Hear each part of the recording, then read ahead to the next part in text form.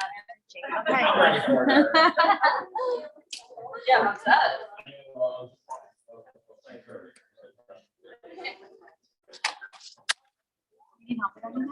I'm good. Yeah. Thank you so much. Thank you. Oh, thank you. Hi. Great. What's going on? Also, you know, I'm just looking for a picture of that thing. That I was Yes. Let's take a picture. I don't know what's wrong with Alan. Yeah. Just, That's what I thought it was really I was cool. thinking about just digital stuff. yeah. Got the straw. Bro. I need to eat.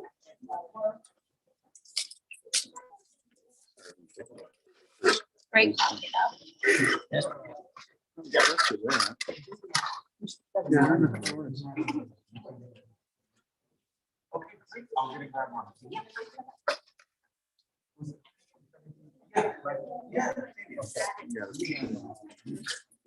Can't find it.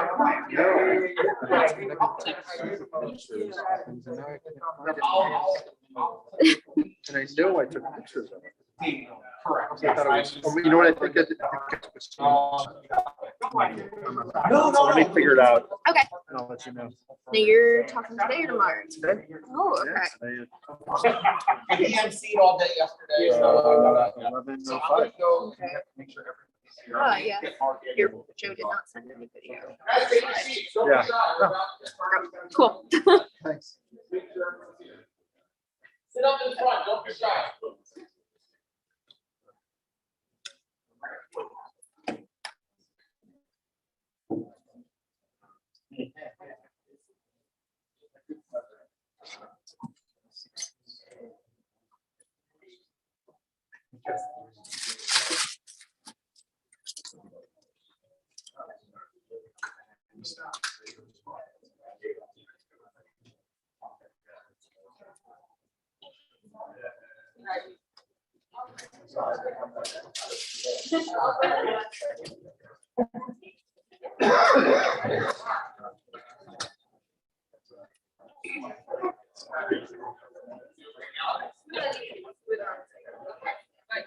Go through one more time.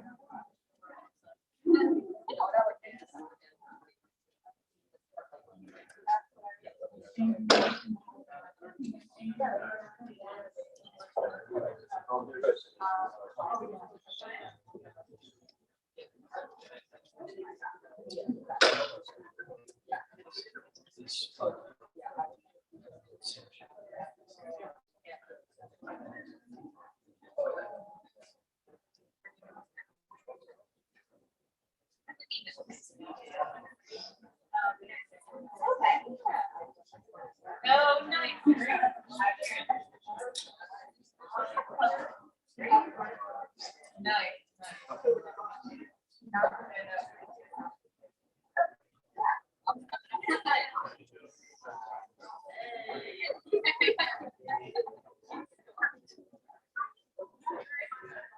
That was a lot easier than.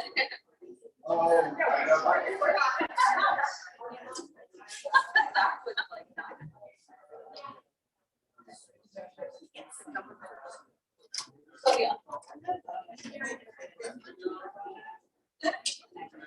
Yeah. Oh my God.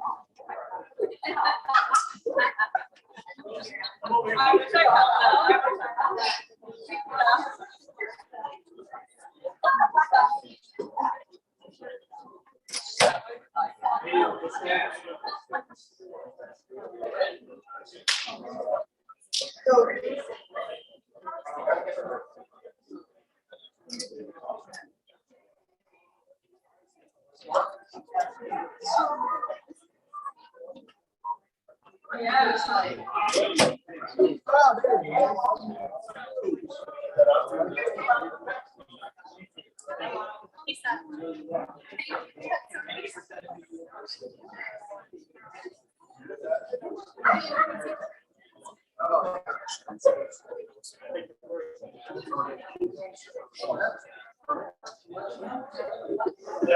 Hello, hello.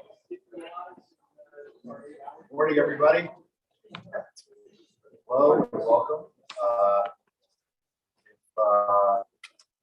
If today's your first day here, welcome. If you were here yesterday, welcome back.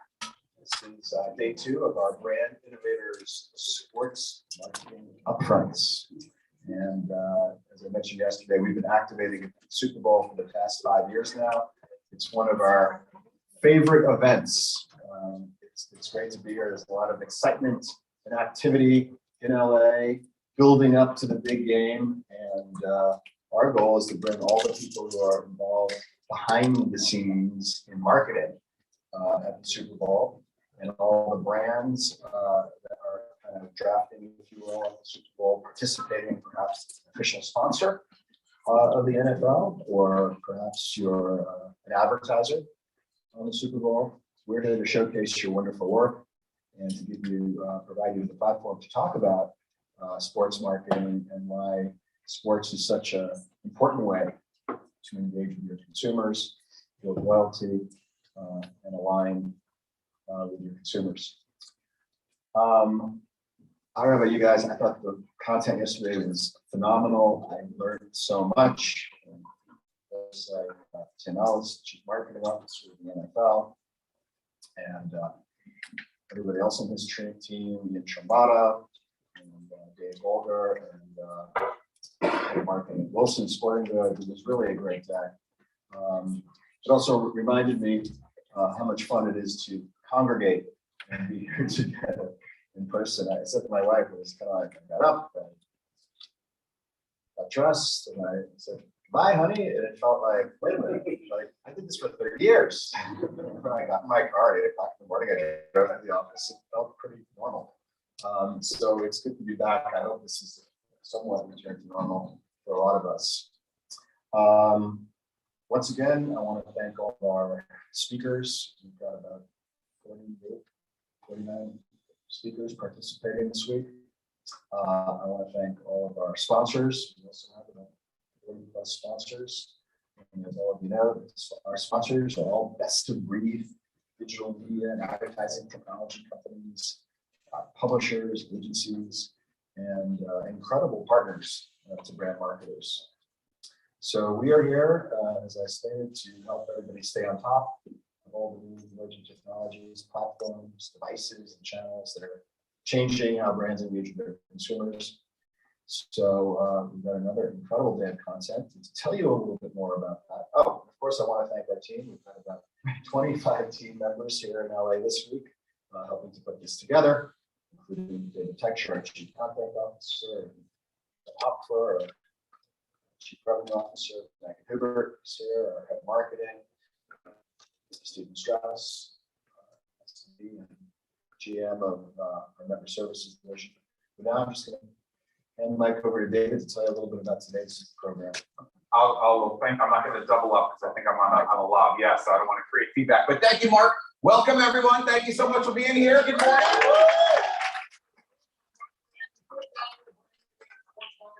I love it here. Much better than was it 5 years ago in Minneapolis in February. A little bit warmer. I mean, although this morning when I woke up it was 40 degrees, so you know, it's a little bit difficult to figure out what to wear these days here. But thank you all for being here. As Mark said, we have a phenomenal program. We've got speakers throughout the day from brands like Google, Diageo, Activision, Blizzard. It's going to be phenomenal. We're going to get started in just a second with an amazing panel. We have speakers from Nationwide, from YouTube. You're really going to hear a lot about, like Mark said, sports marketing, NFL partnerships, Super Bowl ads, entertainment, cultural relevance, and a lot of connected, tangentially related discussions. We're going to hear about podcasts in just a second. But really, I want to thank you all. As Mark mentioned, this is our first foray after almost exactly 2 years. The Super Bowl event that we held at Burger King's headquarters 2 years ago was our last big tentpole in-person program in Miami. So now it's 2 years to the day or to the week we are back. And we're also hybrid. So we've got about, I think, 1,200 community members and industry leaders that are streaming this program virtually, in addition to everybody who's going to be here in person throughout the week. So really exciting and a big step for us, and a huge shout out to the team and everybody behind the scenes, like Mark said, Amanda and Brianna, and just the whole crew who made today happen. So with that, I would also like to bring up a special community member. We have Rasan Johnson, the Managing Director of Sponsorships and Inclusive Partnerships at United Airlines.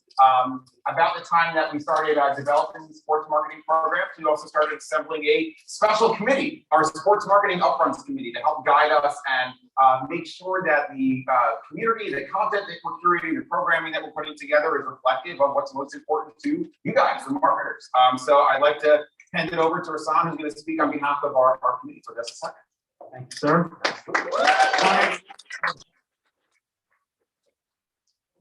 Here's the count. I'm leaving the mask on for a second because I just want to create a few thousand impressions. Branded mask, I love it. Because our head of advertising and social media is here, along with our right-hand woman, and I would not want to disappoint. Did I do that well enough? Was it long enough? Should I put it back on? That's point number one. Point number two, can I tell you all how much I hate that picture? And I was the one that sent it to them. Maggie helped me find another one. So on behalf of the entire Sports Marketing Council, thank you for having me here, and thank you for having us here, and thank you all for coming. We're going to have an awesome time. I've been looking at I'm holding this not because I needed like a prop, but I sort of needed a prop. But I'm looking at who's speaking, right? And I was like, man, I marvel at the strength of the lineup that Brand Innovators gets for every event, right? I mean, if I tried to name companies or brands, I would leave out somebody who should have been named. They are clearly brilliant and great marketers and great people at Brand Innovators. They do slip up once in a while because I'm on the agenda. But maybe I just paid y'all. So at any rate, I'm going to stop being silly right now. This is sort of my way of one, waking up, and two, how do you follow that act, right? But yeah, thanks again for everybody for coming. We'll keep you on schedule, and look forward to talking in a while. Cool. Yeah. All right. Perfect. Be here. I'll take the mic. So with that, we're going to get started. Like I said earlier, we're not just talking about sports, but the broader world of entertainment and cultural relevance and engaging with sports fans and different media. So I'd like to bring up our first group. We have a phenomenal panel, really. So Brandon Marshall, former NFL athlete, podcast host, sports commentator, all-around great guy. We've got cousin Sal Iacano, podcast host, creator, writer, comedian, attorney. That's a new one.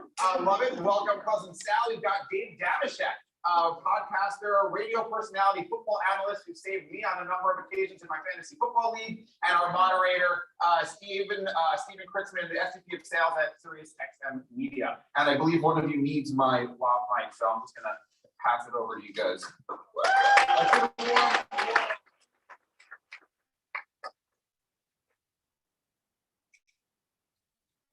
You want to take this?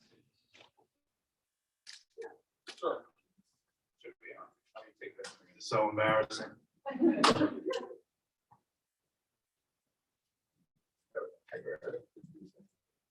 There you go. Thank you. I'll wear that. All right, another round of applause. Thanks for having us here to talk all things podcasting. Great to be with you guys, and thanks for saving me the first 10 minutes by doing the introductions, which is great. Let's jump right in. Each of you guys have kind of different podcasts that cover different topics with different approaches. Brandon, why don't we start with you? Can you tell us a little bit about your I Am Athlete podcast and premise? Yeah.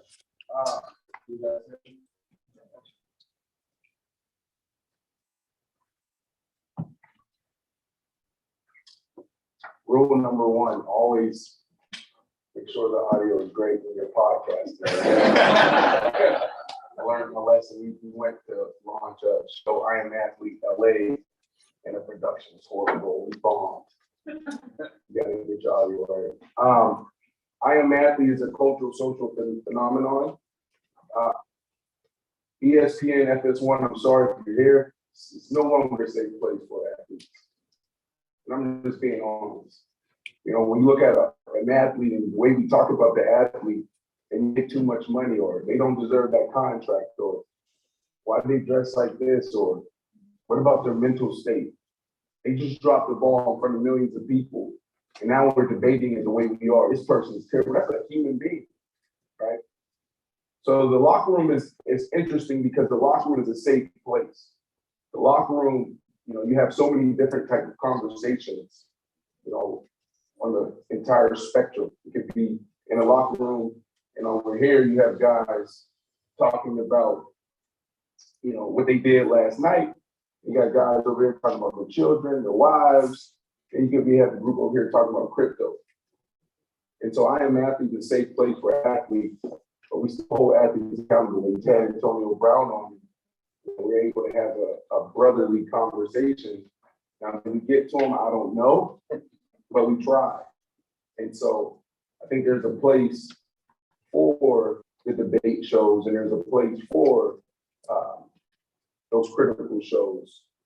But to get real, authentic athlete conversations, athletes are now going other places, to all the smokes of the world, okay? The Gillian kids on Barstool, $1 million worth of band, non-traditional. So that's what I Am Athlete is. It's a safe place for athletes, a place that I call the locker room.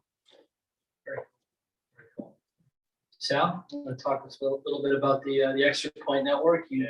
Well, first of all, I have a daily TV show on FS1, so now I'm embarrassed. No, I was on office. I hear you. Yeah, I know. Extra Points Podcast Network combines sports and gambling and just hijinks and ridiculous behavior. And we try not to take ourselves seriously, and I think that's why it works. There's a lot of sports gambling podcasts out there that you have these stat heads on there, and there's some value in that. People will show you who wins 53% of the time, but I don't know. It's just not. There's not enough personality for me and for my friends to enjoy something like that. If you put them on TV or on camera, it feels like they're in a hostage video. And we like to have fun with talking about sports and gambling. And Dave and I have a podcast, Extra Points, where we just we have Martin Weiss on as well, and we yell at each other for an hour, and somehow we talk sports and gambling, and it all comes together, I think. Am I missing anything? I think you've covered it all. Okay. Yeah. Yes. Very, very cool. Now, just go back, Brandon, you're an athlete? I used to be. Oh, I used to be. By the way, can I just say, for sports gambling, I'm still a fan of Inside the NFL. And Brandon, what was it, 2 years ago you introduced the betting line? You guys were just picked straight up 2 seasons ago. And Brandon and the others were terrified of this. Like, what is that? I just want to pick winners. And now it's been a transformation. Correct me if I'm wrong. It's like, if I can get 4.5 on this game, why wouldn't I take it? So it's good news for me and us and the gambling world in general. Do you ever see a day where they work that into the actual television broadcast, where you're watching a 30-3 blowout, everybody's bored, except the 3 million people that have the over, and they're trying to get to 37 points? Do you ever see that happening? I mean, absolutely. Just like you said, 2 years ago, I've been on inside the NFL for 7 years. That when I was playing ball, I was broadcasting, and we were just picking games. 2 years ago, they're like, "You got to pick against the spread." I said, "What the hell is a spread?" So absolutely, the way it's trending right now, you'll see more.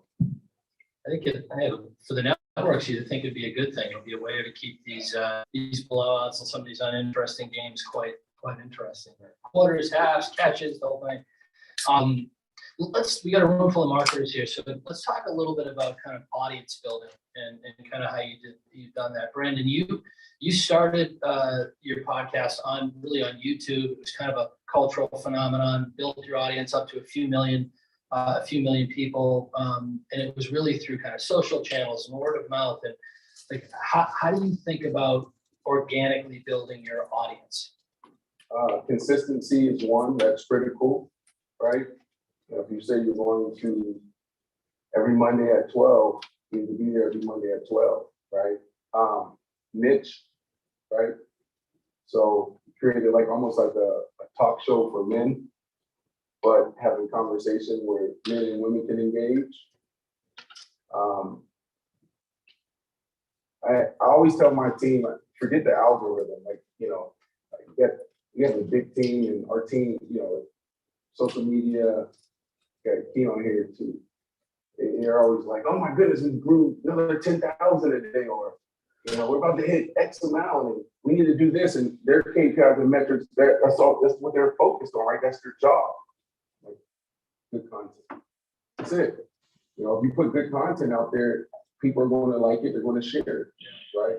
And so we've had like, it seems like every show we have like viral moments because all we're doing is putting the camera there. But I think it's about good content for us. I think there's other ways to do it, but for us, what work for us is being consistent. We have a niche, and also I always lead with good content. You put good content out there, people will engage with it. Yeah, I listened to the interview you did with Antonio Brown a couple of weeks ago, and you know, getting him, I didn't see him really on any other kind of outlets or networks to come on and talk about, you know, his situation in that life. Is that hard for you to go deep, you know, with someone that was either a peer or a friend? You know, what is that like? Does it put you in a tough spot, or is it?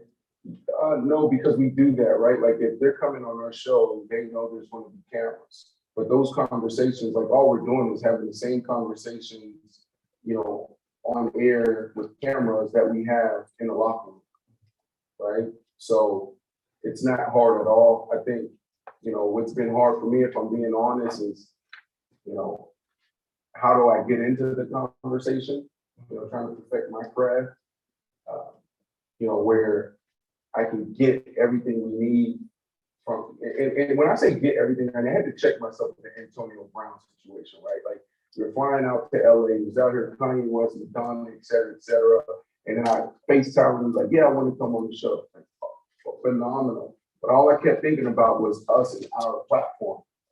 And I thought that, and I just caught myself, and I said, that's the wrong way. So what does Antonio Brown need right now? So I just flipped my perspective. And I said, it's not about our platform. We'll do millions of views. It would be great for us, or put us in another realm. You know, maybe now this will parlay us to get the Brian Flores interview, the Kyrie Irving interview. But I think I had to switch my perspective, and I think that may be a long-term switch for me. That was great. Yours is the locker room. You guys are more the everyman. I listen to your podcast, and you guys feel like, you don't know you're my friend, but you feel like you're my friend. You know, Dave, how do you audience build with that kind of perspective? You know, you're, you know, Pittsburgh fan by heart, and you know, you can hear it come through on the pod. How do you think about audience building like that? Pittsburgh, right, Brandon? I was gonna say Pittsburgh. Yeah. Yes, yeah. I guess it comes down to authenticity. If you try to portray yourself differently, I know people have had success, or people making millions of dollars on TV and otherwise by essentially doing a bit or saying things that are going to trigger responses that they maybe don't believe. I don't think I'd be able to. We haven't talked about that right Somewhat now. with people you work with, but I'm not going to name it now. I think they're the hot takers, as they're called out there. It would be hard for me to keep the ball in the air and keep the various lies. Like, wait, did I say that? I can't betray what I said 2 weeks ago. So anyway, I just try to say what I think, and authenticity. You know, what Brandon's talking about, he connects obviously on a he was in the locker room, so that's for him. I try to connect with players and otherwise by being my authentic self. I think players can pick up, whether it's Antonio Brown or otherwise, that I'm not faking this weird voice that I have, and I don't modify the way I talk with people depending on who's in front of me. I'm not trying to curry favor with anybody, and I think that breaks through with the players or whoever I'm talking to. That if nothing else, the annoying voice and otherwise, at least he's being himself there for some reason that connects with people more than trying to fit into. I think there's a certain pressure when you're surrounded surrounded by a pool of reporters and otherwise. You think I want to be unique and I'm standing out, but all of a sudden when you're next to those people, suddenly you feel like I better try to impress these guys.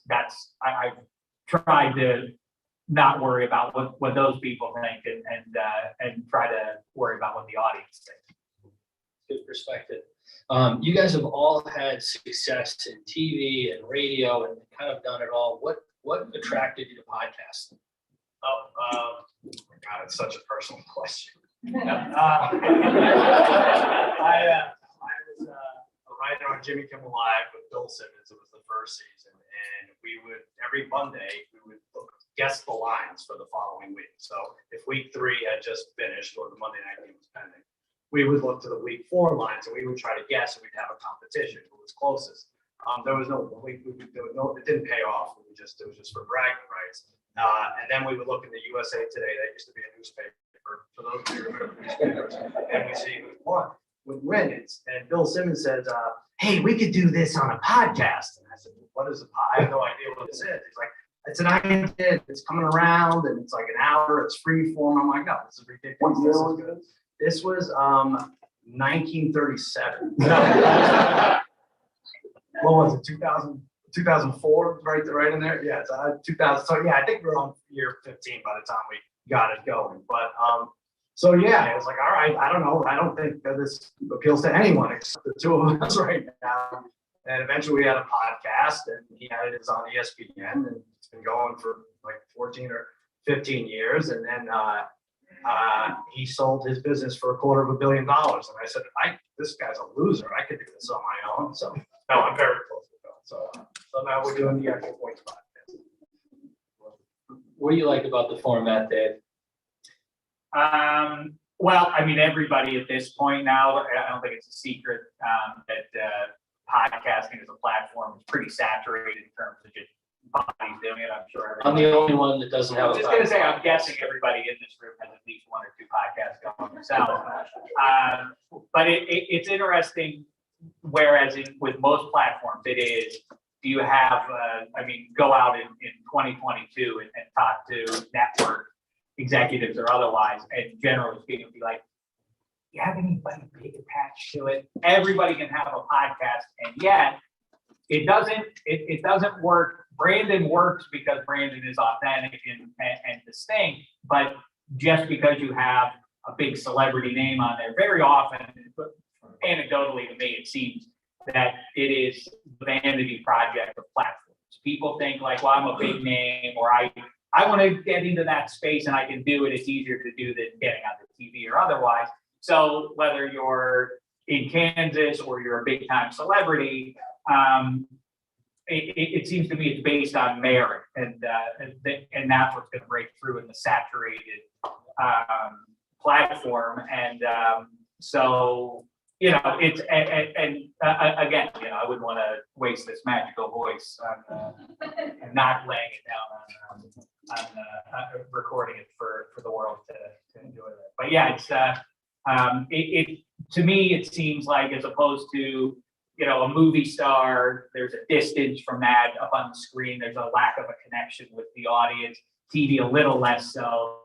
I like the hook sink deepest with I know it sounds a little creepy, but in your ears, you're talking to people. There's a more intimate connection than there is with the other. That's a lot of kind of what we talk about.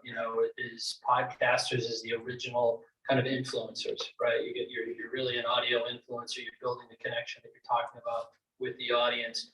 How do you, Brandon, take that connection and extend it to brands? And what makes a good relationship, between you and a brand? You guys said some interesting things talking about influencer. My wife and I, last year we started a platform 18 months ago, and it just the first year, first season, it was terrible. So I talked about consistency. Like, we had like 84 people viewing live, and it would be like 5,000, 10,000 views, which was low for us. As an athlete, you go out there and I post an action shot, game time, touchdown, get hundreds of thousands, right? So now it's like, it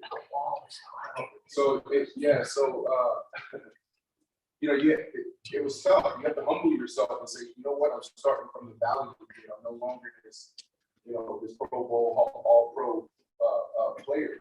And so you have to build it up. And so we broke through and we went to go check out my nephew play ball in Georgia.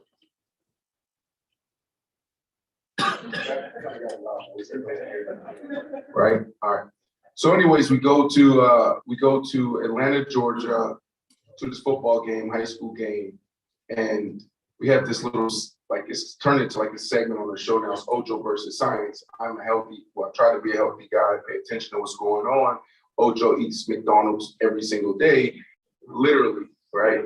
And so like these kids, we had this debate with all these high school kids about Ojo versus Science. And it's like, I believe in Ojo. And other kids like, I believe in Science. It's the middle of high school football. These kids don't know me anymore, Brandon Marshall, you know, Odell Beckham Jr., Antonio Brown. I thought that was amazing, right? It was like, wow, like we're reaching that demographic. We go to Zaxby's. I don't eat any meat because I'm a science guy. I haven't ate any meat for 3 years. So, but I'm getting it from my lovely wife and kids. It's like our treat when we go to Georgia. So we go to Zaxby's and all the kids working there was like, you're the YouTuber. Like a YouTuber telling kids to stay in school up, right? So like influence is big. And what was your question? Okay, the brands. Okay, great. What I'm learning now, I said no to a lot of brands because it wasn't real, and a lot of people were mad at me. People who joined the shows like, why are you taking this 25,000, this 50,000? I was like, this shit's not real. It's like, it's not authentic, right? Like it has to be real. And I think that what I'm learning right now, because I'm still young in this space, but what I'm learning is, it needs to be collaborative, right?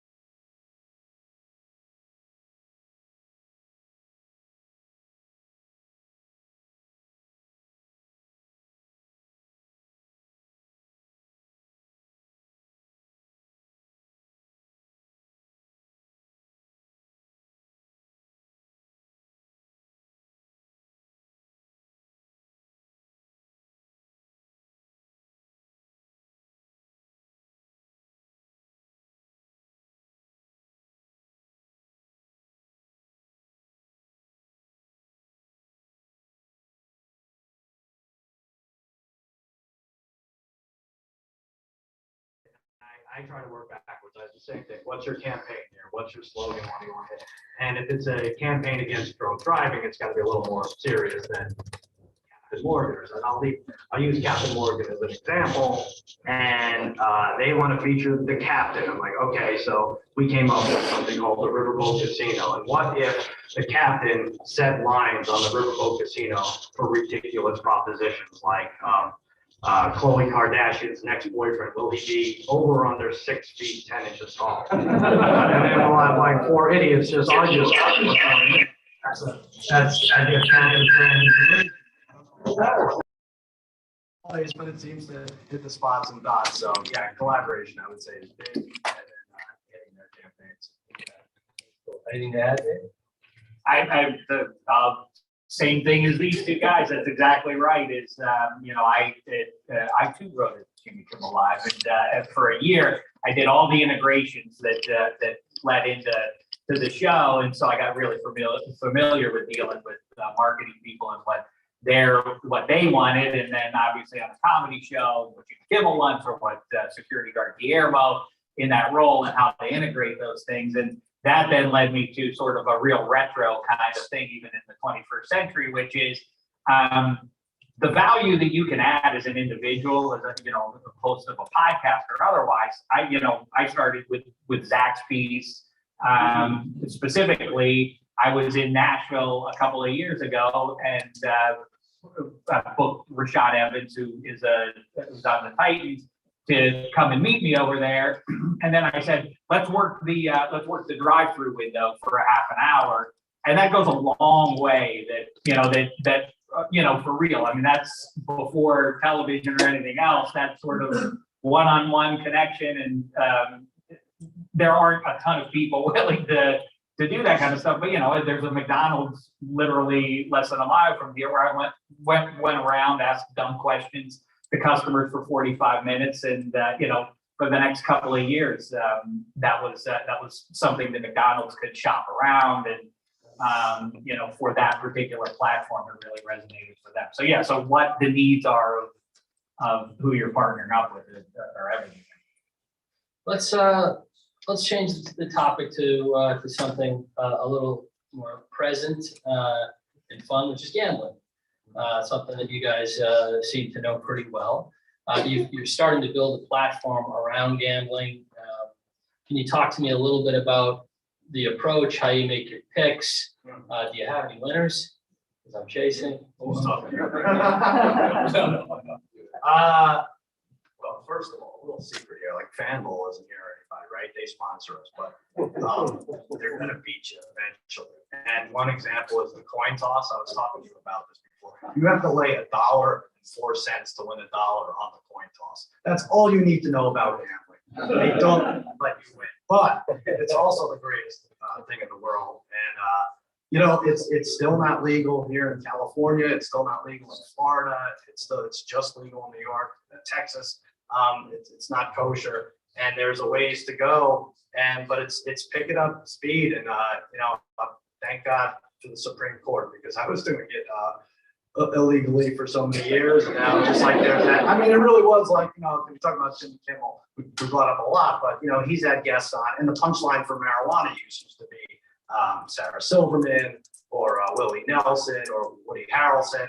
And now every other guest comes on and talks about vaping and growing it in their yard. And I kind of feel like the stigma is gone, and that's the same with gambling as it's legalized in more states. And also the state is hurting for money. So I don't know what they're doing. Do you see the profile in your audience changing and expanding to younger demographics as things have legalized across the country? Well, I think that the show specifically that Sal and I do Extra Points, the way we position it, it's very, or the way it sort of flows naturally is Sal, as he says, since the day I've known him, and it's over 20 years, he's been making the games a little more interesting for himself.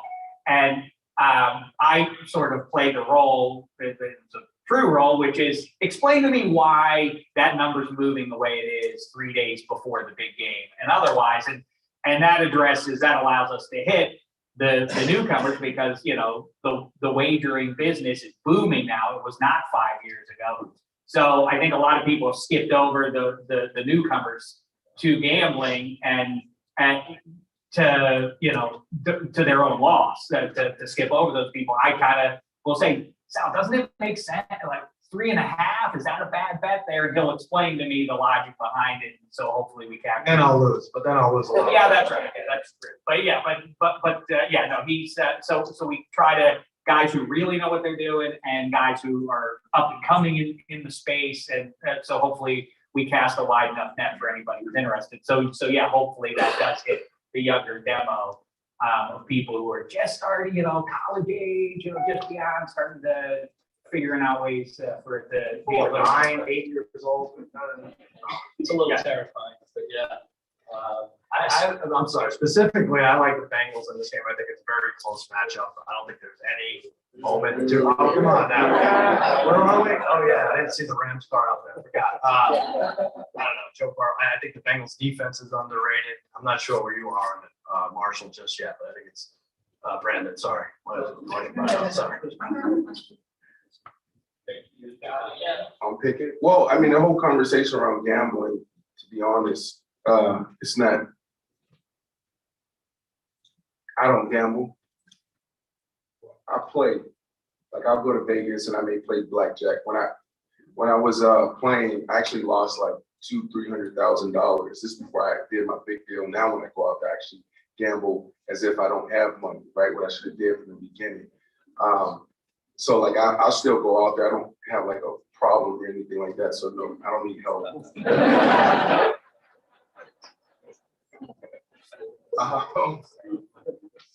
So yes, I still do it, but I also think that we need to be more responsible. And so I've been trying to think through this because there's a lot of opportunity. You see people getting big deals, 3 years, 60 million,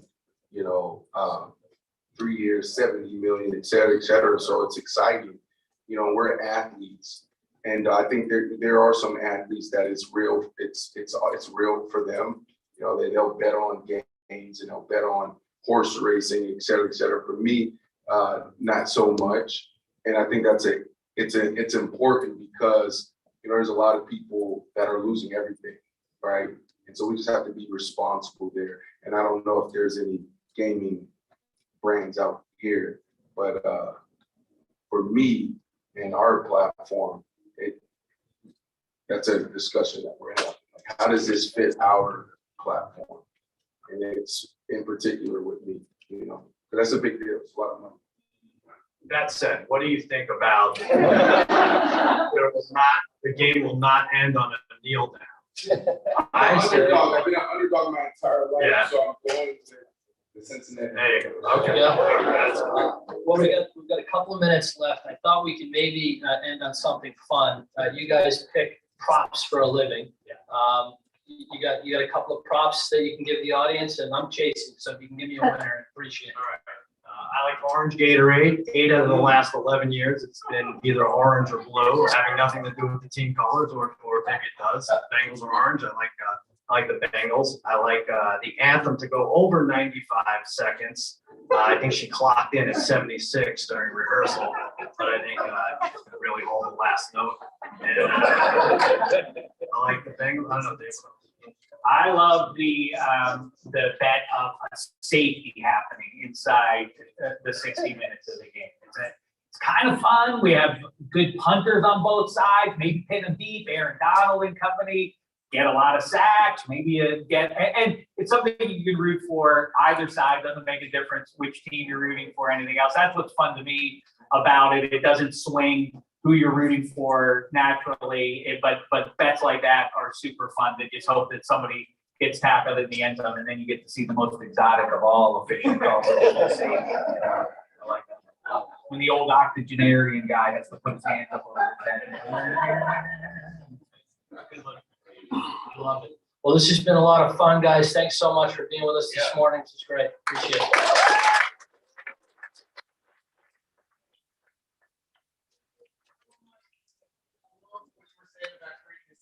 For athletes, I think we can all relate. Like you watch as fans, and someone like Antonio takes his shirt off, and everybody with a Twitter account has a hot take, right? But like people forget, right? And creating that environment, safe space. I love it. I love what you guys are saying about this, being people's best friends on a podcast as well. I think that there really is an intimacy that you said you started the podcast with Bill, and you're like, listen to this. It's just something that you love to do, right? But like if you love it, that authenticity shines through.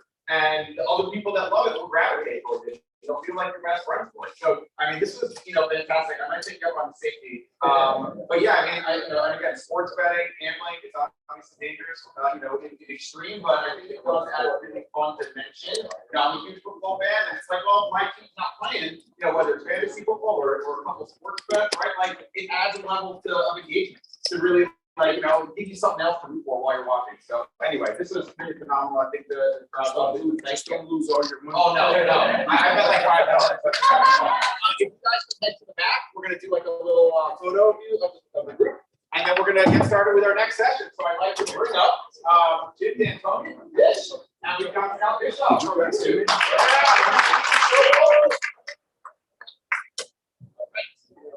you have extra? Yeah, hello. We're gonna ask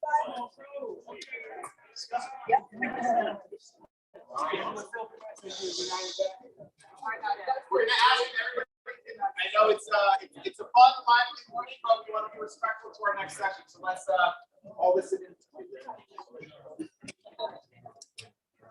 All righty, thank you, David. Thank you. Morning, everyone. Jim D'Antoni from Dish Media, Director of National Sales. Real quick, that's both Dish TV on the satellite front and Sling TV on the OTT front. And we offer advanced TV opportunities for marketers out there in the landscape. And most notably, that's national addressable advertising. We're a pioneer in that spirit, in that space. We definitely formed our own unique expertise in that. And when we sell addressable, we typically sell it across Dish and Sling. So looking forward to today. This is actually, I've been doing Brand Innovators conferences for about 3 or 4 years. This is the first one I've done live since CES 2020. So thrilled to be back in a live environment. It's great in person. I want to also, once again, applaud Brand Innovators for really leading the charge out there to bringing media marketing individuals back collaborating, which I think is terrific. But enough about me. I'm thrilled to be joined by Scott today. Welcome. Thank you. And we're going to cover a number of subjects. We're going to get into all things streaming, of course. We'll talk upfronts. We'll talk things, the nuances of ad load and paid content versus free content. We're going to get some really good insights from Scott. He has a long, prestigious career, which includes it's 20 years. We're not dating you there. Since I was 8, that's all right. And that's both agency side as well as client side. So really looking forward to the conversation. But why don't we jump in? Why don't we start with the team you lead? You can break that down and the properties that you represent. Sure. So hello, I'm Scott. Kind of weird to be the only unmasked person in the room. I feel like the governor.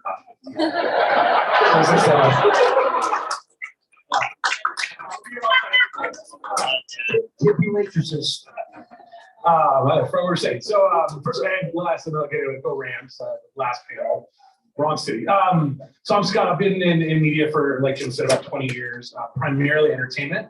I'm currently at YouTube, working on the media team across all of our YouTube products. So that includes YouTube, obviously, our main app, like YouTube TV, our live streaming service, YouTube Shorts, which we launched last year, which is a vertical video, like TikTok and Snapchat, that sort of thing, and then a host of other YouTube products like YouTube Premium.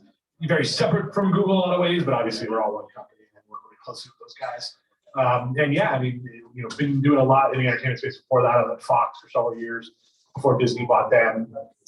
Disney for a little bit. I've worked on the agency side for most of my career as well on brands such as PlayStation, Stars, and Activision, including when I was at Activision, my clients were some of the folks that you guys saw yesterday. That are in the NFL now, Tim, Dave Bolger, and Ian. So the world's come full circle. Terrific. Well, you've been in YouTube for call it 4 or 5 months. Is there anything that stands out in the streaming space? I know you probably use YouTube as a vehicle when you're in the other jobs, but anything stand out? There's a couple things. I mean, I think first of all, the obviously everyone's on YouTube, right? It's a massive platform, but the breadth of audience doesn't actually take away from the individual experiences that people have. In the way that I've got 2 kids, 16 and 14. The way that a 14-year-old girl interacts with YouTube is very different than the way her slightly older father looks at YouTube, and I think that's something in the last panel I talked a little bit about consumers and authenticity and that's important to us, but it's interesting for us as a brand that it's coming from our people that are producing videos and content, right? Brandon made the joke before that he's a YouTuber now to the younger generation, but that's what I love to hear. That's what we love to hear because our brand and story is being told by Brandon and everyone like him who are producing content and expressing themselves on the platform. And so I think that's been the interesting thing for me, right? I come from a world before YouTube where I was always working on movies and streaming service content. And so the brand may be represented in some way by an actor or director, but that person's already most likely famous in the public eye.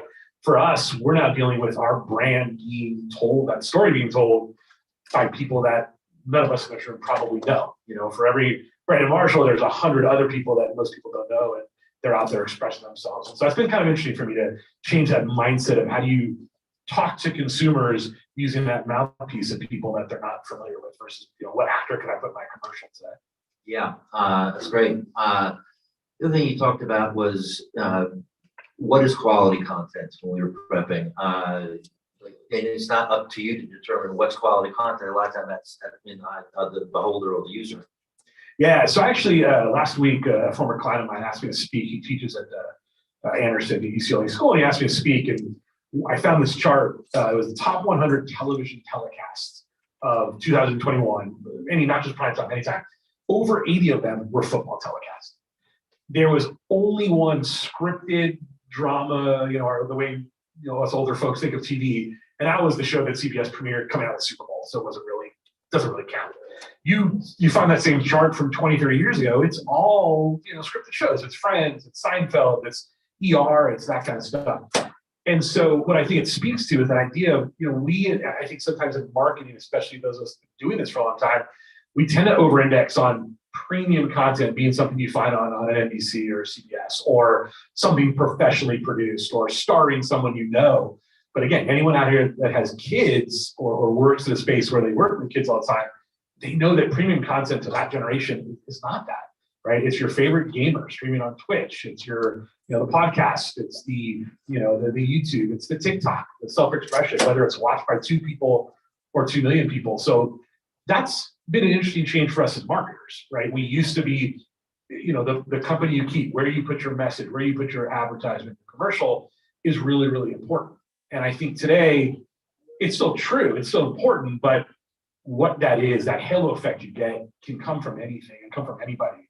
And it makes it a challenge. I cringe, quite frankly, when I'm sitting in a room and someone said, well, are we in front of premium content?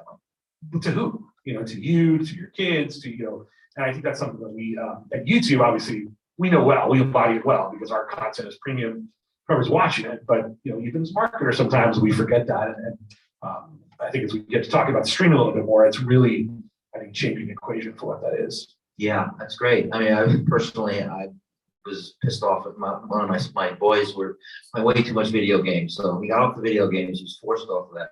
So I went upstairs, I went and checked back with him. He's on his phone, he's watching YouTube, watching another player play video games. And I flipped out. Then I started to think about it a little bit, like, it's his passion point. That's one of his heroes.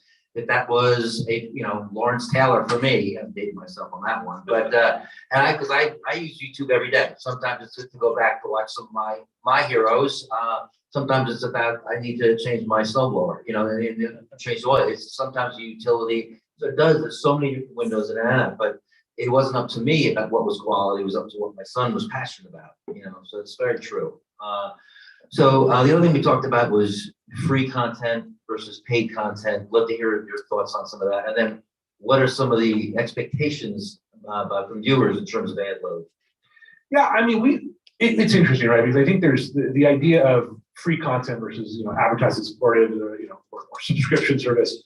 There's a lot of factors that go into it. I mean, certainly from a marketing standpoint, we can talk about that in a second, but I think there's also some ethical questions that come up in the terms of, look, not everyone in our country or in this world can afford a Netflix subscription and an HBO Max subscription and a Disney Plus subscription. And so I feel like we're at a time now where more than ever, we're sort of almost self-selecting who gets to see what content. And there's some dangers there. Again, I'm not going to spend too much time because that's a separate conversation, but I think as marketers, we have to think about that too. It is our responsibility, I believe, to put our ads and support places that are offering customers something of value, right? And obviously it gets in a whole separate conversation of brand safety and supporting certain types of speech. And again, that's a separate conversation. But just at a base level, like the beauty, I think, of streaming and of content these days is there's so many more people that can create it, that can put it out there. You're getting to see so many new voices. It's great. I think we as marketers have a little bit of an obligation to promote that. Obviously the Netflix of the world, we can't get involved. That's fine, but that's something that especially for the streaming platforms that have choice, so the HBO Max or a Peacock, where you can choose to pay, you can choose to not, or different levels. Us as advertisers have to understand what's the value of that. Why is someone choosing to not pay to watch commercials? Is it a financial decision? Is it they like ads, probably not, but maybe, is it, they want to see certain content? And I think we have to think about that more in terms of the type of creative we're doing, where we're placing our ads. Again, it's a responsibility in a lot of ways. But I also think it goes back to the consumer and the choice they have. And that for me is a marker that makes me excited. For the first time in a world where engagement and attention with our ads is so important, if someone is actively understanding that value exchange, and I think about Facebook, right? We all have friends, I'm sure, that hate the advertising on Facebook. I wish I get rid of it. I wish it is whatever. And I always remind people, if I had told you 20 years ago that there was going to be a website that existed where you could talk to anyone you've ever met in your life and people you haven't met, share your pictures, your photos, your life moments, your food you had last night for dinner, and it was all going to be free. Just see an ad about it. You don't have to watch it. You don't have to click on it. You can scroll past it, but it's there. I have to think 20 years ago, nobody would have batted an eye at that, right? That's amazing. Here we are 20, and that's just normal technology for us. So that value exchange with consumers is not as strong. And I think we in our industry have to do a better job of reminding people of that. Not in a negative way, like, look what I'm giving you, but like, there's all of this you're getting. Like, let us get better about advertising to make that value come out a little bit more. Nice. Our conference is entertainment marketing and cultural relevance. So what is it like to compare more, making YouTube and entertainment culturally relevant versus someone like a soft drink or, someone in that space?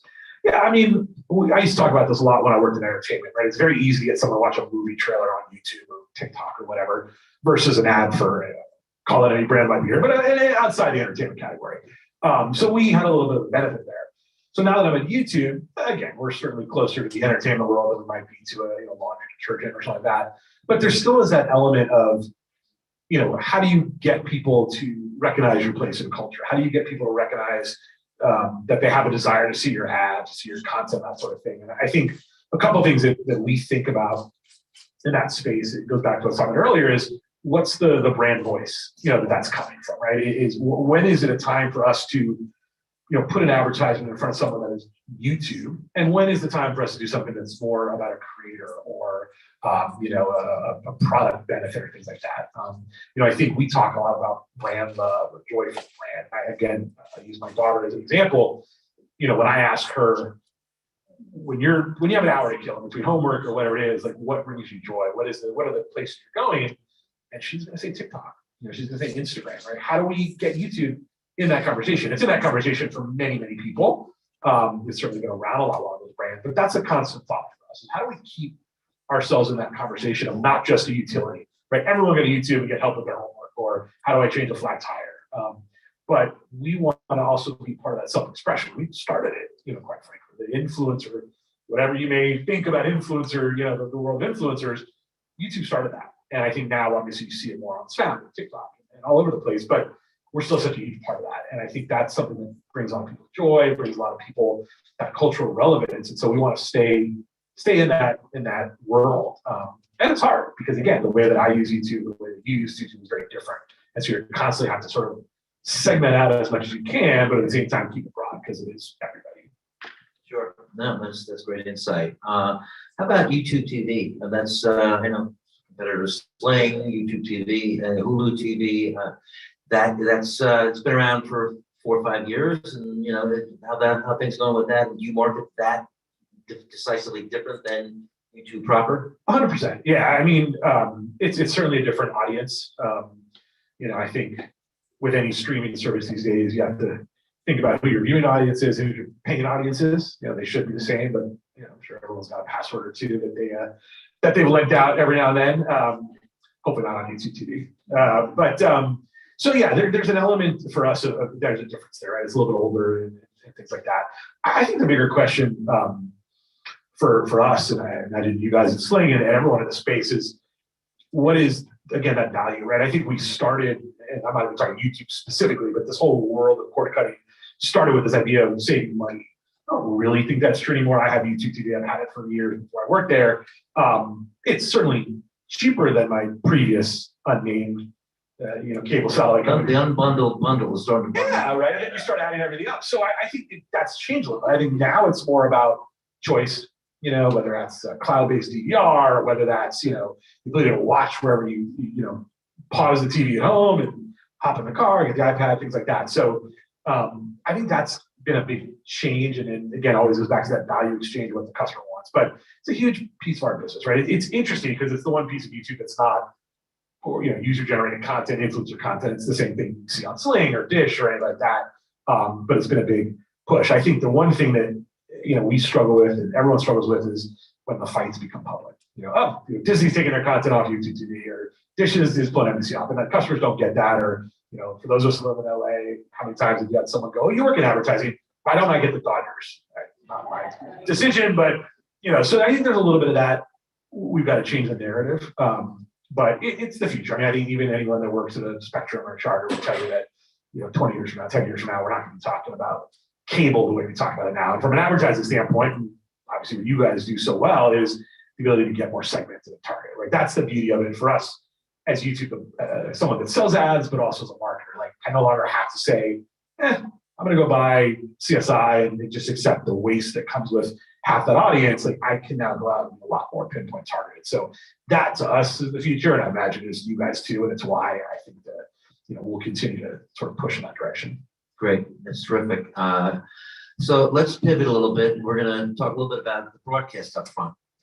You've been involved with many. I have been involved with many, and that's where a lot of sports marketing, you know, inventory is sold, particularly NFL and college football, which is a massive part of the GRP out there in the landscape. So, do you see the upfront, not in specific to sports, but just the exchange, that supply-demand dynamics changed drastically over the last decade? Certainly, it's changed even more, you know, kind of in an accelerated rate in the last 2 years.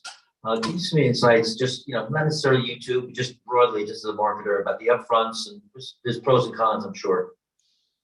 Yeah, I mean, and look, it's becoming harder and harder to find the pros in the upfront, and that's not a knock on television. I don't want to mistake, you know, as someone that does a lot of digital advertising, still believe in TV. YouTube runs on TV and whatnot, but the mechanism that we sell it and we buy it seems to be a little broken. If the first question I get from my friends and family is why can't I get the Dodgers, the second one's always, I don't understand, TV advertising is more expensive but less people are watching. Like, how does that work? And I'm like, well, you remember Econ 101, and you go down that rabbit hole. But I just find it weird that in an industry where everything changes on a dime, we're still buying our television 18 months in advance. You know, and not only are we doing it, but we're smiling sort of and accepting it and then keep going with it. And it's odd to me because if I'm a television advertiser or seller, knowing the business is changing so much, I would think I'd want to be out in front of something that can change, right? I don't know that it can change consumer habits right away. I don't know if it can change the cost of content, but I certainly can change the way that I transact in my business. So I find it kind of odd, you know, and again, I get it from both sides. There's some certainties, some cost certainties, some, you know, benefits like that. But I think we've spent the last 20 years or so developing a really good model in the digital space, how to buy and sell, how to use auction-based media. Not perfect for everybody. And again, I'm sure as a seller, you would love to know 18 months in advance exactly what you're going to have. But, you know, there's cancellation clauses, like nothing's set in stone. And so I think that for us as marketers, no matter how big a brand you are, or small brand you are, it's about finding what's the benefit, right? We talk value exchange for consumer, what's the value exchange for us? And if going into upfront and getting certain cost certainty and getting certain marketing elements and getting all those bells and whistles you get is important to the way you run your business, then sure. But I don't know that as just a blanket industry, that's the best way to do it. And you know, for me, I feel like with the growth of, you know, addressable television and all this targetability, it seems like that's the future anyway. Like, who can get there first? Who can move us there first? So I say this all the time. I don't expect the upfront in its current incarnation to be around in 10 years. Definitely 5 years, we'll see. But I actually think the TV industry can be even bigger because of that, because they'll now be able to react in real time with all these companies, and obviously the measurement, being able to know what's working, right? The famous, I know half my advertising is working, I just don't know what half. Like, well, that's kind of what measurement data was supposed to be about. And I would argue that right now, I feel like it's almost 75%.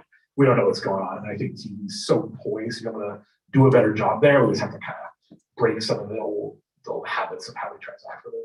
Yeah, I agree. I think, you know, you saw 2020 kind of break apart, and no one, well, the procrastinations at the time, upfront's over, everyone went right back, overinvested, now they're taking options out there, but I think it'll kick around for a year or two and right itself. I agree with you. You gonna say something? No, I was just gonna say, 100%, and it was interesting. I mean, this is the first year I wasn't at YouTube at the time, but when the upfront was starting this year, the first time I've heard multiple people, in the agency world that I was in, practically begging their clients, to make that change, that mindset shift. And I think there's a little bit in our industry of that. Well, everyone else will do it, right? Like I'm a big advertiser. I don't have to do it.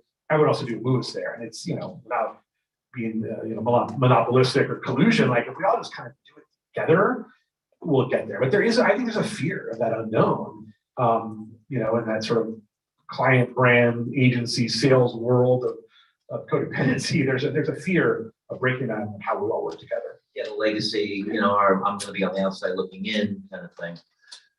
Terrific. Thanks, Zach. We got 1 minute. Just want to quickly ask you about the Super Bowl. Well, we know your allegiance. I almost wore the Rams jersey, but I didn't know. I thought you were going to rock the jersey. I was. I did. But just in terms of Super Bowl, yesterday there was a bunch of very powerful advertisers talking about how they're going to roll out. But there's pros and cons to it. There's ways to work with it. There's ways to work around it. Just love to hear some of your thoughts. Yeah, I mean, I think we don't have time for this full conversation, but if you ever want my TED talk on the future of intention and engagement, which has to be the currency we move towards as marketers, you can't beat the Super Bowl, right? It's the only time that people are actively watching the commercials, sometimes more than the game. So that intention and engagement is unprecedented. I think it's really interesting, and I know we don't have the time, but I'm fascinated by the decision-making process that goes into when and how you release a Super Bowl commercial. Right? 10 years ago, you never saw a single commercial for the game. And now I don't think there's anything left. There's no surprises left. Look, you invested in the game, so I don't care. But if the Rams were in it, I would care more.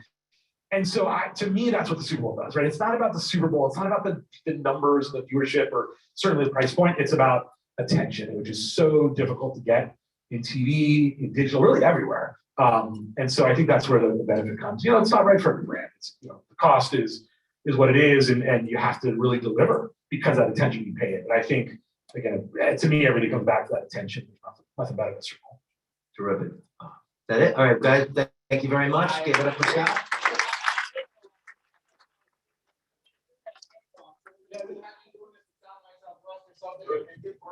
This was great. I think you'll get to some of the stuff that you guys are saying. I think it was Jim Barksdale, Netscape's original president, who said there's only two models in media: bundling and unbundling. Right? It's the only way to make money. So the streaming services and all that. But I do love where the golden age between traditional TV and streaming platforms. There's something for everyone. Right? There's literally, no matter what your interest is, high production value, reality TV, YouTubers streaming games, right? Like my kids watching it, like there's something for everyone. It's kind of amazing. Right? Anyway, this is fantastic. Thank you so much. Let's do a big round of applause. Your photo op on the step movie. Awesome.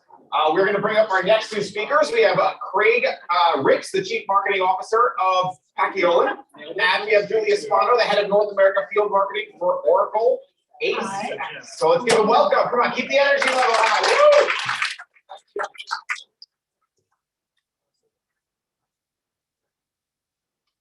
We're good.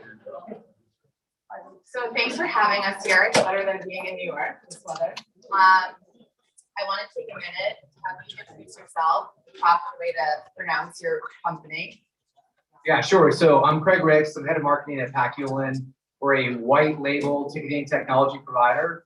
And so if you buy a ticket from Oklahoma or Alabama or Michigan or Wisconsin, UCLA or USC, any one of our 150 collegiate clients, you're buying it from our commerce platform, but you're buying it through their website. So our model is to fuel fandom and allow our teams to engage with their fans, build those lifelong relationships, and transact with tickets. So Scott teed us up really well. We're talking about fan experience. You power over 150 D1 powerhouses who had to go completely digital in the last 2 years, unprecedented times. Do you want to talk a little bit about what you guys learned really quickly, the forced digital component of all of that, and how you help navigate? Yeah, if you're in the ticketing business and there's a pandemic, business isn't good. So that was a challenge. So what we saw, and as you probably all recall, in 2020, Pac-12, Big Ten, no fans in the stands, right? That was a challenge. Own Power 5, ACC, SEC, Big 12, then up to 25% capacity. So that was a challenge for us and our clients. And how are you going to make revenue and engage fans? And so there's a lot of things that we had to do. We wanted to keep fans warm. So when they came back, and this season they came back with a vengeance, which was awesome. So we want to keep them warm and engage and tell stories on campus and tell stories to student athletes. We did some really unique and creative things. So for example, that year in 2020, we did more marketing communications than ever. And there was an appetite for that. So we sent over 1 billion emails of communications on behalf of our clients in 2020. Talk about the stories on campus, second screen experiences. There was just an appetite, and the volume went up and engagement went up as well. And we also needed to get creative because there's no tickets to sell. So what are we going to do? Keep the lights on and help our clients. So we got creative. We did a lot of multi-channel marketing around the now infamous fan cutouts. I'm a Michigan State guy. My Michigan State fan cutout was in the end zone every time they were on TV and they scored. I was on there, so it's kind of I know people. It was kind of fun. So we did that. We also did virtual sellouts. Never underestimate the power of fandom. So we asked fans to buy virtual tickets for virtual sellouts, and they did. It's crazy. Virginia Tech, for example, sold $1 million of virtual sellouts in 1 year, which is great. The other thing we did is we really had to pivot, and we pivoted into philanthropy. So if you're selling tickets and in college model, it's not for profit. So if you want to sit between the 35s or courtside or center ice, you need to be a donor for the opportunity to buy those premium tickets. It's the equivalent of the NFL per seat license. So there's no tickets to sell, so we can't even extract those donation revenues. So we pivoted towards telling the stories of the student athletes for student scholarships, for philanthropy, and it worked. So we did a lot of multi-channel marketing around that. So a couple of good examples. Wisconsin launched the Badger Legacy Fund. And so they enlisted JJ Watt, all-pro defensive end, to talk about his experience of being a Badger and why it's so important to support student athletes and why it's so important to continue the legacy. And so they did a variety of video vignettes, and that was super impactful. They generated $12 million in football season right there. So it didn't fill the revenue bucket, but it was pretty good to help to do that. Another school did a good job. I'm a Midwest guy. Let's talk about Big Ten. University of Michigan, even though they're a rival, they do good work. They did a series of omni-channel marketing videos focused on student athletes. So they did a lot of student athlete stories. Franz Wagner, who's in the NBA right now, they did some video stories around how supporting him helped him to get into the NBA. There was mental health. Mental health's been a big challenge for everybody, especially for colleges. So they talked about mental health and support there. The best performing one was Aiden Hutchinson. So you Big Ten fans know that Aiden Hutchinson is a all-star. He's predicted to be, if not the top pick, one of the top picks in the upcoming NFL draft. And so they told his story, and it started with his parents, because his dad played football at Michigan, and his dad was a star, and he played in Rose Bowls. And so they interviewed his parents, and his dad said, I didn't want to push him. I feel like he was in the shadow of the name. So they interviewed him first, and they interviewed Aiden. And his dad said he let him discover his own passion. So in 6th grade, Aiden started playing football, and guess what? He was really good. And then he wrote himself a letter, and he pinned it on his wall in his bedroom and said, I'm going to play football at the University of Michigan. And that became his North Star. And then here you go. He's going to be a top draft choice, which is pretty cool. So all those stories and just being innovative allowed us to create revenue out of thin air, engage fans, and fuel fandom. So it sounds like you created a lot of content in coordination with your sports teams. How are you going to manage that moving forward with now being able to sell tickets to loyal fans, but also want to maintain some of the communications that you had going with them? Yeah, so I mean, a lot of what we do is really nurturing custom fan journeys, right? So we do a lot of work around that. And we have we have millions and millions and millions of fan records and millions of data points around that. So I always like to say we hold the keys to the kingdom of college athletics because we own first-party data for fandom, which is super powerful. So we do a variety of things. One, we want to capture as much first-party data as possible, and then we want to put those into nurturing campaigns so we can engage those fans, personalize the journey, and have them come back and buy more tickets. So I'll give you a couple examples of how we do that. So in mid-season, the most trafficked page on the website on like USCTrojans.com is the schedule page. They want to see who they're playing, like they're playing Oregon State or what have you. And so what we can do, if they're known to us in the database, because we captured their first party data, either bought a ticket or they signed in for ticket interest or they signed up for a newsletter. If they're known to us, we can pre-trigger some automated journeys based on browsing behavior and affinity and interest. So if they bought a ticket 2 years ago, they visited the schedule page twice in the last 2 weeks, we can send a nurturing campaign that says, hey, did you know we've got this amazing 5-star quarterback this year and we stole him from Oklahoma? And hey, did you know that we've got this incredible, new renovation? So it's these nurture journeys that we do and we help to curate, which really helps to engage fans and open up revenue opportunities. The thing I always find is super interesting is what is the value of new fan? So we, across our community of 150 schools, and we sell 120 million tickets annually, which have a lot of volume. A new record, a new email address is worth about $200 year one. But then if you nurture them, upgrade them into a season ticket package or a premium seat or a donation, it grows exponentially. So it's really important that we take all of these data sets and custom marketing technology to create rich customer journeys to drive revenue and engage fans. So how similar would you say the programs that you're running for each of the 150 programs that you run them for, how similar and how different are they based on the data they collect, the experiences that they power for their fans, and the outcomes of them? Yeah, good question. So it's really interesting. What I love about my role is I am at the nexus of marketing and ticketing in 150 colleges. I love college football. I love college basketball. So it's a really fun place for me to sit. So we do a lot of things for scalability. One, we have good partnerships with Oracle. We have a connected data stack. So we have the Paculin data, ticketing, attendance, donor data, obviously third-party appended data, so we can tell a capacity to give and buy. We do marketing behavioral data, right? So did they engage with the campaign? Are they visiting a high-value landing page? And so we take all that and then we create use cases that we scale out to all of our clients. We do a lot of R&D as well. When I say R&D, I don't mean research and development. I mean rip off and duplicate. So we will steal what Texas does, and we'll scale it, we'll give it to Maryland, and we'll give it to the rest of the community. And we're super fortunate because college is pretty close, and though they're competitive, they're not competing for the same fans typically, right? It's different markets. So we do a lot of community sharing and scalability through integrated data and technology. And what we find is they're very open to share. We'll see something that works really, really well. We'll scale it out and share it. They'll make it their own and go from there. So we see a lot of similarities, but there's a lot of sharing as well. And you have some really loyal fans. Yeah. So I would guess to say that they're giving you a lot of really rich data. How do you advise your sports teams on how to sift through that data, extract meaningful touch points and interactions, and then leverage that data in the communications they're sending out? Yeah, good question. There is millions and millions of data points and variables. So it's all around being intentional and prescribing solutions that are going to work for those persona target audiences. And one thing that we really focus on is we want to, as everyone in this room does, you want to maintain your most valued customers, which for us are season ticket holders. So we want to really focus a lot on the season ticket holder journey, make sure they come back, right? Especially after a pandemic. We need to get back in the stadium, off of their couch, cheer for their team. So the best way to do that is to give a great game day experience. I'm sure you that are going to the Super Bowl are going to have a great game day experience as well. And when we think about the game day experience, we don't think about it when you enter the gate.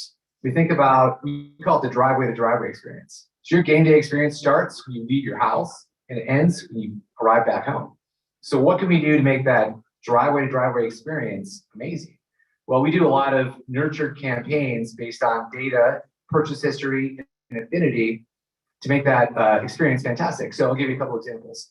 We'll do a lot of before, during, and after journeys for our fans. So this last season, LSU came out and played UCLA at the Rose Bowl, right? It's a big non-conference game, and UCLA won, which is amazing.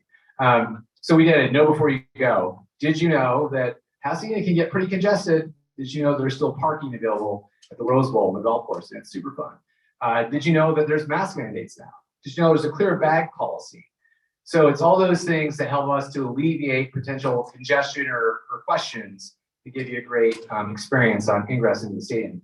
We'll also do some surprise and delights that are pre-triggered based on communication. So for example, as soon as someone scans in, because we've got integration with Access Scanning with our platform, we can send them an email or a notification that said, hey, do you know we've got a merchandise offer in the north end zone? It's a commemorative hat. Or do you know there's some concessions offers? It's 4 hot dogs, 4 popcorns, 4 Cokes for $40. Bring your kids over. And by the way, in 2 weeks, there's a great game. Come back and buy tickets. At the same time, we can also trigger, we talked about donations and how important that is. We can also trigger an alert or a text message to a fundraising officer or an outbound salesperson and say, hey, Julia just came into AG. She is a big time donor. She hasn't renewed yet. What's up, Julia? So let's send a person over and bring a hat and do a seat visit and say, hey, we're super excited about this year in the season. You're the home field advantage. Come back in and renew your season tickets. So we do that. And then we do a lot of postseason experiential surveys, right? So we'll say, anyone that scanned in and went to the game, we want to know what their experience was so we can address additional campaigns. So for example, if someone had a bad experience, we'll ask, how's facilities, how's parking? You know, parking's always huge. It's going to be huge in Super Bowl too. How was the facilities? If they had a bad experience, we can pre-trigger a service notification with either a nurturing campaign or an outbound call that said, hey, I understand your seat was broken, or there was a belligerent LSU fan next to you. And so we can address those things in advance before it becomes a problem.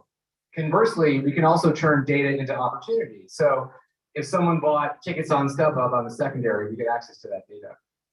And so if they paid a lot of money and they said, I had a great experience, I gave you a 9, we can pre-trigger an opportunity to our outbound sales team, put them into a nurturing campaign to drive revenue. So those are how we really engage our fans through nurture campaigns and integrated marketing to drive revenue and turn data into opportunity.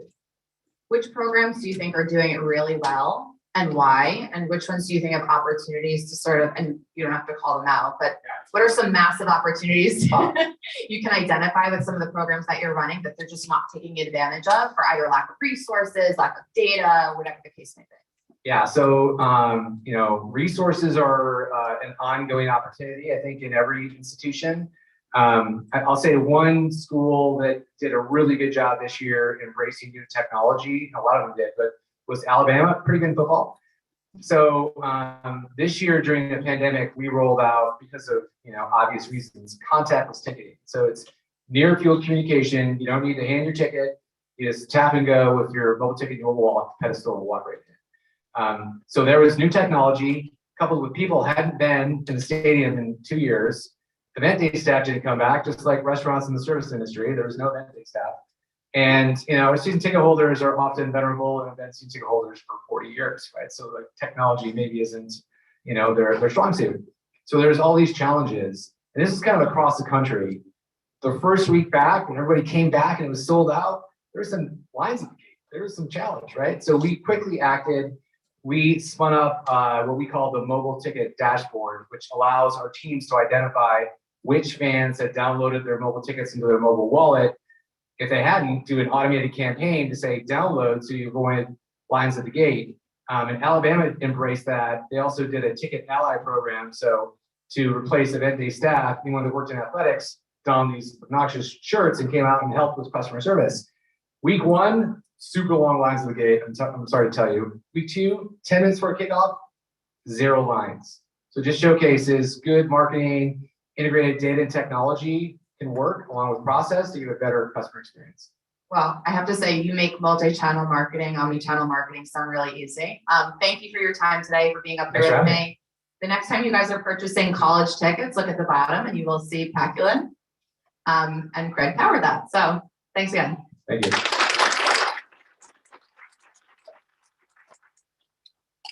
Thank you. Usually on the Thank you guys so much. This was great. I was going to say, fan engagement is such an interesting topic these days, especially with everything going on over the last few years. The adoption of NFC for the contactless tickets, I love. It's been almost like a running joke. Who drives digital innovation for you guys and transformation from a technology standpoint? Is it your CEO, your CTO, your CMO? It's COVID, right? Like that's the ultimate driver of something. Exactly, the fans. So I love to see it. Thank you both so much for doing this. It's been great having you. We'll have you next time. Awesome. speakers, we have the wonderful Jim McCoy, the Associate Vice President of Sports Marketing at Nationwide. And we have Davina Kent, SVP of Client Partnerships at Ampersand. So let's bring them both up, give them a round of applause. And I'm going to be your stand-in for the virtual audience, because we're getting some great feedback from everybody online. So I'm giving you a round of applause on their behalf. Thank you both. Take it away. Good fumble there. Awesome. Well, great to be with you today, Jim. So just before we begin, I'd love, when you and I were prepping, you have a really interesting background. And I think, a lot of the audience here probably be interested to hear how you got into sports marketing. Yeah, I grew up just like many in loving sports and played small college football and a little behind in my career choice of wanting to get into the sports field, and went to grad school at Ohio State and had a great experience of learning a lot of different parts of the industry, from ticket sales to PR to event management. Really fell in love with event marketing, management, sponsorship, and have kind of been in that space the rest of my career with the University of Virginia athletics, the Columbus Blue Jackets, Newell Rubbermaid, and more recently the last 17 years with Nationwide. And it's been a really fun ride to build a great group that we have at Nationwide in the sports marketing field. Did sports marketing exist at Nationwide before when you started? There was a team of two, so they not really an organization. We had one. Our first major sponsorship was developmental PGA Tour, the Nationwide Golf Tour, and we've really grown since then. And the NFL now we're an official partner, and have a big commitment to that being a big part of our overall marketing strategy. Impressive. Well, we're all here this week for the Super Bowl, and I know you have a lot of activity going on with your partners and clients. So you want to talk a little bit about your activation this week? Yeah, we've been this is our 8th year as an official league partner, and obviously our largest sponsorship. You get the reach that the NFL provides is pretty amazing, and it really peaks this week at Super Bowl. And our big platform is the Walter Payton NFL Man of the Year. I thought I'd just share a quick video of, we've got 32 incredible nominees that we work with every year, the best of the best in the NFL that are doing obviously important things on the field, but more importantly, the great things that they're accomplishing off the field, and really fits our brand incredibly well, and being more than a business, and kind of all the impact that we make in communities all over the country. So we thought we'd just share a quick video of our nominees this year.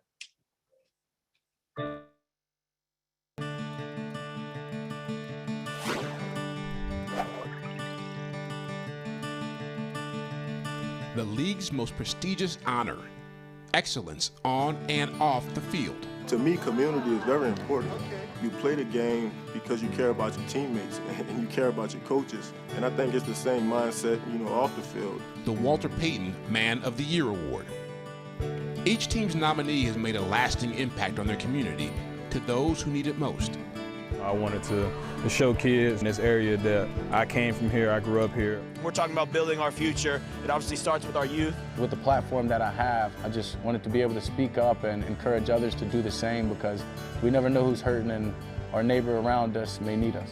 They have made a difference in their cities through volunteer and charity work. With the kids, we do camps, we do give back, we do Christmas shopping, Thanksgiving, turkeys. Changing kids' lives, just know you made an impact, possibly change their lives forever. There is no off-season for giving back. The 32 nominees use their voice and platform to raise awareness where they live and play in a time when we need leadership and strength the most. And the greatest impact we can have is to not only win football games, but win where we compete and where we live. I grew up in foster care for a little bit, so I definitely want to help out the youth in DC. I just want to be remembered as a great person with a big heart and a damn good football player.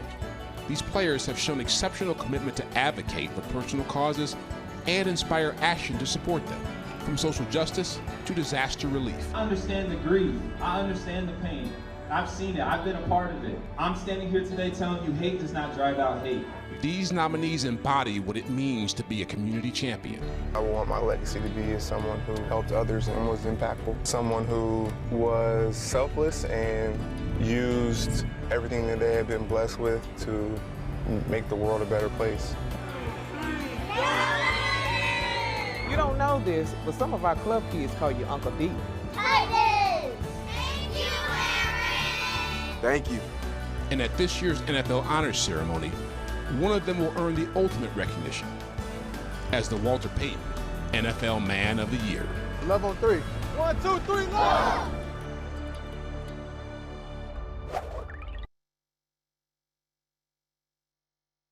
Provide us something that's been pretty insulated from, with the NFL being the biggest thing out there, and some controversies that have occurred over the years. But for us to continue to work with these players, to tell their story, shed a light on all the great work that they're doing in their communities, and really the best of the best, it's just been a really good fit for us. And this week it peaks with NFL Honors tomorrow night.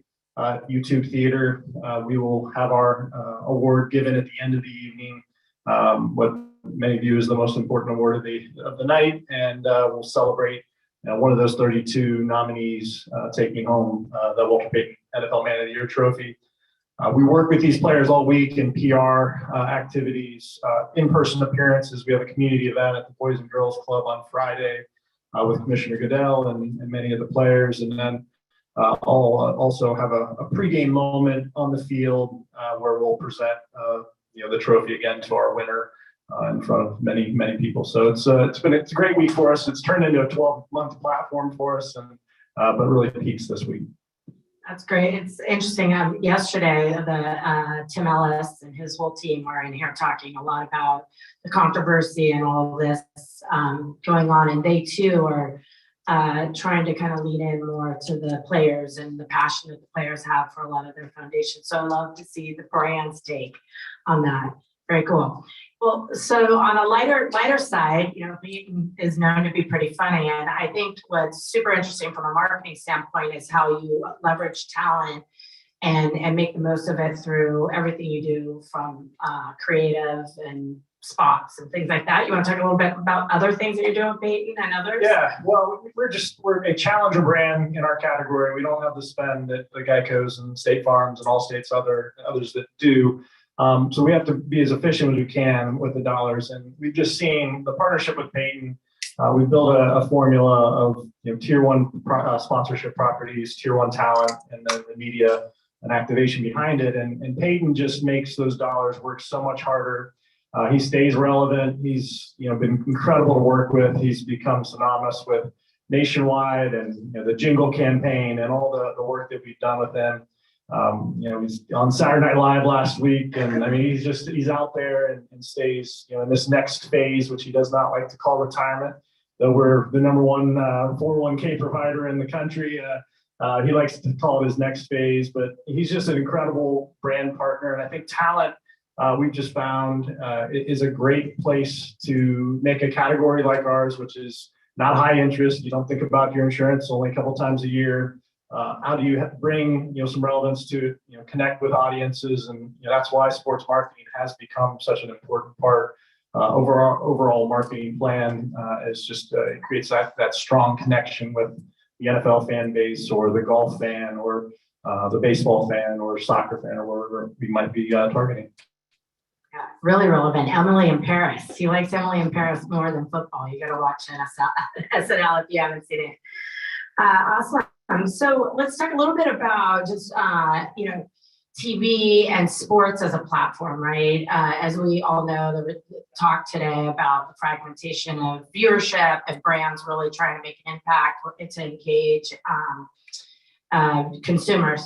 Is that why you tie to the Super Bowl? I mean, what is it because it's a live TV? Earlier Scott was saying engagement was priority. Can you talk? Yeah, we try to find certain tent poles to really rally behind. Again, from a budgetary standpoint, it's not not at the levels of some that have the ability to be always on. So Super Bowl presents a unique moment. We've been in March Madness for many years, and got some golf tournament during the week of the first week in June. And so these moments where we can combine the media elements with entertainment and just kind of Nationwide's integration into the moment. So if you watch Thursday night, we've got our top 40 customers in attendance. We have our spots running in broadcast. We have vignettes, in venue, we have signage, we have our moment. So trying to just kind of package all these things, into these tent poles has been a pretty effective strategy for us. Media and television being, a complementary piece of anything that we do, and to have, really high performing creative with Peyton, it's just made a really nice formula for us. I love how you also tie in the marketing and the media elements to hospitality for your best clients, right? I mean, who are the customers? I'm surprised to hear that you were hosting a whole bunch of customers here this week. Who are they? Yeah, it's been a couple of years since we've been able to bring our partners together, and we've got insurance agents that are high producing partners all over the country that we're bringing our best of the best in here to spend time with nationwide, our leadership. Expose them to the great things that, this message of being more than a business. It's not, just lip service. It's the Walter Payton Man of the Year. It's what we do with Feeding America, United Way, Nationwide Children's Hospital, all these different things that are truly important to us, and tell the full nationwide story, and also give them some great access to our talent and others that they'll get to visit with through the week. So it's a cool opportunity in a market like LA. It's an important market for us to bring customers from all over the country and spend time with us. SoFi Stadium's a great venue for it too. So the other question that I had was like other platforms, other sports that you focus on. Yeah, it's our portfolio has evolved a little bit. We had been in golf. We've been in golf for 30 years with the PGA Tour, and really love a lot of elements that they stand for, and the charitable component of that, and the Memorial Tournament in Columbus. We've been a big supporter. We were in NASCAR for a long time with Dale Earnhardt Jr. Once he retired, we kind of pivoted out of that space. Been with the NFL the last 8 years. Added the National Women's Soccer League to our portfolio last year, so we're in year 2 of that 12-team league. I think there's a lot of upside. Great talent we get to work with across really good markets for us. New team here in Angel City, San Diego down the road too. So that's something that we'll continue to grow. We've worked with Alex Morgan and some of the other U.S. women's national players in the past. This is a great way for us to continue to hit a new audience. Columbus Crew, we're a jersey sponsor of. Minor League Baseball is a new partnership for us, a little more grassroots across 120 markets that allow us to create some agent type programs in those local markets. So we're changing the portfolio a little bit. The NFL still is kind of core and our biggest really year-round platform that we can activate. Well, I'm assuming, it's no surprise because you said it a few times already that it's a highly competitive space, right? The insurance space. And a lot of them are focused on sports. So are you choosing these properties to kind of stay away from your competitors? Is there, what is the strategy you use being the smaller player in that category? Yeah, we got to try to find the opening. There's very few openings, but I think we've been effective with the platforms that we've got behind.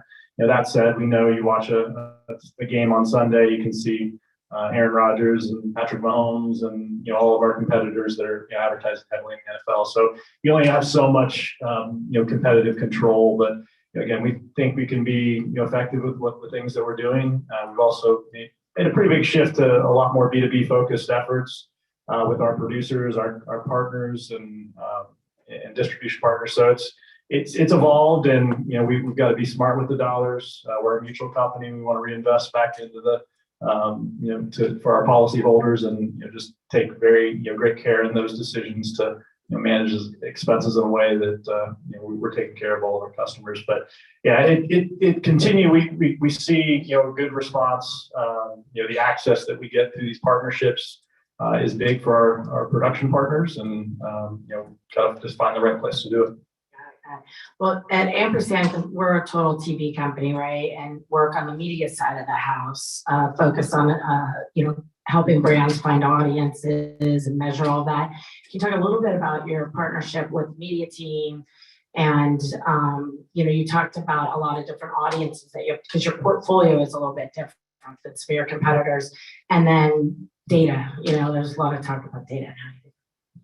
Yeah, we've got a great media partner in Universal McCann that we've been with for a long time. So any sponsorship that we're activating has a significant media component to it, whether that's through the league and NFL controlled properties like NFL Network and NFL.com, or all the additional spend that we're making to bring these messages to life, the campaigns and everything that we do. The measurement behind it is, continues to be, art and as much as science as you can put behind it from a data standpoint. We have all the core earned exposure and impressions, and all the PR that we're doing this week generates a lot of positive brand interaction for Nationwide. The brand health studies and all the things that we're tracking against these different audiences that we should be more effective against the NFL fan versus general market, because we're making a concentrated investment here to talk to those folks in a more connected way.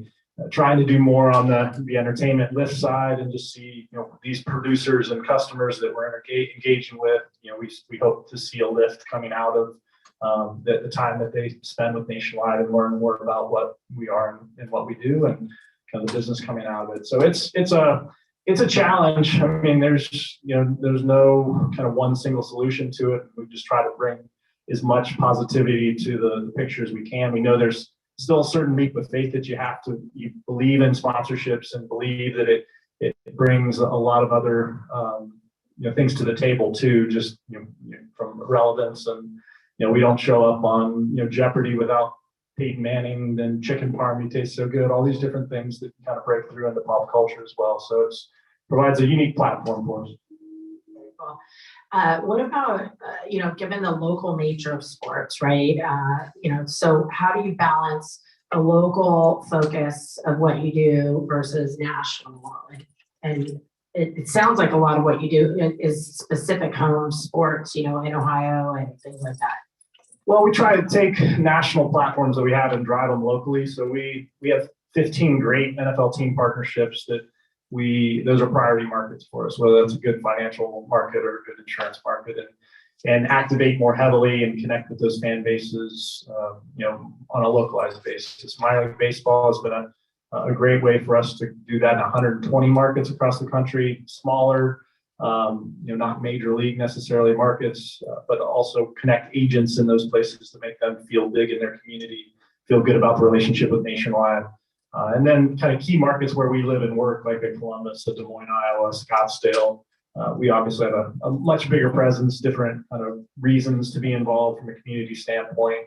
But those are important places for to have the jersey sponsorship with the Crew in Columbus, the Nationwide arena and the hockey arena that we sponsor there, and the other partnerships that we do. Very cool. You mentioned Universal McCann is an important partner, and so other partners, other agencies that you work with to help you with all these activations? Yeah, we've been fortunate. I think part of our recipe for success is just the continuity of the partners that we've had. So a creative agency in Ogilvy, who's fantastic with the work that we've done with Peyton. Wasserman is our sports marketing agency of record, and as long as I've been at Nationwide, we've partnered with them and have consistent folks on the account. My team, we don't have a lot of turnover. People love their job, and so I think being able to build long-term partnerships with our day-to-day folks on all fronts is important. But I think the flexibility, the innovation that all those groups bring to the conversation is important too, because we don't have the ability to have our finger on the pulse of all sports activities, and that's what we lean on Wasserman to help be there for us. They help us in execution. So it's Casey and the team have done a really good job to build a lot of capabilities and new acquisitions that have kind of made them even better partner. So you mentioned retention of employees. So can you talk a little bit about your team? And is it because they're probably passionate about sports and they got a cool job in sports marketing, or are there other secrets that we should all? I mean, it's a very top of mind topic right now. Yeah, my CMO continuously reminds me that I have the best job in the company. So our team, I mean, they work hard. We definitely structure, I have a lead on NFL, a lead on golf, and kind of give them some autonomy to kind of build their counterpart at Wasserman and the relationships with our partners and so it's helped to really create good engagement. They love what they do. They're passionate, but they're also very good at it. Connect with the business in a way that it's a complex organization. We're known for insurance and auto insurance, but we're the #1 pet insurer. We're the #1 farm insurer. The #1 401k provider. #1 in annuities. So all these different buckets of the organization that we're trying to get involved in sponsorships and see the value in activating and making it part of their plan. It is complicated within the walls of Nationwide. So they do a good job to kind of pull all those different groups in to use the assets as effectively as we can. That sounds like a lot of audiences to manage. So, and there's a lot of digital folks in the audience, as well as us being really focused on addressable TV. Can you talk about how you define the audiences that you're trying to go after and to support the larger portfolio? Yeah, it's a debate. So you sit at the marketing cabinet level, and just everybody's got their priorities and trying to. You've got a base audience we're going after and general market TV and all that, but it's challenging because it's a wide range of who the pet insurance customers, very different than the retirement plan individuals we're going after. So it's not easy and clean, and we try to spread it as best we can, but still have an impact top of the house to keep the brand strong. It's important as our producers are going into their conversations with their customers that they know who Nationwide is, they trust Nationwide, and I think that's a lot of what we do with the sports marketing group is to provide that overall brand air cover to continue to keep us with this 100-year-old brand very strong and relevant. Yeah, no, I mean, I think you're not alone. Many marketers are struggling with their audience strategy and how do you balance these smaller digital audiences with the broader TV audiences and things like that. So, well, how about we open it up to, I see David come in, so maybe we can open up to questions. Yeah, you got a few minutes. You got a question over there. Perfect. Just speak on. Hi, I'd love to ask you, talk about community efforts. Right now, a big topic is NIL and student athletes, especially, how are you looking at that?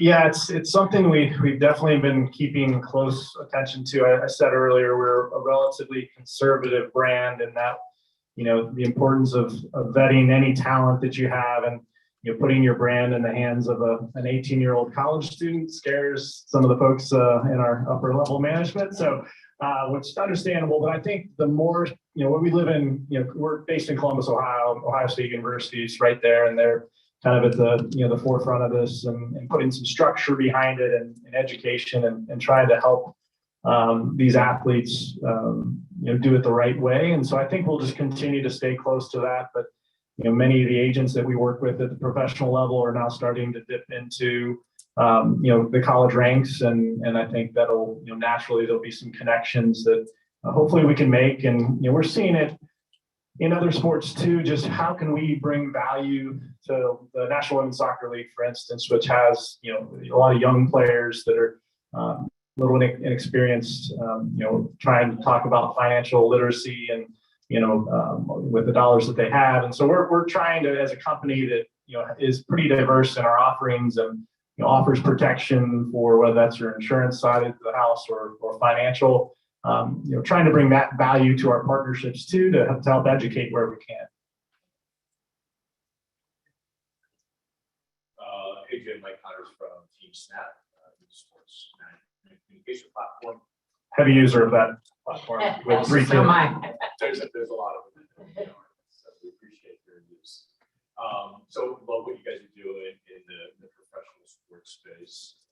The big spaces. I heard you mention minor league baseball as a way to connect them to the grassroots level. I know grassroots is important for insurance, right, with the local agents.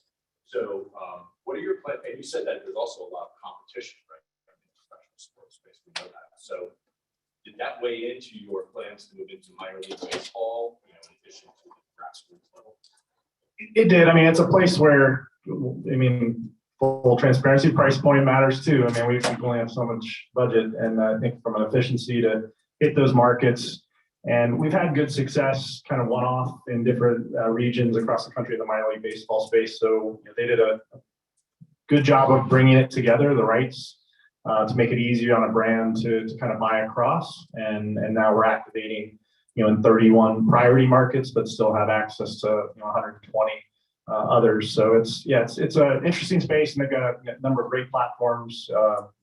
Copa, which is their Hispanic platform, and others that we are also tapping into. So Small Business a Month, Pet, all these other groups that are interested in activating in addition to the agent component that we're working on.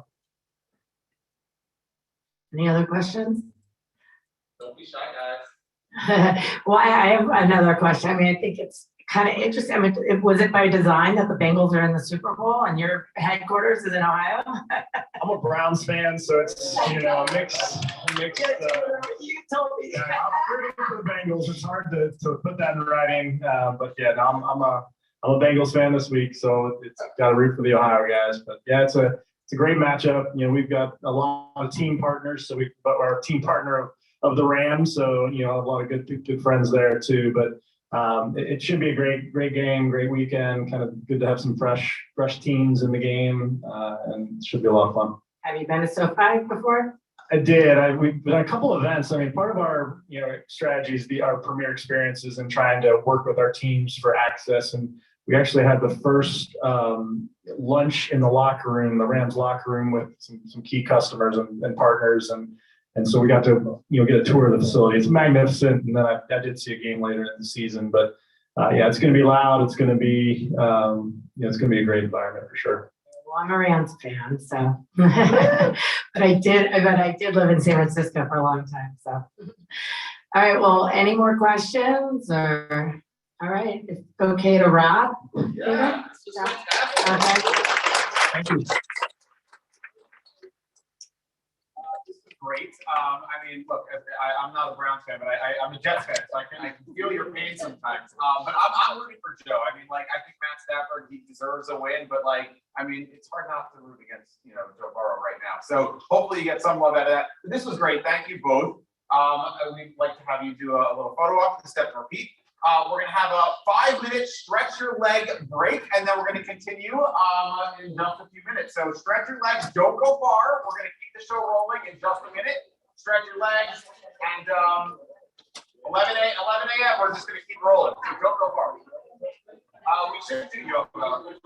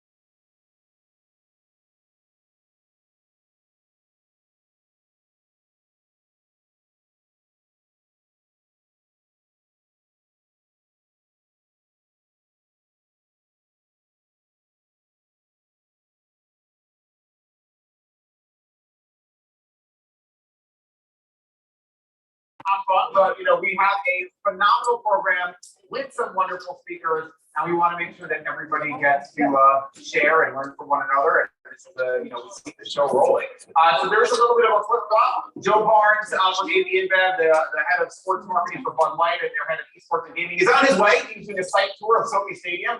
So we're just going to flip flop that session. And we have our wonderful speakers. We have Brett Edgar, president of 72 and Sunny, Matt Prevost, the chief revenue officer of BetMGM, and Scott Saperstein, the agency development director at Taboola, who are going to join us first. We're going to just flip flop those two sessions. So I would like to welcome to our virtual stage Matt, Brett, and Scott. So let's give a virtual round of applause.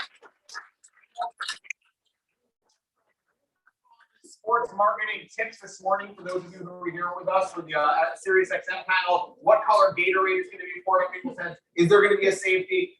And I mentioned it's really, it's such a, I'm a Jersey guy, so I've had it available for a little while. It's been such a fun way to add another dimension to the game. I'm really excited for this session to hear what you guys have to say about the category. So I will let you take it away. Awesome, thank you. I truly have hit the jackpot, and that is pun intended for everyone, because I get to be here Super Bowl weekend in LA with the Rams in the Super Bowl, in essence interviewing the CRO of BetMGM and the president of 72 and Sunny, who actually creates the Super Bowl spot. So for me, this is a big honor. My name is Scott Saperstein. I'm head of agency development at Taboola. We're the largest native platform, and in essence, we power record stations on the open web. So I'm really excited to be here. There's so much to talk about. I thought some of the themes that we can kind of get into today a little bit is just one, tremendous growth, right, for your brand. Really a complex category, with so many different regulations, and then this really cool just intersection between sports and entertainment, from that standpoint. So I would say, my first question would be, can you take us on just the journey of building the, BetMGM brand and how you've kind of grown that over time? Sure. Thank you, Scott. Great to be here. Great to be at an in-person event. It's been a long time, frankly. Look, BetMGM was formed with the repeal of PASPA in 2018. We started in earnest in 2019. When I started in early 19, we had about 30 people in the office. 30 people in the office at that time, I guess. We were competing with FanDuel and DraftKings, who had large enterprises already. They were in the neighborhood of 700 or 800 at that time. So we were really playing catch up. And BetMGM is a joint venture between MGM Resorts, so what you know in Vegas and elsewhere, and a large tech and sports betting operator out of Europe. They operate primarily in the UK, but also Germany. Throughout Europe. How do you go from growing a business, right, that just starts with one location in Jersey, and now you're in 20 states, and by the way, this is all happening during a pandemic. That's right, no less. Yeah. So first, we had to get our act together, and that started with building a team. And this is a transactional business, meaning that our best customers might bet with us 50 times a week. So you have to make sure that frankly, your transactional platform can accept payments, can really deliver the type of experience that you want to deliver as a brand. So we spent really all of 2019 getting our act together, building out a team. And in the middle of that, COVID hit. We had launched in a few markets, but we really didn't start actively marketing until we felt as though we could actually deliver the experience again that was the brand that we're trying to build. And COVID hit. I'll just get to that point. COVID hit, and resorts shut down, and the world stopped going to casinos and the like. And actually, we saw a massive acceleration of our business at that time.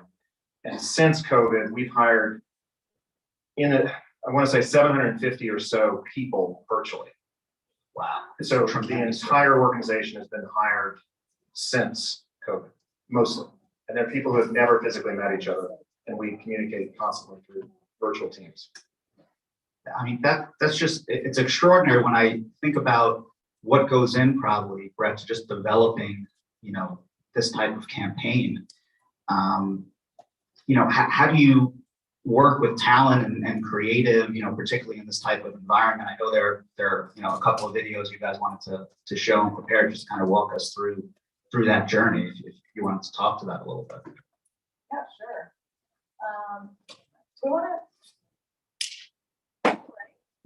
Let's play. Talk a little bit about. You want to make every game interesting? Step one, open the BetMGM Sportsbook. Step two, put some skin in the game. And step three, showtime. TDs, back with K's, RBIs, and the TKOs, they feed IG. The overs, the unders, the underdogs, and upsets. Oh, yeah, that is different. When they go off, look, what? You're all in. The buzzer beats, the walk-off flags, and every Hail Mary pass is one tap away from you doing your victory dance. Now you're in the ring with the king of sportsbooks. You know what to do.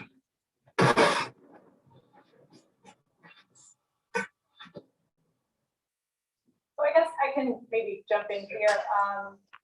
So, while BetMGM is growing, hiring lots of people virtually, we're building this campaign idea.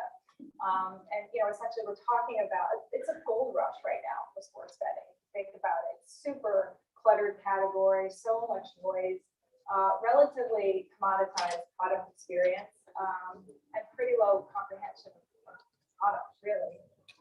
So what it is now is we have to build a brand, and we have to have, in order to set ourselves apart from the other players, we have to have a unique point of view. And where our teams collaborated on this was really in the king of sports books. We wanted to make sure that we're leaning into what's authentic to us. And so I'd say a couple of things about that. First is the emotion. There is emotion with existing in this sort of intersection between entertainment and sports. So there's this competitiveness that's super exciting, the thrill of greatness, the thrill of winning, if you're lucky. And so we wanted to make sure that that was coming through all the work that we put out into the world. At the end of the day, we have to make sure that people are taking action, obviously signing up, betting with us. And so, we want to turn the spectators into players and really get them engaged. And so that competitiveness, the thrill, is what we really leaned into. And I'd say this lastly, the heritage. I mean, our last name is MGM, amazing. So kind of starting from a place where we can show up as the adult in the room. Again, really complicated category, but as we heard from one of the earlier sessions, we have to, there's as a leader in the category, there's a responsibility to making sure that people know how to navigate this world. And I think, there's also, as the adult in the room, as MGM, with all the amazing resorts that are part of that heritage story, we could show up with a bit of swagger, a bit of confidence, and a bit of premiumness. And so we've really held on to that as we continue to evolve the campaign. I know we're going to show, maybe, I don't know if you want to add anything, but.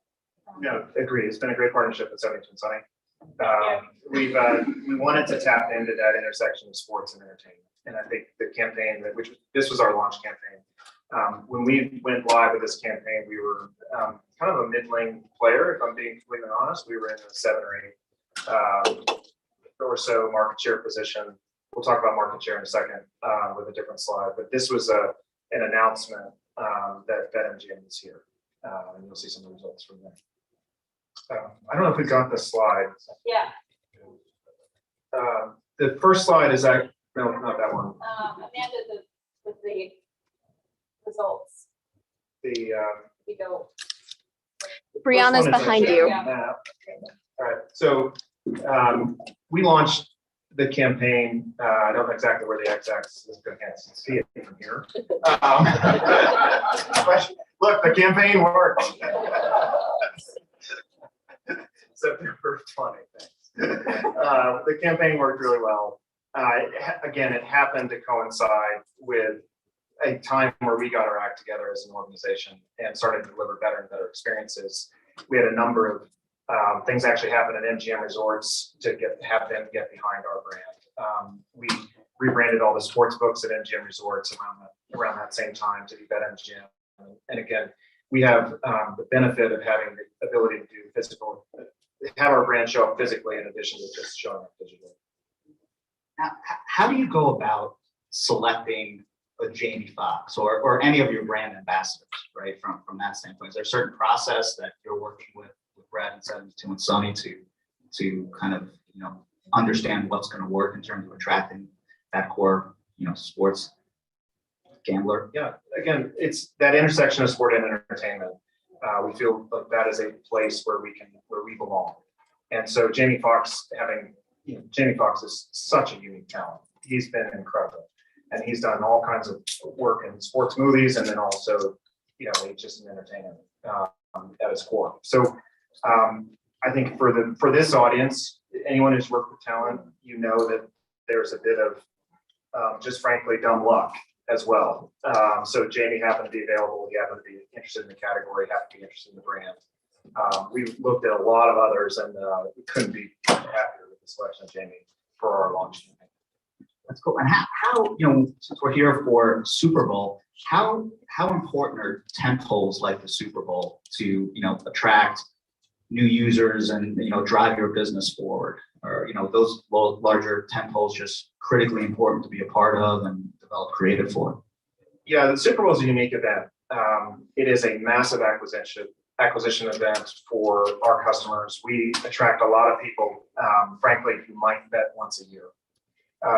So we spend, like our competitors, we spend a small fortune attracting this base of customers. We have found historically that this base of customers, there's a good piece of this base that just frankly doesn't show up again until the next Super Bowl. There are other events, frankly, the start of the NFL season is one where people who are interested in betting week in, week out will show up in the start of the NFL season. And actually that peak is probably more important for us than say the Super Bowl. Brett, what is the secret sauce? You come up with such amazing creative. One of the earlier sessions we're watching just the amazing work you were doing with the NFL. What is the secret sauce to develop an idea like this from a creative mindset? Yeah, it's a good question. I think a couple of things. I think at 72, we look for more than just the right idea. We look for the idea that's undeniable. There's so many ways that we could go forward and solve problems, but really what we strive to do is to unlock the idea that feels so fresh you can't stop thinking about it. And that to us is the sort of the beginning stage of this power of creativity that we believe so much in. And and I think an idea is bigger than an ad. It's coming up with a platform that we can have a lot of fun developing lots of ideas and tactics off of, but it's all laddering up to a bigger story, a bigger narrative, bigger point of view. And so, that's sort of how we approached it. But I think the secret sauce is trust. I think we said, whoever was here yesterday, you probably heard it a few times, but we're big believers that great relationships lead to great work. And it's not BS. Because when there is that mutual trust from a great relationship, we're sort of all focusing on the right things. You're having the right conversations. You're talking about the work. And the team and I are so fortunate to work with Matt and his team. We're amazing. It's sort of the sky's the limit once you establish that the place of building up the trust. And I think the other thing that gets us to great is, and we say this a lot to our partners, is, and I think it sounds kind of funny, but it's something that has stuck with me since I started. We believe that ideas don't have feelings. So we can have hard conversations around the work. We don't take it personally. So sometimes when we tell our partners that, shoulders go down and we can really get honest and open about how they're feeling about work. And that's what helps us to sort of mold and shape it to get to great. Yeah, if I can add, the evolution of our industry is one where the first piece of creative, the one we just showed, is focused on player acquisition, acquiring new players. We'll show the next ad, which maybe has some of the same tone to it, but also we're trying to more and more look to retain a base of customers. And the complexity in our category, frankly, if you show up in New Jersey and buy a Budweiser, it's the same Budweiser largely that you're going to buy in California. We are different in every single state. And in the state of Virginia, You can't bet on college sports in the state of Virginia, and we are only a sportsbook brand. In the state of Pennsylvania, you can bet on many other regulated markets, and we are a casino brand. We are also a poker brand. And the challenge for us a bit is that if you're in New Jersey, you've been seeing advertising for 2 years. If you're in Arizona, you've been seeing it for 6 months. If you're in Louisiana, you've been seeing it for 6 days. And each customer base kind of goes through its own journey, and we're trying to match creative that fits a broad set of individual variances. Is it challenging doing that across so many different platforms, right? I mean, you're able to take like one of the great Jamie Foxx spots and then utilize that for social, you know, the open web, or you know, engaging with TikTok or others. Is that part of kind of the strategy you work on with 72 and Son? Yeah, absolutely. We try not to put Jamie into casino. We think that's a different, leave Jamie in the sports category. Yeah. Yeah, but it is about meeting people. I mean, like Matt was saying too, there's so much complexity to this category, and each state is sort of on its own journey, and each human, frankly, is on their own journey of where they are. Whether they're just starting out, they need to get more education, help, versus some who are, you know, pros. So I think it is about finding the right message that's going to land with the right audience and being really pointed that way. And I think the other thing, and we should show the second spot. Yeah, yeah, let's do that, and then we'll come back.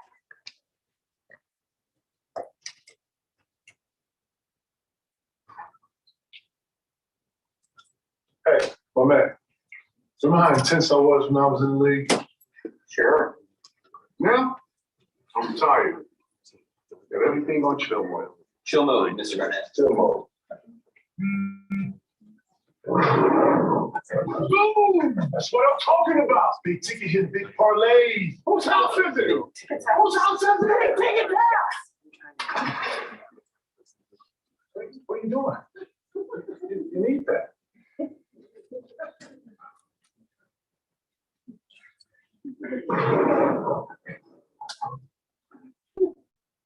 Just kidding, you went to Kevin, not Jamie, but maybe, could we play the other Jamie spot, the second one, please?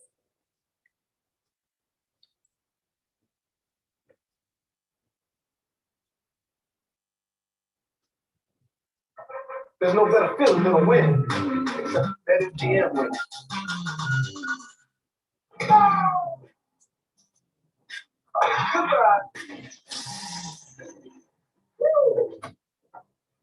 That one hurt good.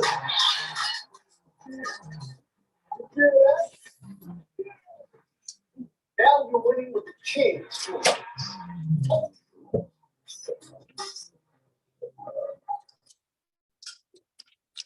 So my question, you have these various spots, like as the product starts evolving, you're having different messaging. Are you finding there's a different set of core customers that are being attracted to the brand, like from various markets or various age brackets, or just in areas that you didn't even think you'd necessarily acquire new customers from, just from the talent itself? Yeah, I think what you saw there was we leaned into sport with the second Jamie ad, and then the Kevin Garnett ad obviously is NBA focused for those people who recognize Kevin. Again, remarkable talent, just absolutely incredible. How he despite his Hall of Fame career, he's a full actor, and he's been great. Anyways,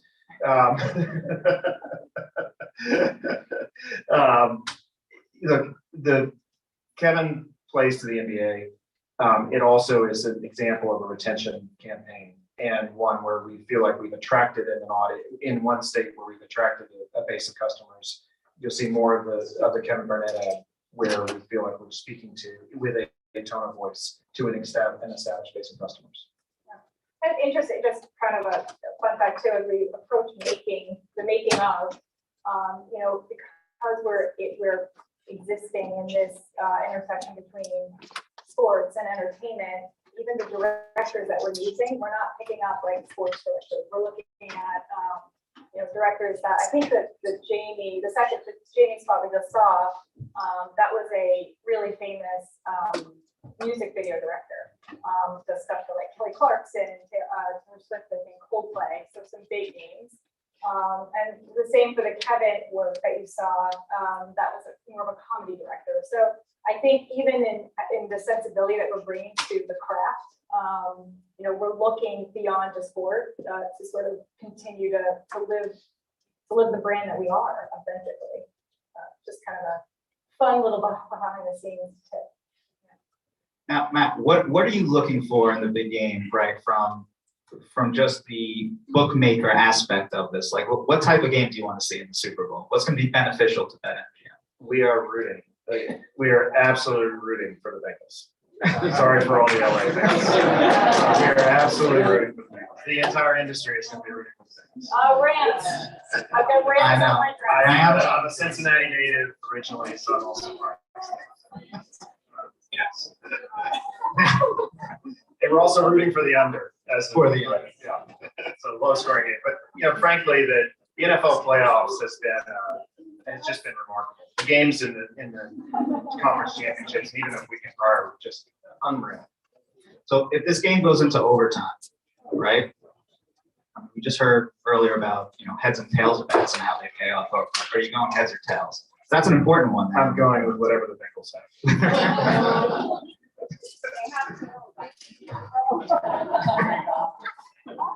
Do we have any questions from the audience? Or yes. The question on the media side, I'm curious, what area within the game do you feel is the most beneficial to your advertisers? Warning, is the kickoff, where the game is won? Yeah, this to some extent is for right now. I was in this industry in the UK as well, and right now the higher value added advertising for us is at the start of the game, and then the run up to the start of the game. I think as the category evolves a bit, you'll see more and more in-play betting, and that right out of halftime break will also be important. But for right now, it's still pre-match, pre-game. Any other questions? As you're opening up in different states, different locations, are you looking at potentially doing more targeted marketing with like different locations? Sports people, or are you seeing different people? Yeah, in fact, we've been doing that as you described. Tennessee was one of our strongest states from a market share perspective. And a big piece of that is our relationship with the Titans, which has just been a phenomenal relationship, frankly. And our positioning of the brand in connection with the Titans has been really key in that state. We started locally because of the kind of state by state nature, and I think this year we'll actually start to think more nationally with local accents. If that makes sense. Got time for reports. So New York State just got approved, obviously. So how is it going in that state? I mean, it's really competitive. Legal taxes. How's everything going in that state right now? Yeah, the volume in New York has been incredible. I'm a New York resident, and the weight of advertising has also been, frankly, incredible. Much bigger than we predicted, much bigger than I think most industry experts predicted. So it's all over New York, and we're seeing really active engagement amongst our customers. It's already one of our biggest states on most days. And I can say our team is very happy because now we can use the app. Big win. Let me grab your mic so that we can hear your questions. Hello. We want to get it. Okay, cool. The producers give me directions. Okay. I will talk on the mic. I saw your slide that had Jamie Foxx 1.0. Any indication what 2.0 or 3.0 might be? Yeah, well, we had 2.0 too. And in the Jamie 2.0 version, we leaned in a bit more to sports. So 1.0 was a bit more introductory. And then, we sort of evolved to make sure that we're really clear on what the product is, right? And making sure that sports coming through loud and clear. And, the other thing, and then I don't know if you missed, we actually had other work that we showed too, but, it's nice that we're able to, we talked a bit about this, but put out a variety of different stories, different narratives, so that we can meet people on their journey with different brand to make sure that people are, we're building the relevance with the different vocabulary. Awesome. Oh, we got one more bag. We got 5 more minutes for questions, so we'll get to your vote. Thank you. So sports, more than probably anything else, there's just so much surrounding the game. There's so much talk, there's so much media, there's so much content, there's just passion around it. As we ebb from Super Bowl and move into the rest of the year, what are the content plans for BetMGM? How are you thinking about content throughout the rest of the year? Yeah, so we tend to work with individual content producers, ambassadors with talent, call that matches individual seasons. So we will have a roster of talent associated with March Madness, which is our next big betting event, so to speak. And then it carries through. We do a lot of work, frankly, with Odyssey, who's behind you from a brand perspective. We do a lot of work in the baseball season with Odyssey and their talent. That group tends to resonate really well with baseball. People are interested in betting on baseball. Oh, perfect. You're a plant. Can I just build on one thing too? Because I think that, even moving forward, we talked a bit about, sort of this gold rush that we're existing in. And I think just being a big opportunity to, build our brand point of view and have that be clear. I think it is a lot of the block and tackle work that we're doing, plus peppering in, more actions from the brand that help to live our point of view between entertainment and sport. So I think it's amazing that MGM, the first bet placed from space was a BetMGM bet that happened I think September of 2021. So really cool, culturally relevant action from the brand. So I think more things like that, coupled with making sure that we are out there with the right message, that's the sweet spot, and the exciting part of this. I love it. First bet from space. I didn't even realize that. That's great. We got one more, and I think we'll try. I'll try to get to you. As a category, it's a bit of a hot topic or a little sensitive. How closely do you work with the leagues as they seem to be more accepting now? I mean, years ago, I formerly actually worked at the NFL. We weren't allowed in a casino. And now here they are embracing betting, wagering. So how has that evolved, and how closely do you continue to work with the leagues around what's taking place? It is an evolution. I think that's the right word. We have strong relationships. We're an official partner or a partner with each of the major leagues. We follow very strict guidelines as it relates to when our advertising can appear and when it can appear. All of our advertising in the category is approved by the leagues, and they have an active role, particularly as we approach, say, a Kevin Garnett campaign. We'd certainly get some degree of approval from the NBA. So it is a very tight working relationship. We fully respect that the leagues are on a journey, and we frankly, as an industry, can't go too far too quickly. I was curious about the demographics that you're going after. Totally, it seems to be male, except for the handsomeness of the talent.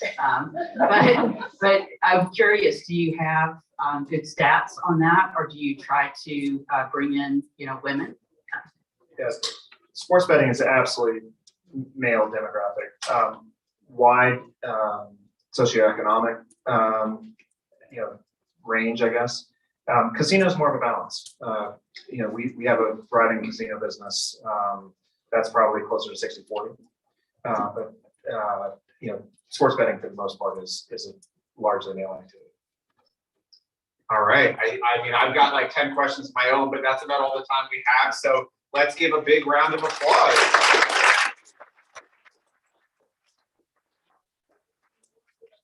I believe your star, Jamie Foxx, was actually at our Super Bowl VIP experience dinner with the team. They had some sort of dance contest. I missed it, and that's why I'm here, because I'm like, I was never going to miss that again. But thank you so much. This was phenomenal.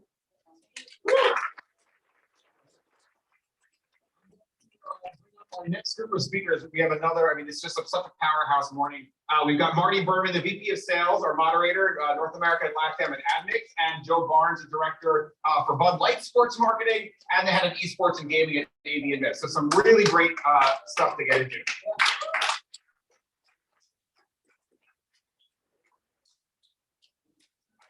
I'm hogging, I got 3 microphones in my hand. All right, that's it. I know.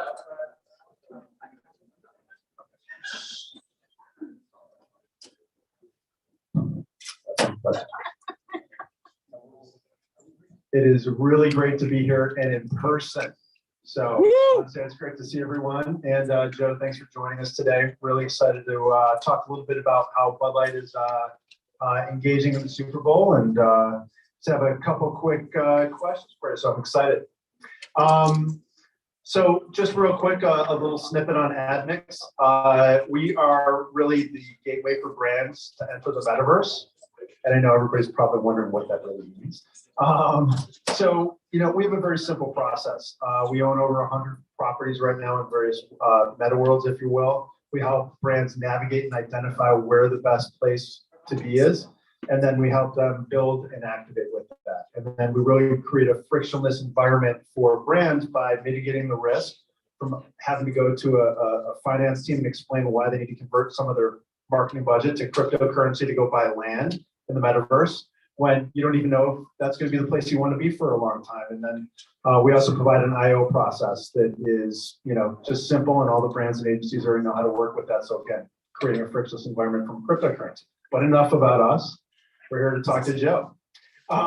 So Joe, thanks so much. When we spoke the other day, you mentioned that Bud Light is really pushing to be an innovator and a pioneer.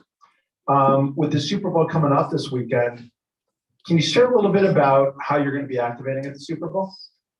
Yeah, for sure. So within Bud Light, we've got a portfolio of brands. And so we're talking innovation. I think one of the biggest innovations of the year within beer, and maybe in decades since light beer was created 40 years ago, we're launching Bud Light Next, which is a zero carb beer, 80 calories, 4% ABV. So really one of the first zero carb beers ever.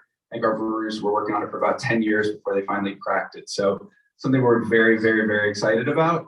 It will be getting a Super Bowl commercial. It's released. Definitely encourage everyone to view it. It takes you through a lot of these new Gen Z buzzwords, as you start to say, right? So metaverse is in there. Esports and gaming is in there. We've got NFTs within the spot. So a lot of really great things speaking to the Gen Z consumer. But also as we look, we're talking about activation. We just got back from SoFi. That's where Core Blue, Bud Light, as most of us know it, the biggest brand in the beer industry, is really going to be focused on activating. So really at the point of connection with the consumer at retail, at the stadium, through activations. We sponsor players, both teams in the game. So we'll still have a very holistic approach to how we're activating. And then, not to mention, we also have a Super Bowl spot with Guy Fieri for our new hard soda innovation. So a lot that we're doing within the portfolio of brands that we have. And that's just within Bud Light. I know you'll hear from Matt and Zania later today, and they'll be able to talk more holistically the AV portfolio.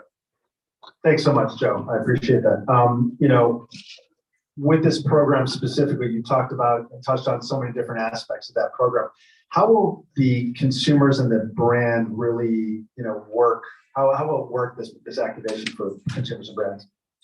Yeah, so for Bud Light Next in particular, so this past week we launched our first NFT within the Bud Light family. 22,000 NFTs. I think there might still be a few left. You can go grab them if you want. But with this comes a lot of really cool perks. So you can get vote on, things that we'll be doing for the brand. You can have exclusive opportunities for samples, for tasting, to events. Potentially, this is the gaming brand now. So, VIP experience at the League of Legends finals for the NFT owners. So we're really looking at these NFTs as a way to accumulate consumers, the true avid fan base, and then give them exclusive perks and cool things that they can have. As I mentioned, we're converting all of our assets. I think we're one of the biggest sponsors in esports and gaming. So that'll all be Bud Light Next moving forward. And we're looking at how we can get into the metaverse, even if it's small steps at first. I think it's really great for us to test and learn with this brand, really with the focus on the Gen Z consumer. Fantastic. Yeah, I mean, testing and learning in the metaverse, if I could say anything, is really the important stuff to be taking with brands right now. it's such a new frontier and a new channel that, a lot of the conversations we're having are exactly along on that. How do I test and learn within that space? Because right now it's so nascent. I think, one of the greatest things that we talked about is just for you personally, is this opportunity to launch a new brand within such a heritage company like, Anheuser-Busch InBev. And just kind of curious personally, like, how has that, been for you? What's that experience been like? What are the greatest takeaways you've experienced?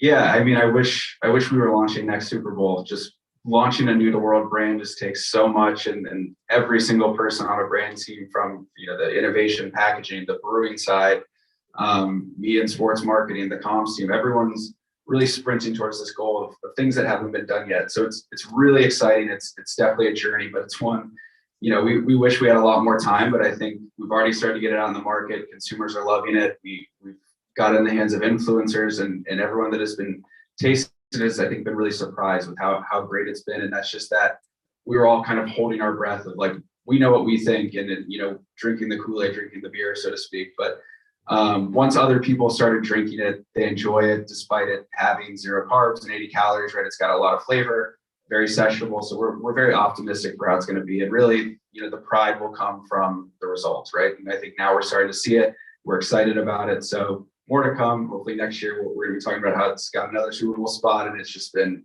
tearing it in the market. And again, personally, what's been the most fun thing about like launching this brand and this experience overall? I think, it's history. Anheuser-Busch has been around since 1876. We've launched a lot of really big iconic brands, like Budweiser, Bud Light, Ultra, and all the other global brands we have. And just being able to know that, I was one of the few people that worked on this brand is a lot of satisfaction, and the work that goes into it. When Budweiser Light was launched 40 years ago, it's 40th anniversary this year. I don't think we ever would have expected it to become, the biggest beer brand in the industry, and that is Bud Light, right? And we're selling 20,000 Bud Lights a minute. So just the scale of such a big brand, and hopefully we're disrupting ourselves and we're innovating so that this next wave of consumers are going to be choosing Bud Light next, the same way they chose Budweiser Light, which became Bud Light. Great. That's a great response. Thanks so much.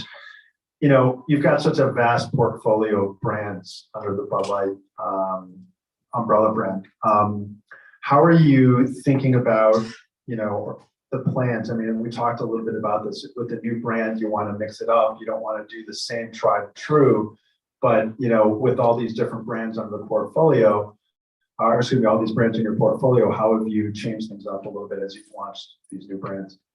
Yeah, it all starts with the consumer, right? And what we try and do within our brand family is make sure that we have a distinct swim lane, so that we're not just talking the same messages to everyone. Sports are very, very focused on Bud Light Core Blue. It's a 27 to 35 type age range. Older, maybe not as tech savvy, still right 27. I'm within that age group, right? So it's not like we don't know what we're doing, but it's much different than a 21 to 27 target for Bud Light next that is going to be owning the metaverse, NFTs. Bud Light Seltzer is owning music. So it's all about having distinct swim lanes that we're able to connect to the consumers based on the insights that brought these brands to life, right? The insight that 0 in the way of possibility, 0 carb beer, that is going to be a Gen Z consumer, and that's who we're really trying to reach. It's going to have different activations, different swim lanes than a Bud Light, which is going to be older, more focused on sports, going to have a very optimistic tone to everything we're doing. That's a great example of really taking such different opportunities with each brand to make sure that it's, I think as brands look to enter in these new channels, it's the authenticity that really matters, not only to the brand, but the consumer as well. So thanks for sharing. At the Super Bowl this year, Bud Light's got a portfolio of products. Talk to us a little bit about how you're going to be activating and that again, from an authenticity standpoint, how you're going to be activating around the Super Bowl that these are the four brands. Yeah, a lot of what we're doing is from a comm standpoint, right? Super Bowl commercials, everyone knows how valuable that is. But I think, I've touched on seltzer and next, but what we're really looking at for Bud Light Blue is what happens after the game, because the occasion that Bud Light fits its role is it's all about celebrations, about these optimistic, great occasions. So we're looking at what players are we going to have that we sponsor that are going to be in the parade drinking beer. We've sponsored a lot of players real time because we see them chug a Bud Light. It's like, let's go sign them. Let's go do something on social. And that's really what we're focused on, because Bud Light doesn't necessarily, with a brand with 99% awareness, right? You don't need just high reach, high inventory media. You need ways to connect with consumers on a really real level. And so what we're trying to do is find the right influencers, find the right partners, the right events, so that when Bud Light shows up, people are thinking, yes, I'm choosing a Bud Light because I'm choosing to have a good time. Whatever I'm doing today is going to be good because I'm choosing a Bud Light. And that, I think, when you've got the talent to really do it for you, authentic influencers, it really helps push us over the top. And we're really focused on the night after the game, and then that Tuesday or Wednesday when the parades are going to be happening. And with, so many different teams and players that Bud Light participates with and activates with I think 27 teams and 30 players. What have been the two biggest challenges in how Bud Light will be activated across all of those different elements this year? Yeah, I mean, I think there's a lot of challenges with being a beer brand. I sometimes think, the Gatorade guy's job is so much easier, right? They're on the sideline, the players are drinking it. It's easy to capture that. George Kittle's not drinking a Bud Light on the sideline. So it's like, how do you take these moments throughout the year, throughout the calendar, and think of what are the ways that a beer brand fits in? And that's what I think we've done a really good job. Players are still relatively new within our category. We've only been able to sponsor players for about 3 years. So what we're trying to do is not just sponsor the biggest name talent. We think, who's a Bud Light guy? Because that's ultimately who we want to be endorsing our products. So we look at like a Travis Kelce, and he's drinking on his own already on social media. It feels very natural for his audience base to then see them drinking Bud Light. And then on the team side, it's really, how can we do initiatives that make sense to consumers? And a lot of it's social, so teams can help hype up e-commerce and delivery, get Bud Light delivered this weekend. We do Bud Light Celly of the Week every week, and then we've got a NFL Honors, an award that will be given out on Thursday night during the ceremony. So how can teams really amplify these initiatives to drive brand equity and give us an ownership proposition of celebratory occasions, all to this one holistic goal? You put it all together, it's millions and millions of impressions. It's tons of consumers that are now seeing Bud Light in the right occasion that we want for the brand. And then it's the players on top pushing, because we know that players have much stronger followings than individual teams. And not anything we talked about earlier, but just curious, what player has been the most fun to work with? I think probably George Kittle, and he's really taken the tight end position and tried to make it become much bigger. So they did tight end GU for the first time this summer, where he got every tight end in the league except Gronk. And Gronk's fun to work with too. But they all came to Nashville, and they drank a lot, they team built, they studied film. But like, how do we as a position elevate ourselves and speak to more consumers? So George was challenged all the tight ends there to get in a gigantic ice bath. I mean, up to here, it's a branded Bud Light giant cooler, and they were in there. Whoever could be in there long enough, we gave donations to charity. They're just drinking, having fun. He's a really authentic Bud Light guy, as we like to say, and I think those are the type of people we like to partner with. And he evangelizes his teammates, like, I'm supposed to Bud Light, drink Bud Light, and that's really what we like to see.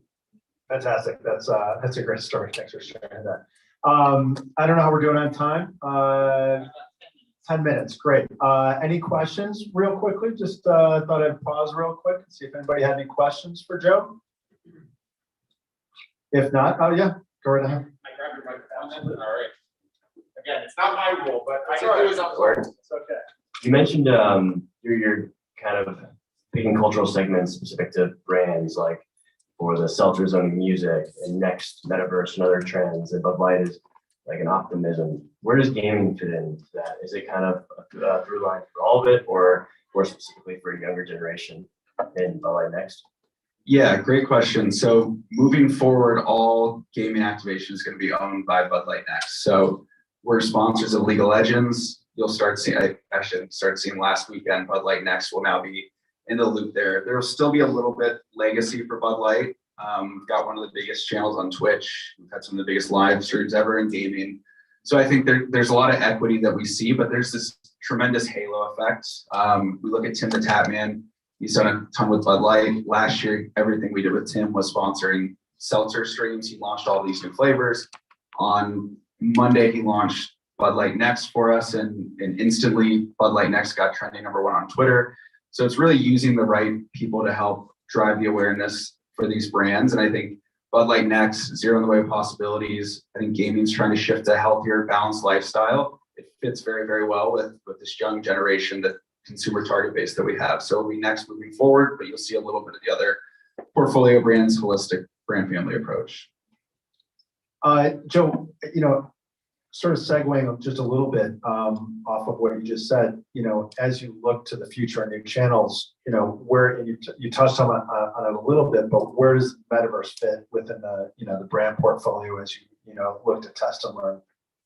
I think it's a tactic, for brands as big as ours, you have to make sure you're speaking to the consumers. And I mean, I've seen Zuck's prediction for where he thinks the metaverse is going to be. And if you think about it, it's going to be big, but it's not so big that you can abandon traditional media, retail point of connection, influencers. It's a tactic in this giant wheel of ways that you're reaching consumers, because ultimately you need to be where the consumers are. We want to be there first. And so yes, we will be in the metaverse, but there's a million other tactics within that. You can't put all of your eggs in your basket, because you have to speak to where consumers are today, not just where they're going to be 10 years from now. Yeah, no, and I think that's a great point, that I think a lot of, we're out there educating brands on the metaverse, what they should be doing, how they should be approaching it, how they should be activating against it.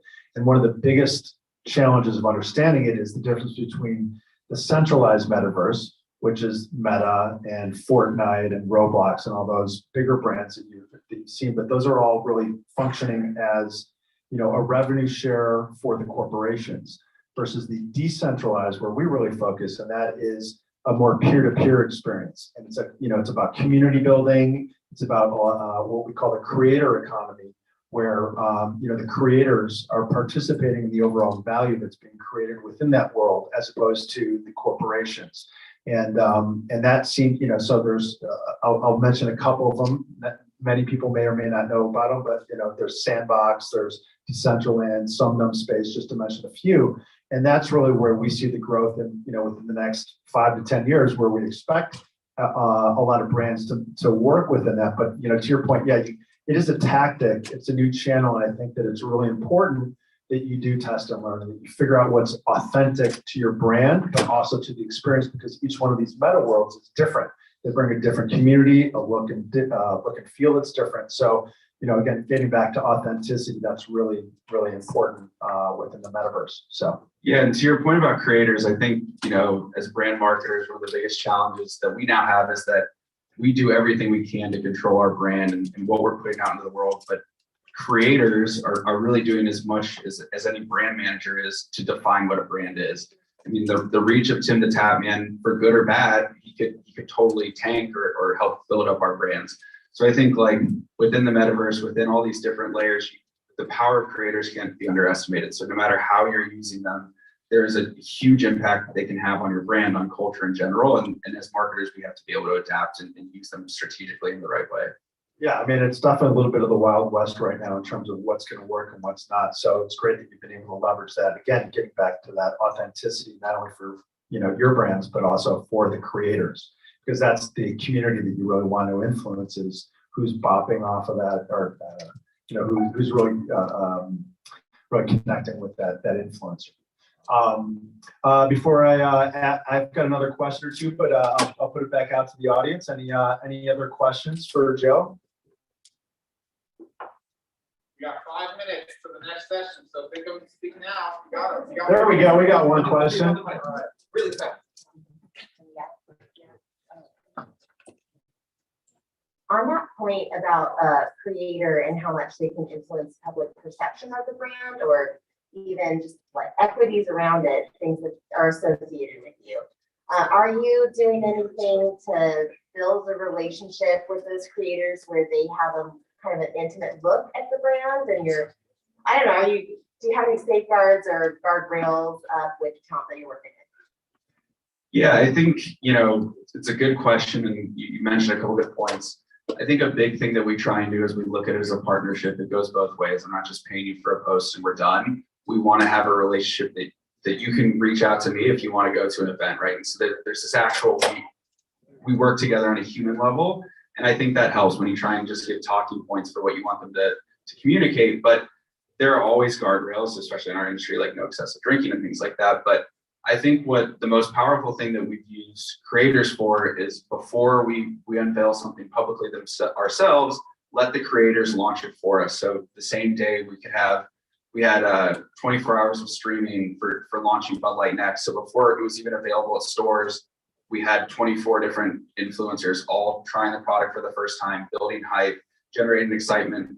So I think it's really like using them to do things that they think are cool too. Like I get to try this a week before anyone else. That is a cool exclusive opportunity. And of course we know how much influencers love having things that are exclusive to them. So it's really allowing them to get in behind the brand, be things before, make them feel ownership. And then I think it's just a general rule for influencer marketing. It's give them a brief set of talking points. I'm talking like 5, and then get out of their way. I think the biggest mistakes marketers make is trying to tell them how to do their job. Sometimes it may scare you to relinquish the control, but they wouldn't have millions of followers and be doing what they're doing if they weren't good at it, right? So here's your 5 talking points. That's it. I'm out of your way. Go do it. Crush it. And they usually do, right? But that's what you just have to have trust in them. So establish that relationship over months, years, and then you can trust them to just do what you need for the brand. And I think one of the things that's so important that you touched on is the fact, we talk about authenticity, but again, you're reaching these consumers and you're activating with them, within the metaverse in a way that's appropriate for, your brand portfolio, but also influencing it as well within the community. And that'll only grow as you learn what works and what doesn't. And I know we've talked a little bit about NFTs, but what's been the most interesting thing or challenge in working and launching, the program that you have?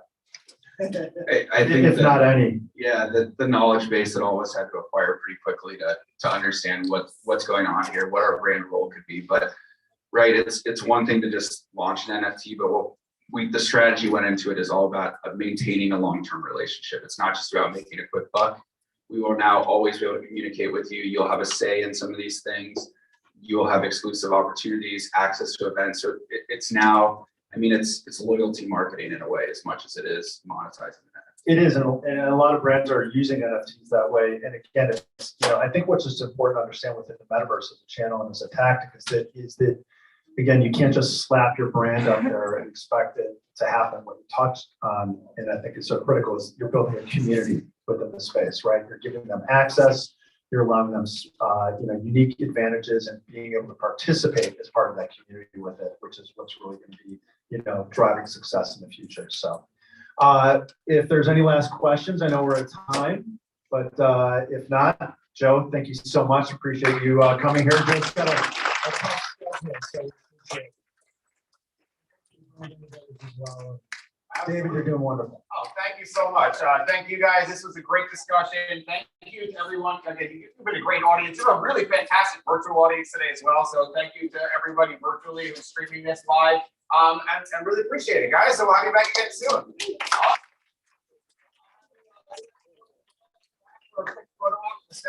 Let's bring up our next speakers. You heard from him earlier this morning. We're excited to bring back Rasad from United Airlines. So welcome, Rasad.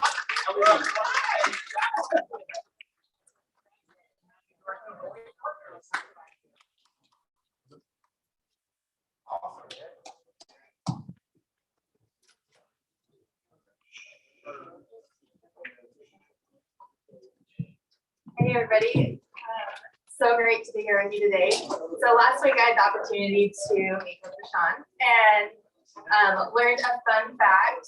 We both have a passion for aviation. I married a pilot, and with that passion, I also have a great fear of turbulence.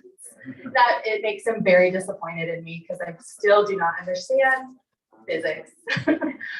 So do you want to share your fear of aviation? Yeah, so which is funny working for an airline for most of the last 21 years. I don't have a fear of flying, but I've always had a fear of heights. And so there's a point, I've told people who know me, there's just a point after takeoff. It's usually like 90 seconds into the flight until about 5 minutes later, where we're just high enough off the ground that I'm scared to death, right? But then right after that, like by the time you hear the double chime, I'm perfect. It's all good. But yeah, first take, right after takeoff, oh, that's so cool. Okay, I can't, okay. So, okay, so not just the passion for aviation and our weird fears. But we also started our career in PR, in journalism, love storytelling. So, and then we made pivots in our careers to something totally different. Tell us a little bit about how you got to your current role within United and where your career started and how you got here.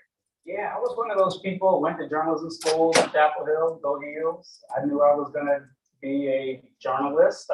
Didn't know if it was gonna be print or television, but it was gonna be one of the two.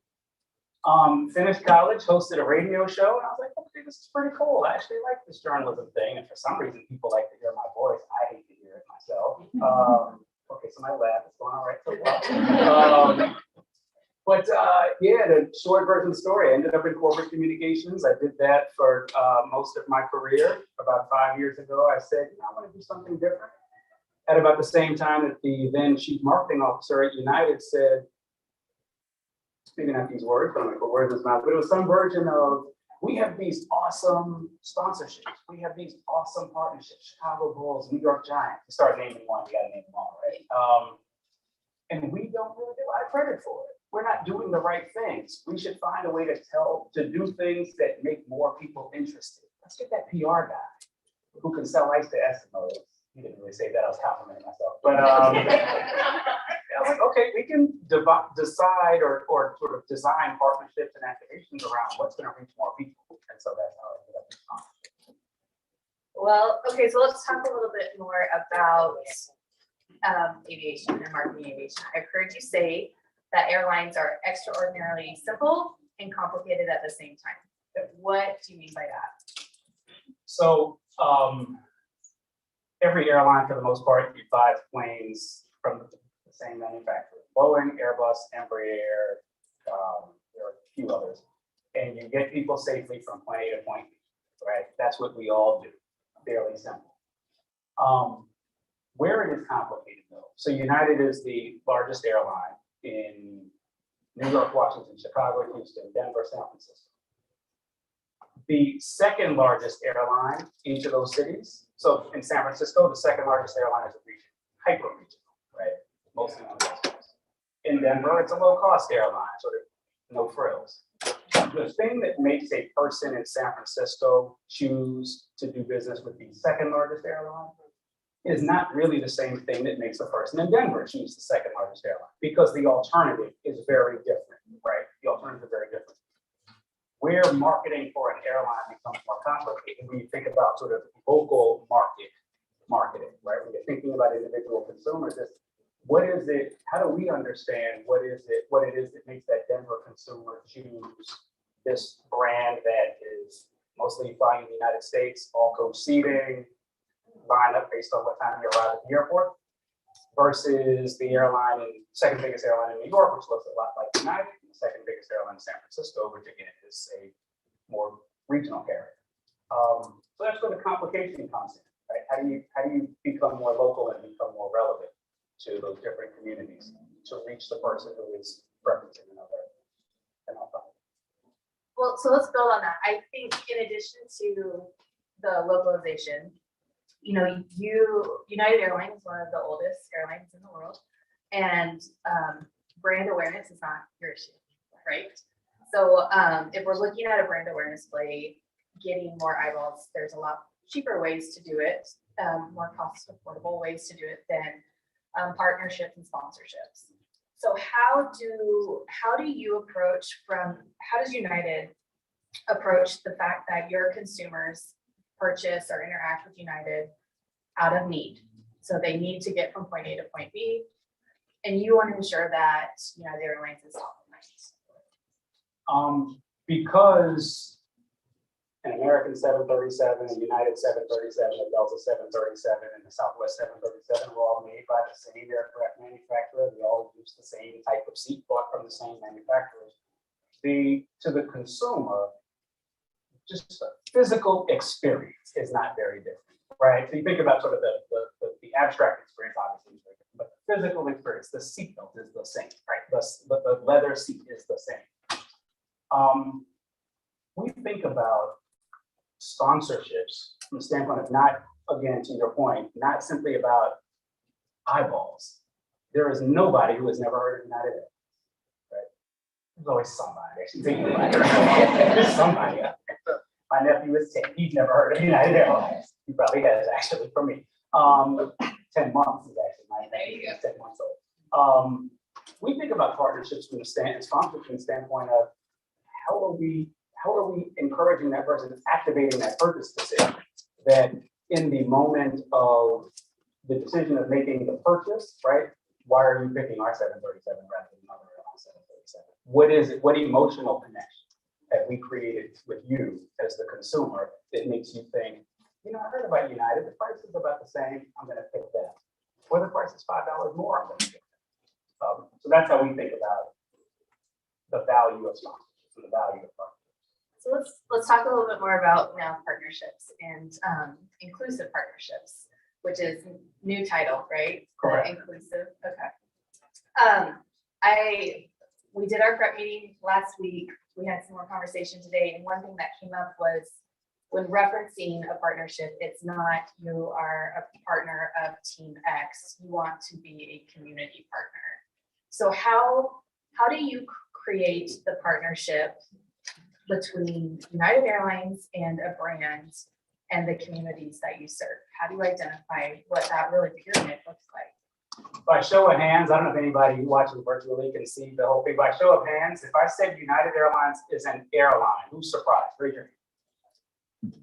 All right, cool. That's what I thought. So what happened? Nobody really laughed though. That time. Here we go. All right, here we go. Come on, right?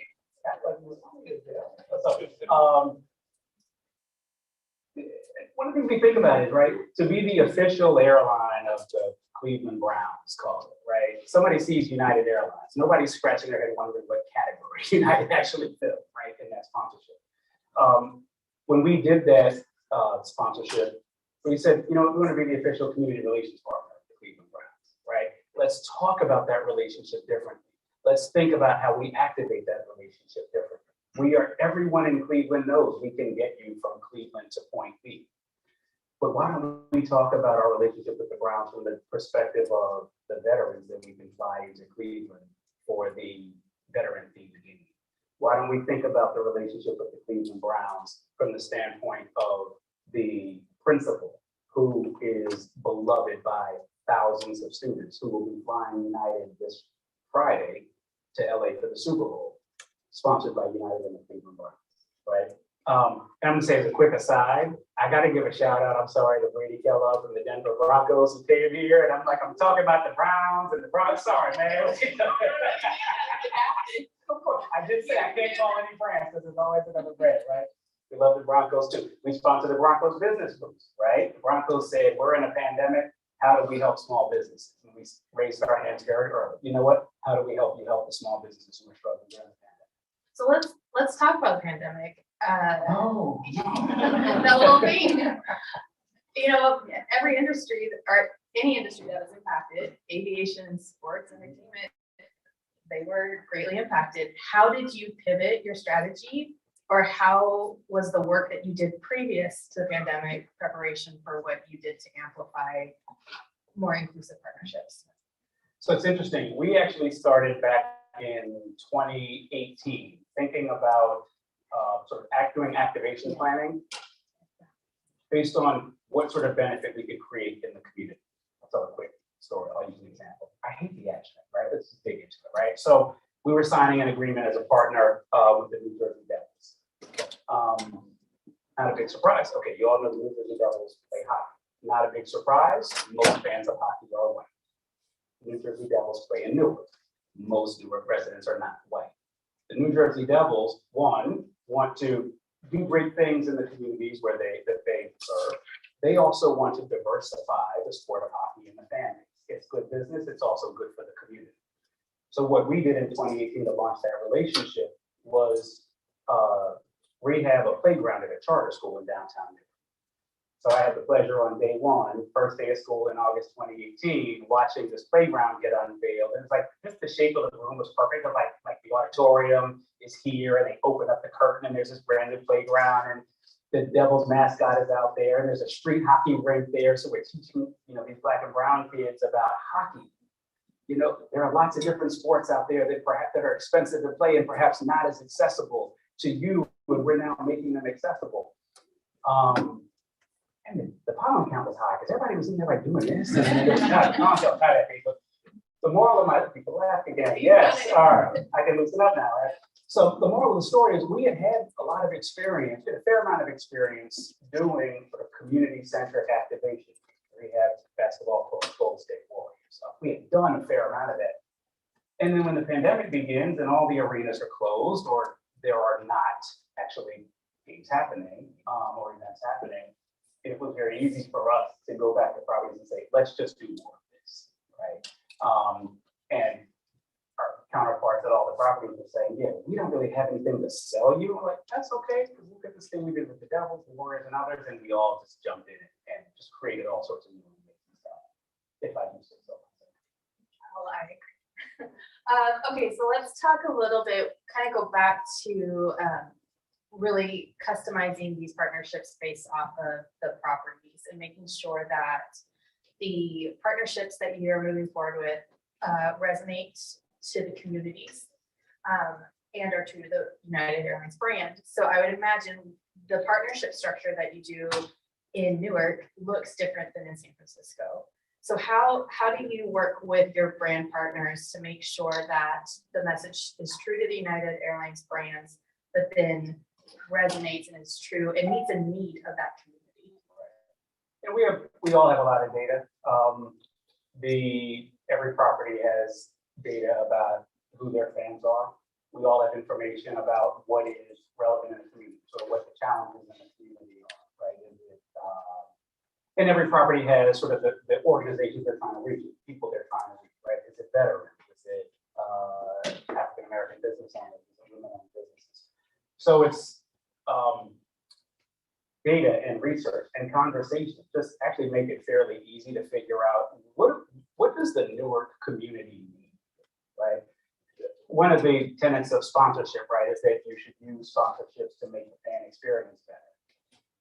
And I was not necessarily the smartest person on the face of the earth, but I always thought, fans have experiences in the arena and driving to work. And fans have experiences when they're going to the coffee shop. And are they seeing a bunch of businesses that have closed down because of the pandemic? If we can work with the Denver Broncos or property X, I said I wasn't gonna name properties, but it's very good, I'll do it. But if we can work with different properties to make a community better, to help a small business stay in business, to give middle school and high school students a safe place to go after school and shoot basketball. These are not hypothetical things, right? That's the sort of thing that we can do to make the fan experience better, right? It goes beyond what's happening in the arena or in the bowl or wherever it is that they interact with the property. Can you share with us one of your partnerships that you're most proud of? So that's a softball question right there, but it's also a hard one. So it's not a softball because we have. It's like picking your favorite kid. That's right. We have 30 something in there, and I would say this: none of us at United would be doing our job if we didn't have a great relationship with all of them, right? If we couldn't come up with some amazing things with all of them, we wouldn't be doing our job. But I will point out this one. We announced sort of a change to our PGA Tour relationship, and hopefully y'all have heard about this, but pretend you didn't. I really want to talk about it, like it's a big deal, because it is a big deal. But we've been partnered with the PGA Tour for about a decade. And for the better part of a decade, most of our activation was centered on 4 regional tournaments. We would, what I call build a box, right? We have a activation space that people come in, employees and customers sort of come in and eat and drink and be merry and have a great time. And any of you who work in sponsorship know I'm not telling you secrets, that costs a lot of money and takes a lot of time. And what we did, I'm getting that 5-minute thing. Like, I knew the time was going to be so fast. But what we decided to do was take all of that contractual investment with PGA Tour that we had been putting toward hospitality at tournaments, and instead moving it to a joint PGA Tour program, a joint United PGA Tour program to fund travel for the golf programs at 51 historically Black colleges around the country. So it's the right thing to do because we all like to create opportunity where there's an opportunity to create opportunity. It's also brilliant business sense for PGA Tour, right? Like hockey, golf is extraordinarily white and older, right? PGA Tour wants to do the right thing and the smart business thing to get younger fans and more diverse fans to grow the game of hockey. There's not really a better way than to go to young people in their late teens and early 20s who are playing and help them play professionally. There was a line in the Greensboro News and Record that I read yesterday. The head coach of the golf program at Winston-Salem State University, historically Black college, I'm going to paraphrase, I'm not going to get it exactly right, but he said, this grant for the United is a game changer. It opens up more opportunities for new tournaments for us to go to, and it helps us with our recruiting efforts. So here we are helping this historically Black college recruit, right? They're having a better time recruiting. And then some of the students were like, oh man, this is awesome. We'll do things we hadn't done before. And I have decided there might be some young kids who will look at a Black golfer and say, Michael Jordan, right? So proud about that. But you should be. I'd imagine there are people in this room today who are responsible over the stewardship of their brand and the partnerships that their brand goes into business with. What advice would you give them to enhance or elevate or create a more meaningful and impactful partnership? I'd say for the sponsor, think about the people you're trying to reach and think about his or her or their entire experience, right? Mike Pitts at the Warriors once said to me, I never had heard this before, but 1% of NBA fans will ever see a game in an arena. Think about the 99% who never will. What does their life and their experience look like? And how you can improve that experience. For the sponsee, for the property who's trying to sell the sponsorship, I would say the same thing. Play the long game, right? I know sellers have goals. You got to raise this much money this month and this much this quarter and this much this year, and I get it. But your need to sell something is not more important than the work we're already doing with the 35 or so properties we already have. But I always appreciate when somebody says, I've got this idea. I'm just going to leave it with you. And you know what? 6 months from now, a year from now, come back to me and we can talk if you want to. I could really quick my New Jersey Devils example. Leo Edwards, who left the Devils a couple years ago, he had come to United probably 3 years before we did that.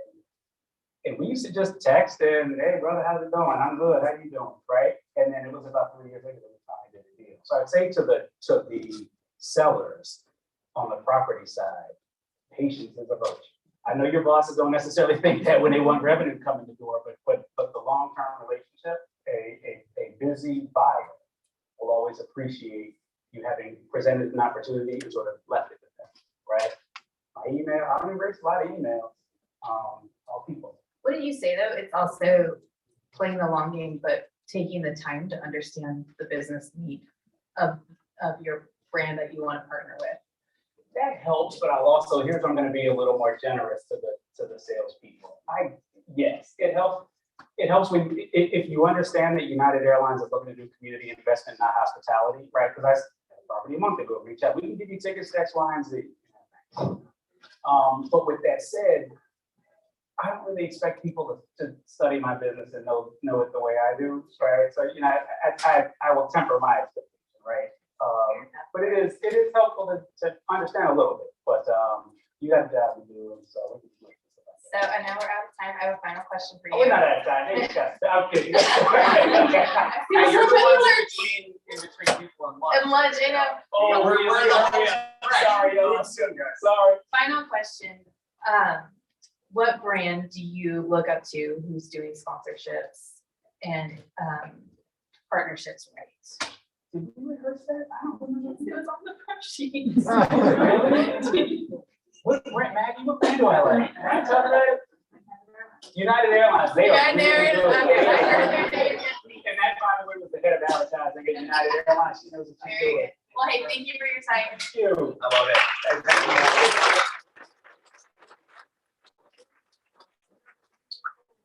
We have our next session. We have 2 more sessions coming your way before lunch, and they're going to be fantastic and worth your while and more about drinking. So I'd like to bring up Matt Davis and Rasan's co-member of the Brand Innovator Sports Marketing Upfronts Committee, and we have Matt Davis is the head of sports marketing at Anheuser-Busch, and then we have Carol Hennett, who's the chief revenue officer at ComScore. So big round of applause.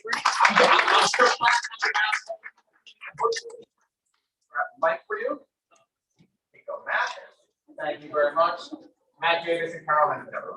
Hi, everyone. Thank you for having us. It's good to be here. I'm glad there's another group that's in between us and lunch, so this will. Yeah, there you go. Yeah. Don't leave. Yeah, you won't get first in line.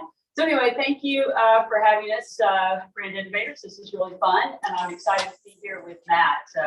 We caught up last week and had a little chat, but then I did some digging, and I think one of the really most interesting things I think about you in this field is that how you got here. It was a very circuitous route to come to sports marketing. So I wanted you to talk a little bit, like, how did you make that leap from engineering into, marketing? It is a bit unique.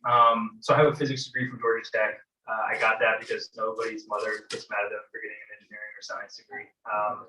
Turns out, worked for Lockheed Martin, did a SAIC, did a startup for a little bit in cancer research, and kind of found myself every day, like, just watching the clock a little bit, it wasn't very social. It wasn't going out for happy hours. It was kind of the 9-to-5 Department of Defense work that you probably expect from the television shows. And I just yearned for more.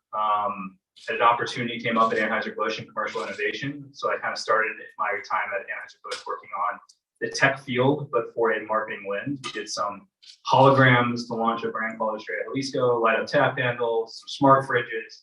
And the more I got into it, the more I got into the marketing side of the business, and then learned that was really where I had that passion. And then my official transition into marketing, I remember a woman by the name of Chelsea Phillips, who oversees a lot of our Beyond Beer portfolio now, interviewed me for our NASCAR position. And it was in Manhattan at the time. And I think I was the only person in our CSO office in Manhattan that ever been to a NASCAR event. I grew up in Georgia, big Dale Senior, Dale Junior fan. And so I just kind of left it in, and I found myself really enjoying it, and one thing led to another, and here we are today. All right, that's curing cancer to cure it, obviously. Yeah, So, you worked on. Startup is no longer out there, but Right. That's great though. But thanks for that, because I do think that that's very interesting. I think that bringing a unique perspective to a career really helps get the creative juices started. The light up tap handles and how that has kind of helped propel some of your portfolios. So I think that 2022, the Super Bowl, that's also really interesting. You guys set out last year, and so that was under your watch, and now you're back. Was that after 35, 37 years? So you set out, you kind of really focused on back to more of a medical kind of trying to look at COVID and vaccines and putting money towards that, and you came back. So what does that feel like to be back after having a year out? Yeah, so the Budweiser brand, it's historic that people tie the Clydesdales to the Super Bowl every single year. And even when Budweiser has an ad that doesn't have the Clydesdales in it, people let you know that they want the horses back. Where are the horses? Where are the puppies? And so Budweiser sat out last year, right? It was the first time in over 3 decades that they didn't participate in a big game, and they put it towards vaccine research. And I think, it gets back to what is Budweiser really trying to stand for in these messages. And what Budweiser really stands for is the best of America in a lot of respects, right? So when COVID happened, as another example, the first thing we did with the Budweiser brand is that all the money we were planning to spend behind our sports and partnerships and marketing, we pretty much just gave to the Red Cross to help operate a need that they had, which is turning a lot of the sports venues across America into blood donation sites. And so I think, there was an extension of that in some manner of saying, how can we use this opportunity for something that America needs maybe a little bit more at this time, and use a brand that people trust and respect, and kind of carry some of that weight behind it to do so. Being back obviously feels amazing. Having the Clydesdales back in a big game, I think, is something that everyone was eager for.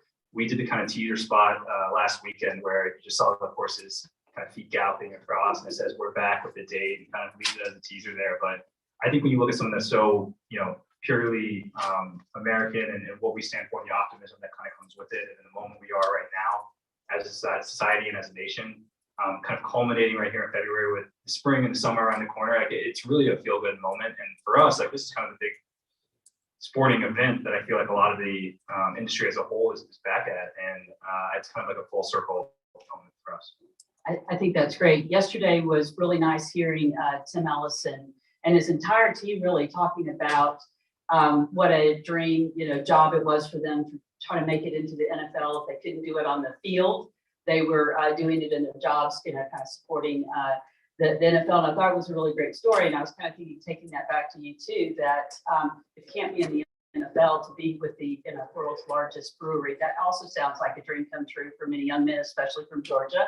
But now you're also changing your, kind of approach and who you're focusing on from a marketing. And this year, you're really not just focusing on Anheuser-Busch or the Clydesdales or the dogs. You're bringing into your other brands that you're trying to make your beverages more accessible to more people or more attractive to more people. So tell me about that and kind of how you look at that. I'm glad that the Clydesdales are going to be Everyone's back. glad they're back. Yeah. I think a lot of what we do in sports marketing boils down to relevancy at some level, right? A lot of the reasons we do sports marketing is to be as most relevant as we can with each consumer across the entire United States.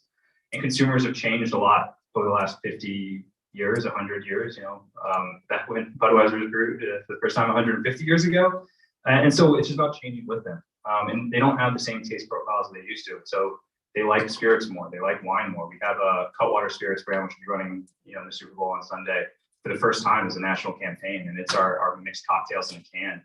They're delicious. They have a White Russian, which I know you're looking at me a little quizzically, but it's actually fantastic and I would recommend.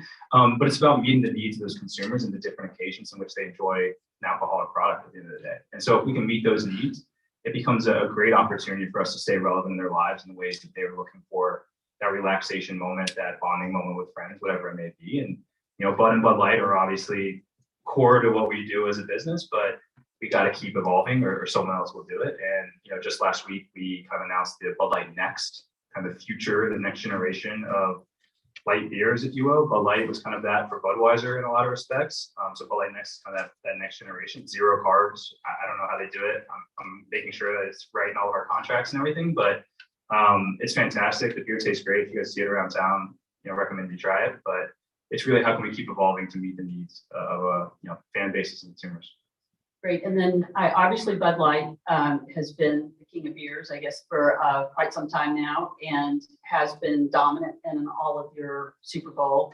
But now this year, because you're branching out, but you have like 500 brands within your portfolio. How do you decide? And from the sports perspective, because obviously you have your corporate marketing, but you guys seem to be very distinct from your corporate marketing with the sports marketing. And maybe that's just a perception that I have, but I am curious. How do you determine, okay, this is the tentpole moment, the Super Bowl. There's a lot of focus on us. We've had this 3 decades of relationship. How are we going to determine? How did you know that it was going to be? Next, how did you think, hey, we've got to talk about the cocktails? I think it's understanding with anything, it's understanding what you're trying to get out of it, right? What are the objectives of why we're marketing in the Super Bowl? Is it awareness? Is it to change perceptions? Is it a new fan base that I need to really make inroads into? And I think for each one of our brands, it's a little bit of a nuanced reason that we're kind of diving into that space. Next, it's a very big awareness play for us. It just launched last week. 100 million people are going to be watching the game. It's a great opportunity for us to get the name and this new product in front of all those people as we lead into the spring and into the summer. Then you look at Budweiser, it's a little bit more about, people know Budweiser. You go to the average person down the street. Hey, have you ever heard of Budweiser? Yeah, I bet they have. But how can we change the perception in such a way that, we can use these moments to reiterate some of the core values? And so then it's not necessarily awareness, but it's kind of changing that emotional state that you have drawn in connection to it. And so I think for each of our brands, we say, hey, these are the 15 brands we really need to succeed in 2022. Which of these do we think the Super Bowl can help them kind of achieve their goals? And that's really how we narrow down the list. And then with each of the brands that you're featuring, do all of them have NFTs? I know that Bud Light does. I mean, and you did drop what, hundreds? I didn't personally drop any, Yeah. but my company's done an amazing job with the NFTs. Yeah, do I think they'll all become NFTs? I don't know. You know, I think the Budweiser campaign with NFTs had a ton of success. But like Next launching NFTs as part of the, launch of the campaign as a whole, with these NFT holders kind of have access and influence into the brand's future in a lot of ways.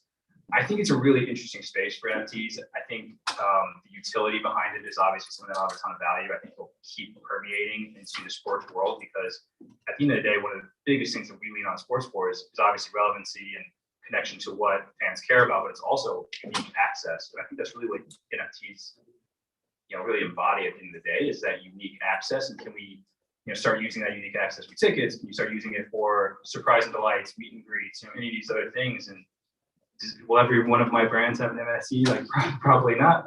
Maybe. Hard for me to say where I am today, but I do see the true value in it. If the value keeps getting adopted on a larger and larger, basis, then I think the sky's the limit. I think that's great. Thank you.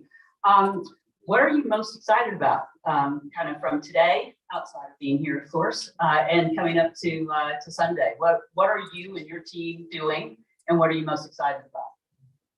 Well, we have like every wholesaler and retailer and senior leader from across the entire United States coming into LA, and I haven't had that like anxiety and excitement and just like energy that I felt, in 2.5 years. Saying, hey, we're going to be watching the All-Star game virtually this year doesn't really carry the same kind of weight as having everyone in one hotel downtown walking to crypto.com for the Bud Light Super Bowl Music Fest concerts. And I think for me, it's seeing a lot of the hard work that we put into the world firsthand being appreciated. I think that's part of the fulfillment in the job that maybe we didn't get as much of the last 2 years, is the firsthand appreciation for what teams put into the world, what our brands put into the world. You see the metrics, you see people talking about it on social, you see the influence that it has in sales, but you didn't get to see a lot of it firsthand. And that's really what I'm excited about, get back in person. You talked about the metrics, which is my business. So really understanding the kind of the measurement. How quickly do you start looking at the metrics that kind of help tell the success? Obviously, you have the sales data, but how do you tie that in, and how quickly does your team jump on that in terms of looking towards the next event or the next Super Bowl? Yeah, absolutely. I give a lot of credit to our, what we call draft line team and social listening team. We really started looking at the conversation around what we do in the Super Bowl immediately, live. As soon as it's happening, we're getting updates on what is the sentiment, what's the volume, and what is the conversation around it. And I think because we have that infrastructure, we call it newsroom in a lot of respects, right? It's like the newsroom feed. We have a WhatsApp across our entire company. Here's the kind of conversation. Our brands have gotten really good at jumping into those conversations. And we see that happen across the board. You'll see it happen Sunday. I don't know what they're going to hear and capitalize on that'll make it something special, but it happened just a few weeks ago, post-game when the Chiefs won. There was, celebrations with Michelob Ultra in the end zone, and there was this woman, Julie, who got kind of pinned behind a player, and she had this very memeable face, and we capitalized on it right away. Made T-shirts you could scan, and became a whole trending topic on its own, and it was a huge platform for Michelob Ultra. And so the first way for us to get to those moments is to evaluate it. And so as soon as it happens, we have a newsroom that really taps into what are people talking about and how can we kind of dive into that relevancy as a brand. And from kind of the social aspect, do you have a lot of influencers that will be in the stadium trying to capture some of those events for you? The NFL talked about that, but I was curious about, AB, how do you guys look at that in your influencers?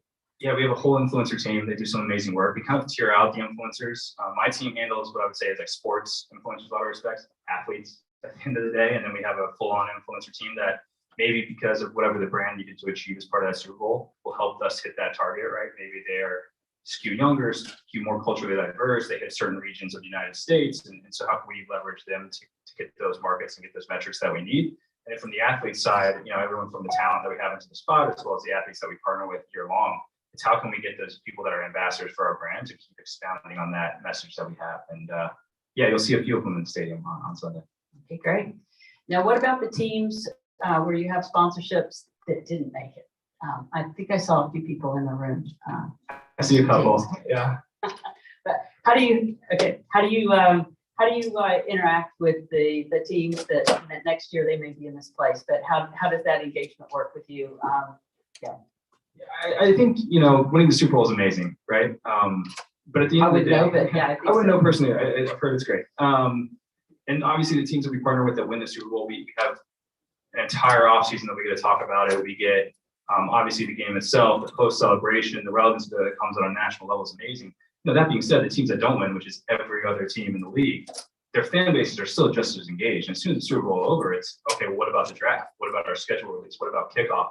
And so I think for every piece of it, the Super Bowl is a moment in time. It's a huge moment in time. It's a very important, impactful moment in time. But there's several other moments in time that we need to be working with these partners on and say, hey, your fan base still really care about these other moments. And how do we as a brand work with you to make these moments even better than they would have been for those fans? And at the end of the day, I think we got to remember we share that common goal, right? It's, hey, we both want to make your fans experience better. How can we do it as Bud Light, and how can you do it as the Denver Broncos? And together we can make that moment the most impactful.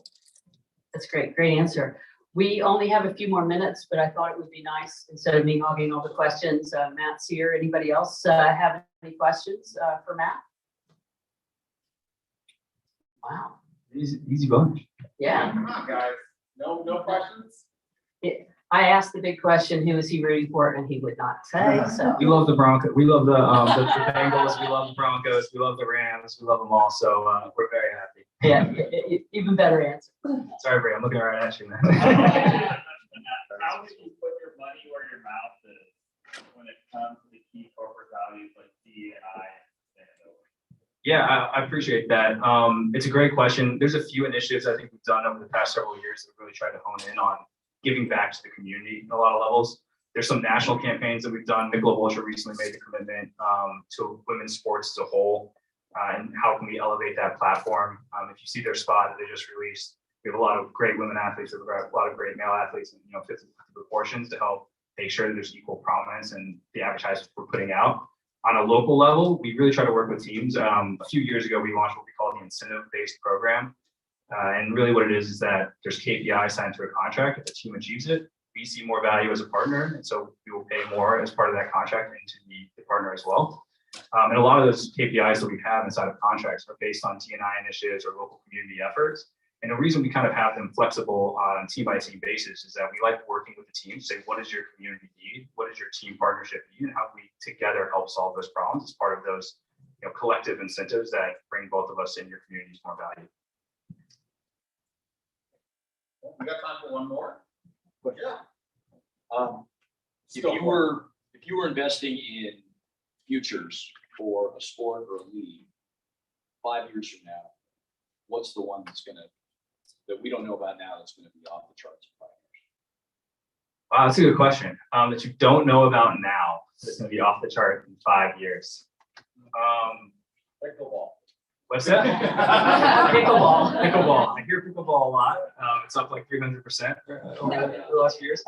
I think there's a huge opportunity for soccer in the United States. I know people probably all say that. I'm sure you've heard of soccer. I think the thing that's tough for soccer in the sports marketing world right now is that if you say, I'm a fan of baseball, people know you mean MLB. If you say you're a fan of football, people know you mean the NFL. If you say you're a fan of soccer, they're like EPL or La Liga or MLS or, Mexican national team, US national team. It's so fragmented. Not all of these are very important in their own right.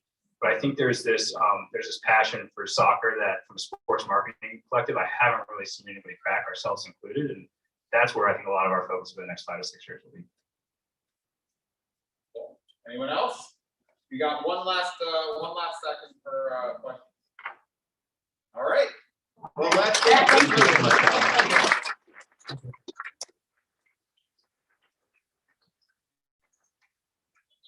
So we're going to bring up our last session before lunch. Sophie Kelly is the SVP of Diageo Marketing for Diageo for the whiskey portfolio. Sophie, you can correct me if I'm wrong, but I believe that Diageo is the first spirits partner officially in the NFL. So that's huge as of June of 2021. So fantastic. We're really happy to have Sophie here. She's going to be sharing a little bit of a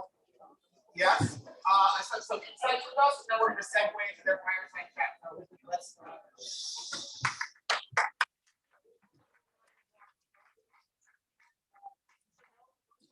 sticking around. I really encourage everyone this afternoon, this evening, as we conclude the program. program, not only are we going to have demo laps with Porsche here, but we're going to be pouring Diageo as well at tonight's cocktail reception. And then there's going to be a wide selection of high-end Diageo offerings at tomorrow's big VIP dinner. So we hope that you guys take advantage of that, and we are grateful to our partners and friends at Diageo for providing that for all of you. So I know I will personally be partaking and enjoying.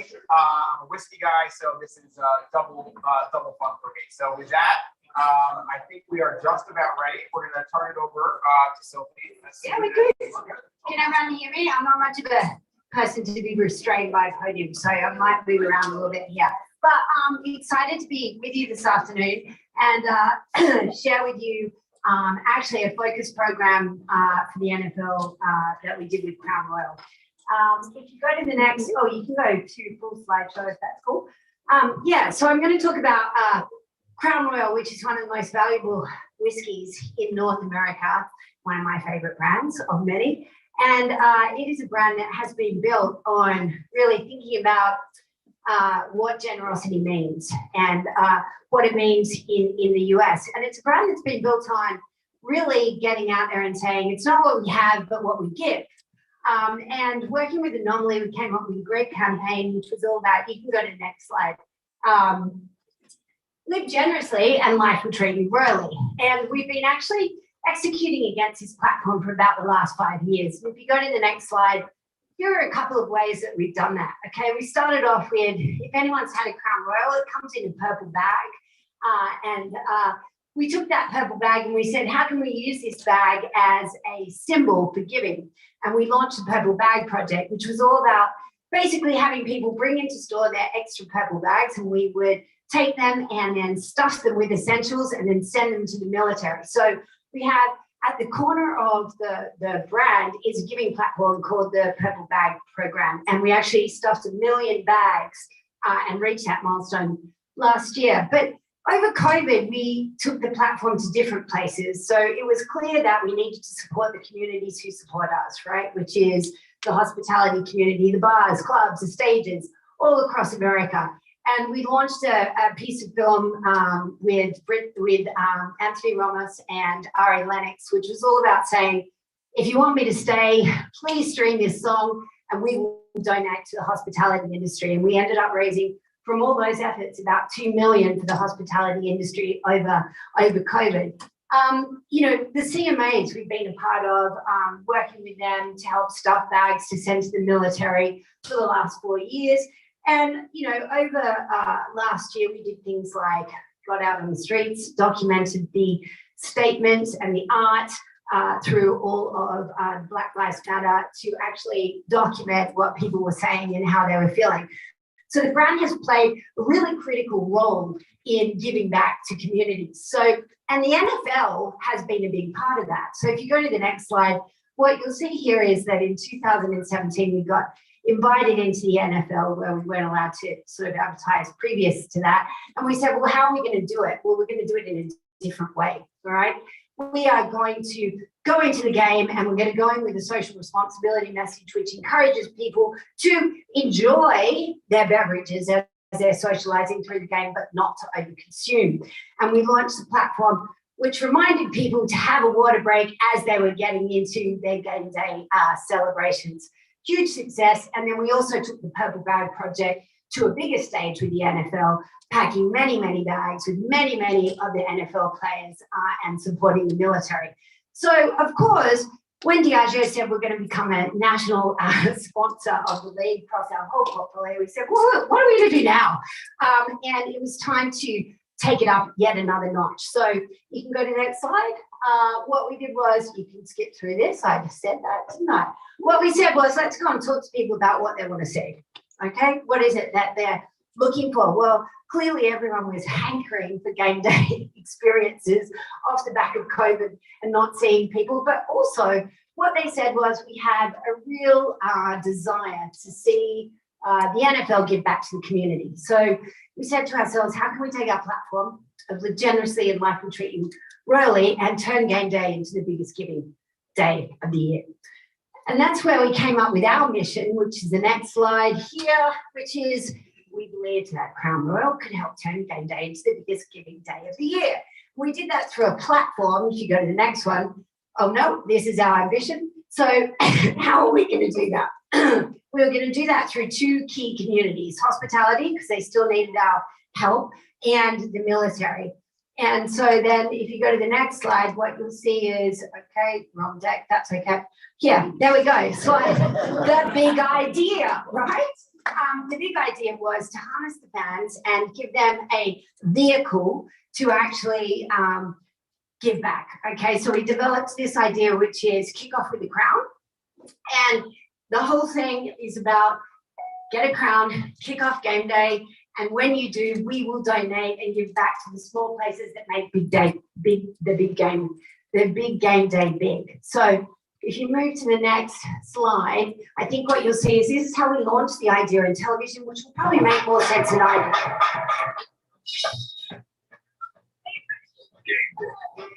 do.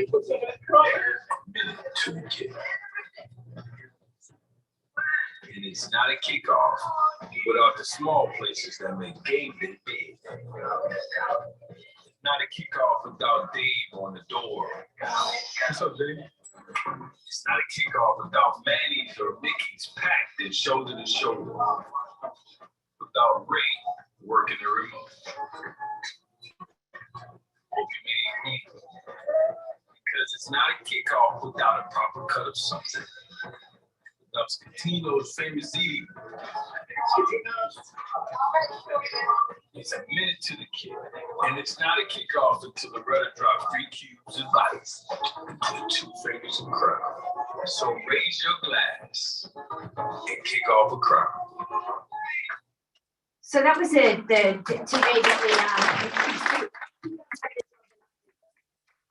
So, but you know, it wasn't just about putting TV out there and announcing it. What we needed to do was enable people to participate all the way through all the extended NFL platforms. And I know you heard yesterday about how many places people are engaging in the NFL. So our job was to say, how are we going to get into those platforms and actually ignite this idea for good? So what you're seeing up here was pre-kickoff at the beginning of the season. What we did was we took the promotional breaks and we inserted, it's actually the first time this has ever been done with the NFL, inserted this QR code where consumers could download it, and every time they did it, took them to the site, and then we matched the donation that they wanted to send to a local place. So that was pretty awesome and first of its kind. If you go to the next one, what you'll see here is this is actually in Dallas when they kicked off beginning of the season, and we had DeMarcus Ware and Riley Green, who, if you don't know who he is a big country music guy, do a concert, a private, intimate concert for 100 workers in hospitality through Southern Smoke, and honored them. And with this concert, we actually gave back to those 100 hospitality outlets through Southern Smoke. So it was pretty awesome. And really,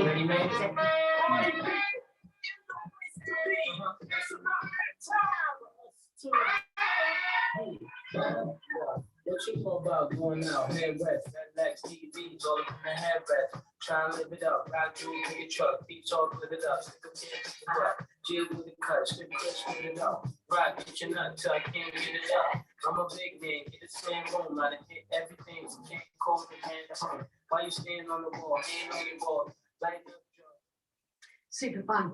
If you go to the next one, so that was in Dallas for the kickoff. This is one of my favorites. So it's like, everyone knows that there's a secondary platforms around the NFL and everyone's betting on their team. So we're like, how can we use those platforms and take the betting and turn it into a for good platform? So if you placed a wager on your team for $25, we picked it up and we donated $25 to the charity of your choice. So I particularly love this because it's an amazing place where people participate, and we could turn everybody, we could do a match 1-for-1 and turn it into some good in the local community.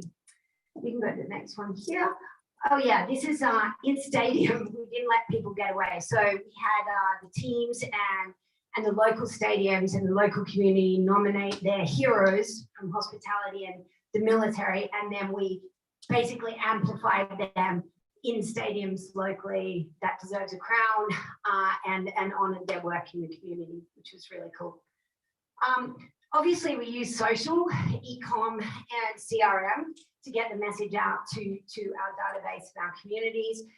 We did that in a number of ways, and I think we can chat about that in the fireside chat. So happy to answer questions on that. So part of the season, even though we kicked it off and we said we're going to do this, is, you know, Crown Royal has always owned Thanksgiving as the biggest giving time of the year. So we're like, how are we going to dial this up to 150 versus what we've been doing? And so the name of the game was to turn Thanksgiving purple and to give as much as we possibly could. And this is the tactics we put in play. So I've told you about the purple bag stuffing, and this was where we got the NFL and our local stadiums and our local team deals to actually hold the biggest Thanksgiving purple bag stuffing for the military. And we ended up stuffing over, I think it was like 250,000 bags for the military.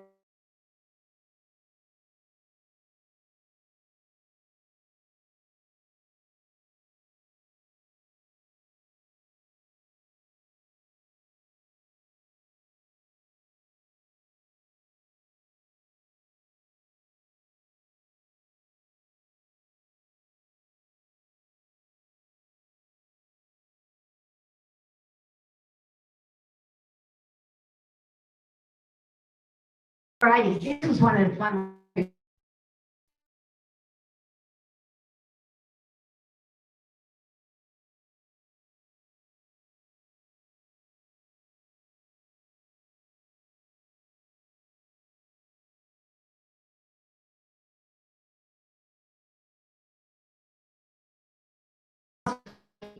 And then they go to about 100,000 consumers interact with it, and we raise lots of money because every time someone interacted, it triggered donations. And then, if you go to the next slide,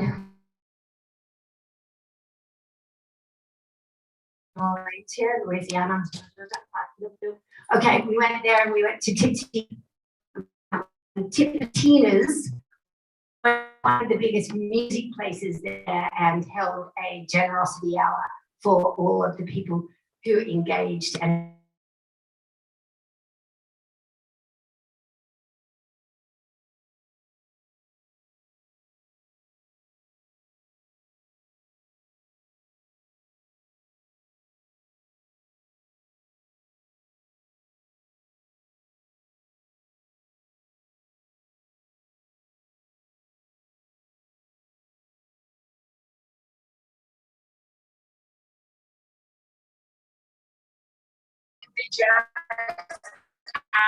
off the field as we all enjoy the generous acts on the field.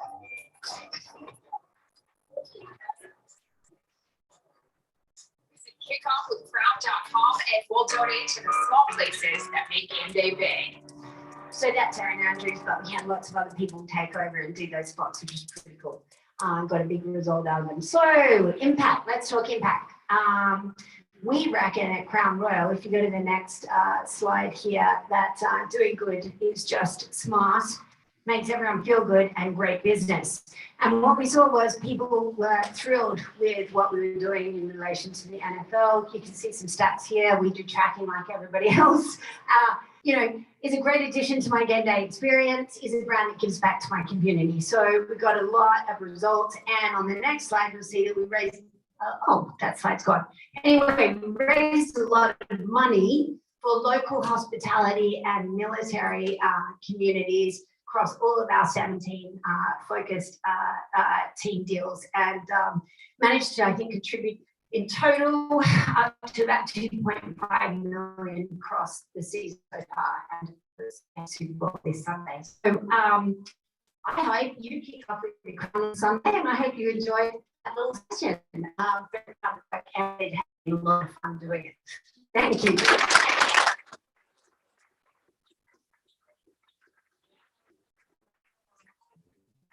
After this session, Rob Sell is Rob here. Awesome. Rob is the Chief Revenue Officer at Undertow. We're going to dive a little bit more into the work that Sophie mentioned and talk about other things as well. So, Rob, Sophie will take it away. Then we are all going to head out to the patio for. Great. I love being the last 20 minutes right before lunch. I know, it's great. Isn't it? You have to be really high energy. Yes, I'm you do. out of breath. Also, one of my friends said we should have got a shot of Crown Royal up here. I so agree. we're gonna have to do that later. It could be. Do we have little glasses? It could be a little bit awkward to just take that. Keep ourselves nice at this point. Yes, exactly. So, you know, we'll talk about some of the specifics there, but I think as crazy it is to say this, as we enter our third March in this remote hybrid world, how's your perspective on 2022 come about, and then how are you implementing that into the whiskey portfolio? Yeah, I mean, I think if we think about the last 2 years, right? Yeah, we're in the third year coming in. But it's been, you know, no one will want to go through what we've been through, any of us. I think it's been a fascinating time though. And I think a time when, you know, you've seen brands pivot in radical ways. I mean, if I think about our business, so much of it was being out in the street, providing people with experiences to interact with brands. A lot of that we took online, and we did it really well. You know, I mean, the generosity hour, hashtag generosity hour that you saw pop up there, I was trying to get through everything in like 10 minutes, but was a fantastic pivot that we took through COVID, where we said, you know, we're going to use all the people that are involved in the brands, and we're going to hold concerts and happy hours. And when you make a drink and you take a photo of it and you hashtag generosity hour, then we will donate to bartenders. And it was part of our Tips from Home platform that we launched, right? So when you talk about how do we feel about, you know, I mean, you think about to-go cocktails, craft cocktails in a can, that has absolutely exploded in the last 18 months. If you think about platforms like Sourced, which are which originally started as getting bartenders back to work because of what was going on in the industry, where we would partner with different partners and get at-home kits to people, right? That was a new business that popped up. All that stuff, e-com. I mean, e-com has gone nuts. I mean, people buying our products on e-commerce, and we're behind everybody else, you know, has gone nuts. So I think, you know, I always answer that question going, what was an absolutely terrible time, gave way to a lot of new opportunities, and they will stay, you know. I mean, using digital, embracing different e-com platforms, creating new experiences that are more accessible, and travel. That's all here to stay, I think. Just become part of the overall experience. Yeah, I mean, I still like getting back in the real world, although this would be about the first time I have for a while, so it's quite fun. It is. But yeah, but those things are going to stay, I think. And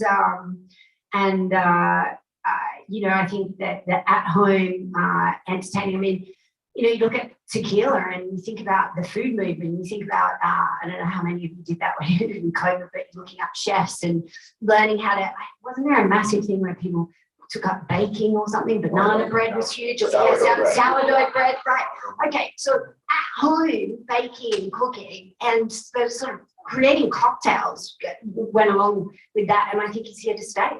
Yeah, absolutely. So we talked a lot about the sports initiative, specifically the official partnership of or official spirit partner of the NFL, which is phenomenal. Some of the social responsibility, the giving back, I think great initiatives.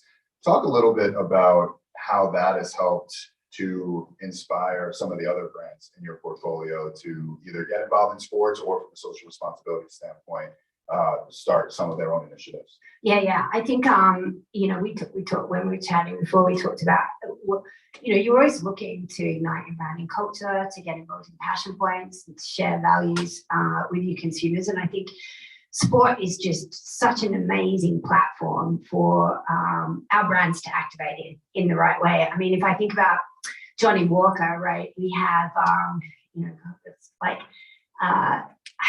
our whole purpose is around kind of collective progress and empowering people to move forward. And I don't know if we have any soccer fans in here, but Angel City is a soccer team. It's founded by women, it's funded by women, it's women. And we've just done some amazing stuff with them, like, and we're about to release actually doing their new anthem, which we put our beloved Brittany Howard, who we did the election and the campaign with, where she re-recorded "You'll Never Walk Alone." At that, when we basically partnered her up with Angel City to get a new anthem recorded for the team to help continue to raise money and awareness about what they're doing and who they are. So, you know, it's interesting. For good and sport it's really easy to find if you have a look for it, right? If you think about, you know, Captain Morgan's activating all this weekend, Smirnoff owning all the tailgating, you know, and then of course, Crown for the last 5 years has had the Water Break platform, which is social responsibility, which is, you know, I mean, we've all kind of, I'm sure, been to a sporting event or a concert or something where one of our friends is, you know, not behaving appropriately and destroys the experience for everyone. So the insight is really, don't be that person and have a water break so we can all enjoy the day. And that's been running for 5 years. And that's not just an ad. That's in-stadium activation. And I think it works, and we have data behind it working because it's real. Right. You know, we're out there being practical and telling people to do it. And as you saw in the, oh no, it's in another film, we have a sizzle reel of all our NFL stuff, and you see these two dudes, they're kind of tailgating and they're going, water break! You know, so they've just adopted it themselves. And I think that's when you do it with. You win when it becomes an absolute just part of the experience every weekend. I mean, we've talked about this phenomenal culture in sports and specifically the NFL. I think I read a stat last week that 95 of the top 100 TV programs in 2021 were NFL games from a rating standpoint. Well, yeah, I mean, you can't, you know, people would say, oh, we're going to do that NFL. Like, whatever you want to say, the number one reach platform is NFL. And it's not just television. Right, exactly. So talk a little bit about that ecosystem and what that culture does for you from a brand standpoint, like from a whiskey portfolio standpoint or even Crown Royal, but then also through the lens of the consumer that consumes your products as well. Yeah, I mean, I think the ecosystem, which we didn't have enough time to go into, but we have a massive case study on is, you know, I watch the NFL. I'm actually a major rugby fan, so I'm not going to be as articulate about all the wormholes you can go down as probably a lot of people in this room. But what I would say is it's about understanding where people are engaging, what platforms they're engaging on, and the behaviors that surround those platforms. You know, like there will be many, many people at home having people over this weekend and hosting Super Bowl. Right?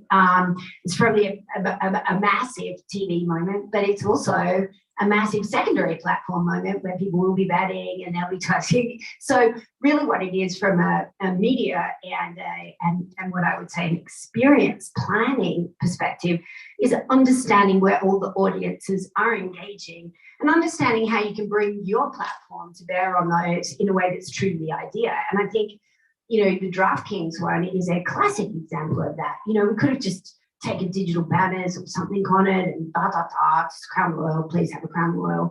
It's not very interesting, is it? So how do you actually use the platform in the way that you want people to participate in your idea, which is why we said, well, when you bet, we'll donate.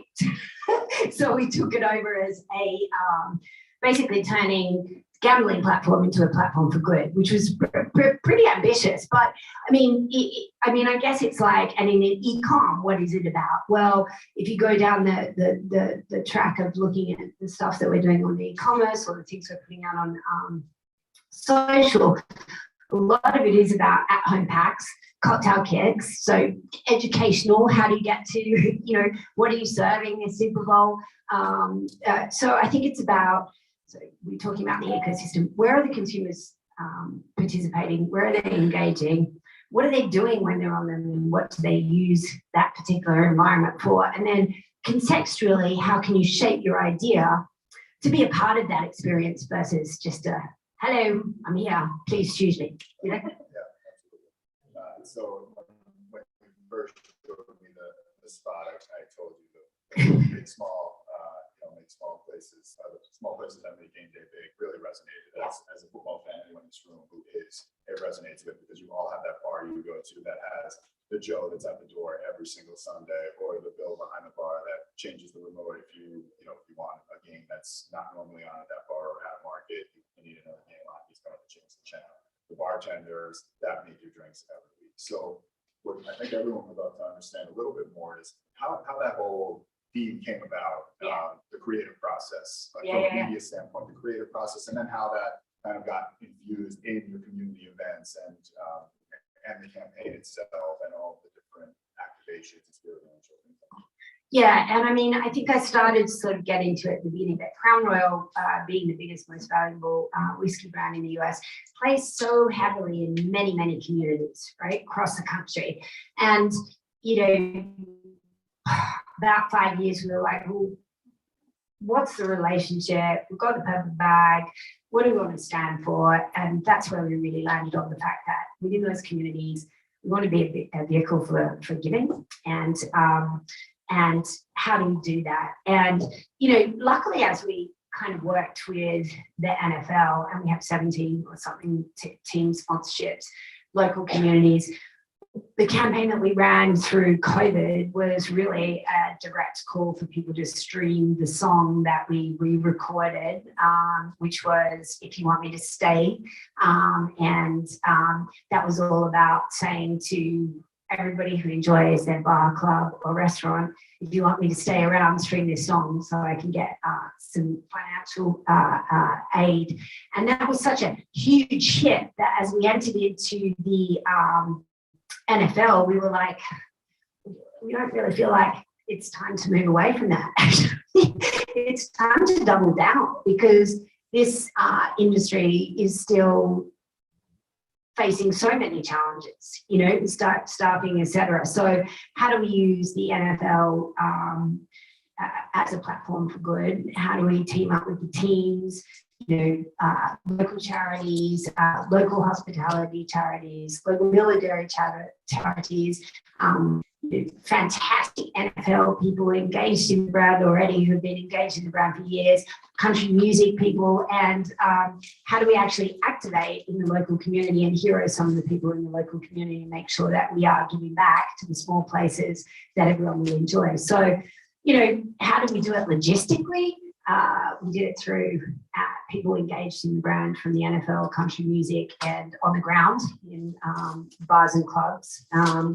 Charities who we've already worked with through all of COVID, teams, stadiums, our on-premise teams, and just a lot of hours and dedication and focus, right? And then just thinking every time we did something, how does it unlock a donation, and where does it go? So if you're looking at something, it's like, what is this doing? So I guess it's down to walking the talk. Really. Yeah, absolutely. And so continuing on that for a quick minute, talking about the DraftKings partnership, which I think was great that you guys were matching the dollars. I wanted to talk about that space for a minute, because you see DraftKings and FanDuel and now the sports books, you have MDM and Caesars and everyone out there with bets. And, you know, we work with a lot of these clients, and literally every week now we're getting another request. Okay, we just got approved in Louisiana. We just got approved in New York. We just got approved here. We need to fast forward the process so that we can advertise it as well. So now you bring alcohol into the mix as well. So how are you guys navigating that space, partnering with a gambling company, and now utilizing that as partnerships potentially moving forward? Is that a space where you feel like you're going to double down there? Yeah, I mean, look, the way we look at it is, you know, Diageo is about celebrating life every day, everywhere. Responsibly. It's also about having, if you listen to Ivan, our global CEO, it's about having positive impact on society and everything we do. So we have a huge education program around responsible drinking. We have a massive inclusivity and diversity agenda, and we have a huge sustainability agenda, right, for 2030. And so that's a long way of saying that. How are we going to engage? Yeah, you can't ignore gaming or gambling. I mean, gaming's arguably bigger than television, biggest industry in the world. So I'm going to engage in positive impact, which is what you see Crown doing, which is like, okay, you're having fun, you're engaged with your community, you're going to take your in a match, right? So I'd say when dealing with alcohol, if you're one of these platforms, how would you use it for good? Improve the impact, social impact that we have out there on something that people are engaged, which they're having fun, they're enjoying it, and we're also doing good. Would be the way we'll continue to engage. That's great. I think that's a pretty good way to end, right? I think that's fantastic. So thank you again.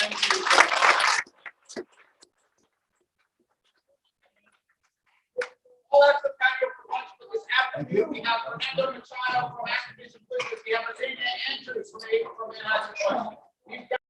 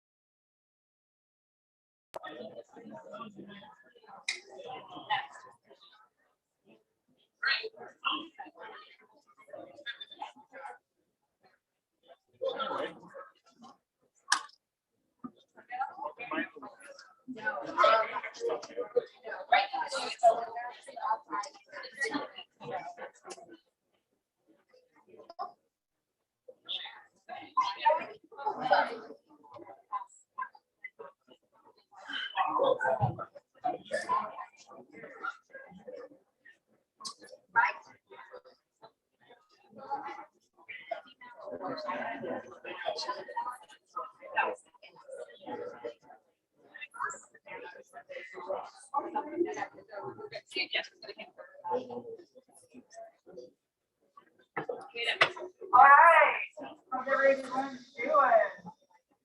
Look at this eager crowd post lunch. I'm gonna think I'm gonna have, yes, I totally forgot about that. Been wearing it all day. Well, welcome back from lunch.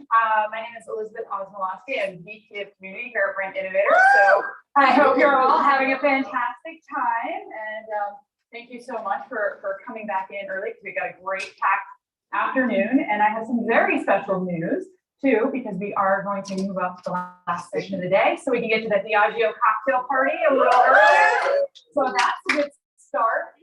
Of course, I'm going to see the hard act to follow between David Teicher this morning and Damien Journey yesterday from 72 and Sunny. But even better news, we now are going to welcome Damien Journey to the stage from 72 and Sunny to moderate this next session with Azania Andrews. So let's welcome them.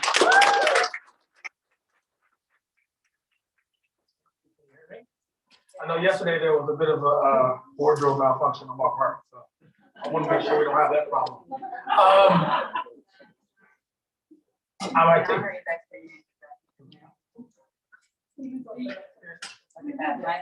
No, no problem. See, my IT training yesterday really paid off today. Well, Zania, great to be here with you. Thanks for having me. Great to be with you. Sure. So, look, we're here to talk about marketing. We've been doing that a lot for the last couple of days, or a day and a half or so. So I'd like to start this by talking a bit about the person, because I think far too often we dive into the tactics and strategies and don't maybe spend as much time understanding maybe the people involved. So I'll share a bit about you, and then I'd like you to share what I haven't that might be relevant for the group. So if you don't know, Zania has her undergrad from Stanford University. She was a varsity track and field athlete. Even more than exactly, right? Varsity track and field at a place called Stanford. You might have heard of it. She has an MBA from a place that you guys might have heard of as well, Harvard Business School. And that's just her academic piece. But if you think about kind of her career since that time, she was vice president of business development at WPP Digital, which means you can probably take my job. Don't do that. She was VP of Michelob Ultra for 3 years, and then VP of Consumer Connections, which is what you do now for the entire portfolio, correct? That's great, yeah. So like that is a very extensive career for someone so young. So I'd love Thank you for saying that I'm young. Here's the facts, you are. So what I'd like to understand a bit is, what about those 2 or 3 bullet points I just shared? What did I miss that's relevant to the seat you sit in today at Anheuser-Busch? I don't know. I mean, I've been out of school a long time, so it's fun to say the fancy titles. But like, I always said to myself, I graduated HBS in 2008, and I always said, and when I hit the 10 to 15 year mark, the most impressive thing about me is that I got into Harvard Business School. I would have failed, right, in my career. Don't want to be one of those people. So hopefully, I have achieved beyond that. And I don't know, my career and my choices are, I think, 2 things. I am hyper curious. And so I have always selected roles and experiences that allowed me to grow and learn and do new things. And I have always chosen managers and not roles. And I think, titles and things maybe have come at different, faster or slower speeds and in different roles, depending on what was happening. But I always have chosen people who I felt inspired by, who I felt were committed to developing and building strong talent, and who had ambitions of their own. If you have a boss who's peaked, where are you going? right? And so just really thinking about, where to go and how to get there. So that makes perfect sense. We're going to dig in a bit later to kind of your management style, how you lead teams, how you build teams, because it's relevant for a role like yours and many of the roles of people that are with us today. But I want to dig in a little bit before we get to that. And I want to understand, how did you choose maybe marketing as a point of interest to you, and then maybe even why here? Sure. It's a little bit of a corny story. My father was a marketer in CPG. He worked for Clairol and Colgate Palmolive and Dark and Lovely and a bunch of others. And so I grew up walking the health and beauty aisle of grocery stores everywhere, and like counting facings of blonde hair dye and whatever else. And like we would fax him names of toothpaste things and stuff. And so it was sort of always in my blood. I actually started my career in nonprofit though, coming out of college, much to my parents' chagrin. They were like, we sent you to Stanford to go work for free.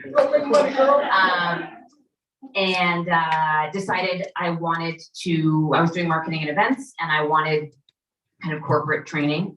And I thought I would actually go back to nonprofit. And so many, many years later, I'm still on the corporate side, and realizing, because I actually feel like I can make as much difference on this side of the table as I could in the other, that I didn't know at the time, that like me being in the rooms that I'm in offers me the ability to create change in a way that I just hadn't envisioned before.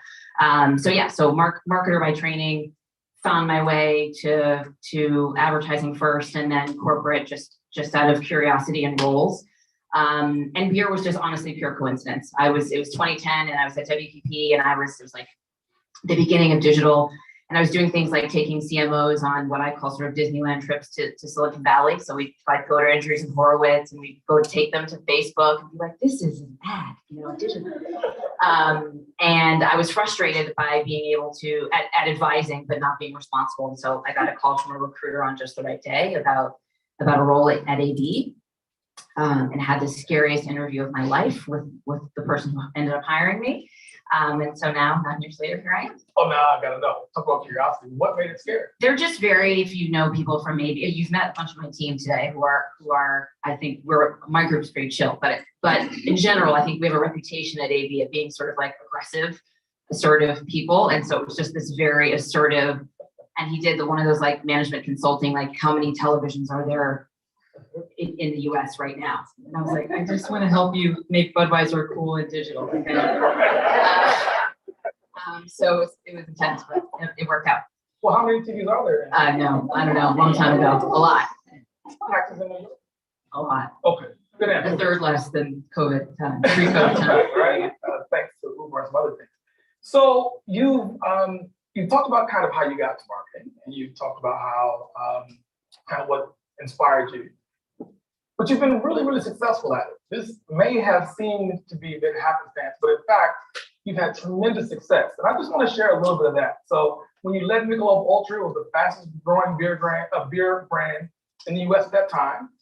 In 2019, you were on Ad Age's list of women to watch, as well as Sports Business Journal's most influential drivers. And that's just like a snippet. There's a few others that are relevant, which is you launched Michelob Ultra Pure Gold, and it was the most successful innovation in the company's history. You won some Cannes Lions and 13 pencils at the One Show. So like all of that brain power applied to beer has led to tremendous success. What's the secret? Luck and hard work and I don't know, commitment to ideas. I'm at AB, we're so lucky, right? Like I've made before I switched to my current role, 6 Super Bowl commercials. Like who gets to say that in life, right? It's incredible.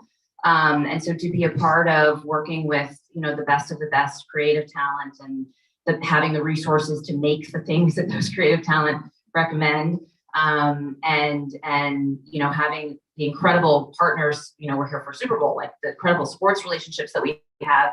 It's really just been about, the ability to kind of hone in on the things that we have access to and really push and fight for ideas that we believe in. I've made some really weird, not great things too. And just being okay with that and learning from all those experiences. And I'm super grateful for the recognition that I've received. But I'm a representative of a team and much larger institution that's helped in all those places. Well, it's interesting you mentioned that, because like when you think about the team, you all involve yourselves in lots of them. I think your title, of course, is Consumer Connections, which is a big, broad title. But when you understand the specifics, it's even bigger than that. There's 200 or so partnerships that you all have in the space. Talking about that, that's a tremendous. What's your approach like navigating a space that large? Yeah, so I have the great privilege. I lead a team of about 50 people. And we are responsible for paid media across all channels in the United States, our sports partnerships, so athlete, team, and league. You heard from my guys on my team, Joe and Matt, earlier today. Entertainment marketing, so anytime you see someone holding the Bud or Bud Light in television or film, and then the experiential activation of all of those. So for things that we sponsor or things that platforms that we create ourselves. And it's incredible. So yes, there are 200 is just sort of the sports world, and it gets even bigger when you think about venues and other things. And we're organized this way because it's really about bringing together all of the places that our brands could touch and engage consumers in the real and virtual world. And I say to my team, right, our mantra is sort of synergy, not silos. So, you know, we could do a great media campaign, right? But it's that much stronger because Matt and his team have brought their expertise and understanding of our sports relationships and our sports partnerships to make that media buy that much stronger. And then we can activate experientially because everybody sort of knows what everybody's doing and it's connected. And the objective is to get more out of our relationships by having things connected, and also recognizing, right, that because of mobile and digital, all things that are happening, a consumer is not thinking about, you know, ooh, I saw Michelob Ultra in a bar and it stood for this, and I was at a television commercial and I saw this. Their expectation is that we deliver a connected and unified experience wherever and however they interact with us. And so we're organized in such a way to try to deliver on that. And it, you know, works better and worse in certain moments and times, but that's the intention. Yeah, I mean, it's brilliant to be cognizant enough to know that these things exist kind of independent activities, but if there's not a tie that binds, it'll be totally disjointed. And so part of the tie that binds these moments oftentimes are vision, strategies. You mentioned the mantra. Are there other sorts of large overarching thoughts that you all bring to bear on that applies across not only the various segments, but also the many brand portfolio that you have? Yeah, we, so again, so our company purpose, which is actually just relaunched a couple weeks ago, is AB InBev exists to create a future with more cheers. And so we exist to bring people together to create more joy, whether that's through connections through our products, the things we do in sustainability and environment and community. And so within connections, my team, we say that we exist to sort of authentically connect our brands to people and the things that they love. And so everything that we do and everything that we create is this real and meaningful? Is it going to make a difference? Is it going to be something that people remember? Is again the spirit behind everything that we do. More cheers. More cheers. That seems simple, easy to understand. Yeah. I can get down with cheers. So let's speak then about Anheuser-Busch, the company. It's been around for 150 years or so. It's based in St. Louis. There's 30,000 teammates. I got to ask about St. Louis really quickly. This might be awkward, but I don't want it to be that way. There was a team called the Rams in St. Louis that happened to be playing a Super Bowl, but they're not in St. Louis. So is the prevailing thought that we are like fans of the Rams right now, or are we like rooting against the Rams as a result of like? We are very proud partners of both the LA Rams and the Cincinnati Bengals. And so what I have been saying to everyone is I am rooting for the commercials. That's what I'm doing. Well done. Yeah. Well done. Are you rooting for everyone's commercial or just your own? I mean, mostly my own, but everyone's. Do you know how hard it is to make a Super Bowl commercial? Like, I just want to go to everybody who's got one and just be like, we made it. You got it. So yeah. Yeah, word on the street is from our friends in the NFL yesterday.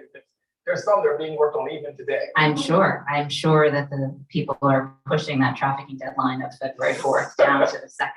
Exactly. So you mentioned, so there's 30,000 folks across your company. You guys been around for a long time. Tremendous portfolio. Budweiser, Bud Light, Michelob Ultra, Stella, Busch, Natty Light, Land Shark, Hogarth, Shark Talk, and some other extensions with light beers and flavors and seltzers and all the things. I'd like to understand more about kind of how you make decisions around so many brands. And before I get there, I want to understand, like, what is a seltzer exactly? Because I've been trying to figure this out. Yeah, I am as shocked. Well, actually, I'm not that shocked about the hard seltzer phenomenon. I will never forget. I was on a market visit somewhere in Louisiana when I was running Michelob Ultra, where Michelob Ultra does very well. And I was walking around the grocery store there with my sales team, and there was huge stacks of La Croix everywhere. Huge. And we had at the time bought a spiked seltzer brand. It was a tiny little company in Maine or something. And the sales guy was like, I don't know why we bought this company, same thing. What is it? What's the point? And I go, you see that right there? He's like, yeah. I'm like, that with alcohol. Like, it's a huge phenomenon. It solves many problems, like particularly for female and younger consumers who maybe reject or are more hesitant in beer. They don't like the bitterness of beer. They don't like the carbonation. They complain a little bit about the flavor. So in seltzer, you have something that has just enough flavor, that is low cal and low carb, depending on which kind you're drinking, and doesn't cause the same sort of bloating that people complain about. And if, on the other side, if you're a vodka soda drinker, it has that same sort of effervescence of a vodka soda, but with less alcohol. So then you can have more of them and not be concerned about being over consuming so much. And you don't have to drop $25 for a vodka soda. You can get a 6-pack of seltzers for, $14 for. So I think it solves a lot of pain points for people in beer, and I think that's why we've seen the kind of explosion that we've seen over the past couple of years. Yeah, it's been remarkable. Like over the last few years, Everywhere. everywhere you go, everyone Everyone's has got one. one. It's like Yeah. the thing to do. Yeah. The other thing that people have exploded on recently seems to be these cocktails in a can. Yes. Tell your boy about that. And cocktails in a can. With respect to my Diageo friends who are in the room, I think we also have a canned cocktail brand called Cutwater. Comes from San Diego that we acquired a couple of years ago, and they are delicious, award-winning cocktails in a can. And it's this idea of just sort of the simplicity. You don't have to have mixers and bottles and extra things. It offers all that you want. They're really good. It's easy. It's easy. It tastes good and it's easy. So one of the things that Anheuser-Busch is known for is like outstanding Super Bowl commercials. So you said you've been a part of 6 of them yourself. I am not that old, but I'm also not that young. When I think back to the Anheuser-Busch's like classic stuff, there's Clydesdales, Kissing Puppies, which we all love and remember. There's Budweiser, the frog. And my favorite of all time might be Waza. You like Waza? You're supposed to respond. Just watching the game, having a bud. That was like 20 years ago. Love that stuff. You have new hotness dropping this week. Are you willing to show us a couple of those? I think we have a couple. Yeah, well, why don't we cue up the first one and see what hotness they're bringing to us this year. Beware the live tech. It happens.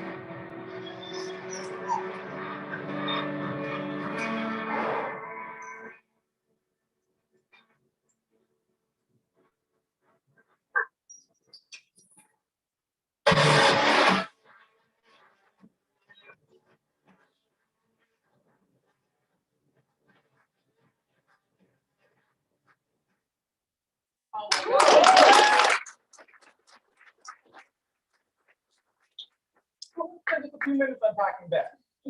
Sure, the Clydesdales are back. As like Matt was talking about earlier, Budweiser sat out the game last year to sort of make a donation to COVID awareness and COVID research. And so we had to bring Budweiser back. And there were lots of ideas about what to do and how to do it.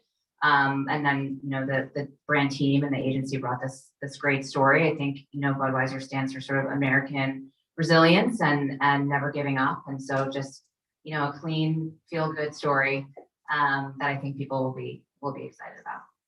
Yeah, I mean, it's nothing like, a broken leg or injury and then having a puppy help you out. That says teamwork. Like big animals, small animals, I mean, we're all friends here. So, it was really good stuff. I told you, I harken back to the puppies and the horses. Well, let's go a different direction. There's another one we want to show. Can we cue up another one? Whenever you crack open a Busch Light, the mountain starts singing. It's cold and it's smooth and it's waiting for you. What is going on? Mountains of Busch beer. Hit it, Giant Kenny G. So smooth. Head for the mountains of Busch Light beer.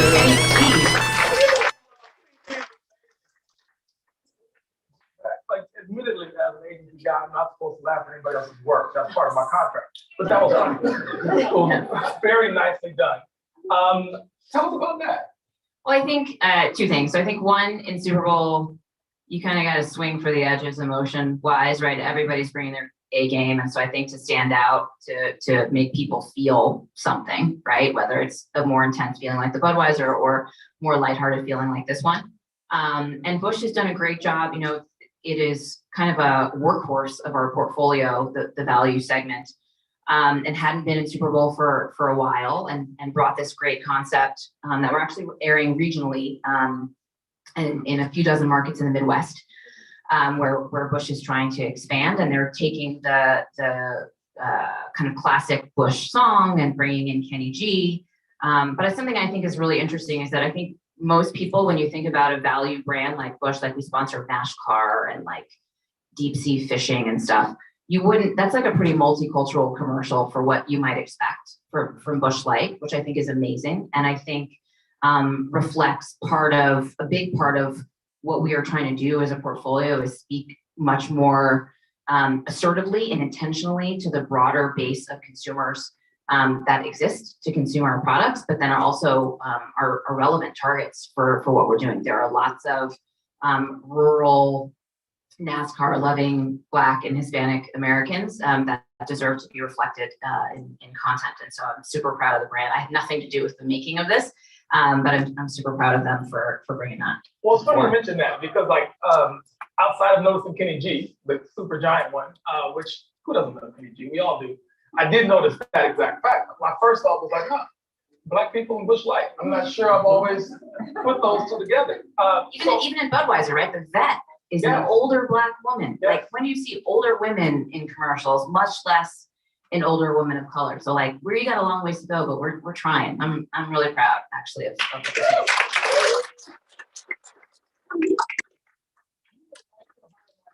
category. It's almost like you are someone else. Diversity is a really important topic. We discuss it in all sorts of ways in the US these days. And when you think about it, there's 330 million Americans. 70% of them are of drinking age, as it turns out. 40% of them are people of color, and 51% are women. So as you are thinking about Busch Light or Cool Hot Seltzer or whatever the other pieces might be, how does diversity play into your thinking? How do you think about the strategy around targeting markets or not targeting certain markets? How do you get your mind around diversity in the context of many beer brands and many segments?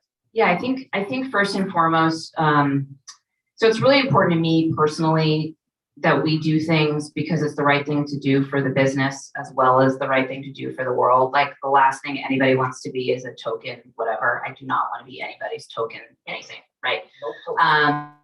So, we fully recognize the need to more broadly and effectively reach consumers of all types, right? The next generation of 21 plus consumers is going to be more multicultural than ever. And so our ability to reach and engage them is quite frankly a matter of survival. It's not like, oh, we should figure this out. Like, we will have no future if we don't figure it out.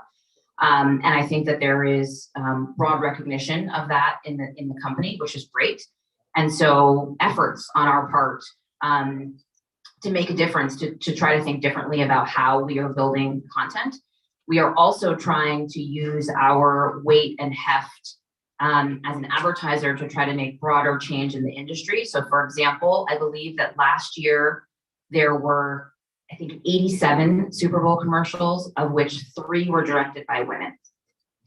This year, of our 6, 3 are directed by women. So I pray, right? Others have taken a similar charge, and like step by step by step, we'll all make a difference. But again, big realization, more when I was on the Ultra Bowl, of recognizing that, like, I think people don't think that they have the power to make a difference, but like, you actually really do have the power to say to your agency, I need a diverse list of production companies and directors, and I need the casting to look differently. And it's all just about not being afraid to ask. And I think as that happens, more and more change will come. I love that. At 72 Insight, we fundamentally believe that diversity is imperative. I've mentioned this before in other forums, that like our mission is to expand and diversify the creative class. If you can do that, then you can provide diverse thoughts and insights to a marketplace that sometimes wants it and sometimes doesn't, but needs it just the same. So I applaud your efforts there. You're clearly making tremendous strides. It makes a big difference. So last piece, and then I want to open the floor for questions because I've asked enough. What one piece of advice would you offer a modern marketer? Maybe someone who was you 2 years ago, or someone who's you today who's trying to figure out what to do going forward. What advice would you give? I think it's the same thing I said at the beginning, which is just to be curious. I think that the world is changing constantly, all the time, and I think the more you start to get set in your ways, like, I know this and I know how to do this, is like the beginning of the end, right? And so just to stay open to new ideas and new things and new ways of learning, and to look outside of the bubble that is marketing and advertising, and look for inspiration in other places and spaces. Outstanding. Well, I have no more questions, but the audience may have some. Yes, absolutely. I'll totally take one. So I will run over here to Councilor Kennedy. Thank you for having questions. Super awkward. Of the 6 Super Bowl commercials that you've been involved in, what's your favorite? My favorite one is one that we did with Zoe Kravitz and from Michelob Ultra Pure Gold, where we used ASMR, and I got to have her do ASMR on a mountainside in Hawaii. It was incredible. Thank you. So first and foremost, just want to acknowledge something Damien said yesterday, especially this being Black History Month, really taking the time to acknowledge the contributions of Black creators, marketers. As a young marketer myself, I once sat in a room like this and saw myself represented up on the stage. And it's something that, even though the rest of the room looked nothing like us, it made me say, I can get there one day. So I want to acknowledge the importance of even just seeing you guys up here and give these insights. It's really meaningful, even though that's lost in the moment. My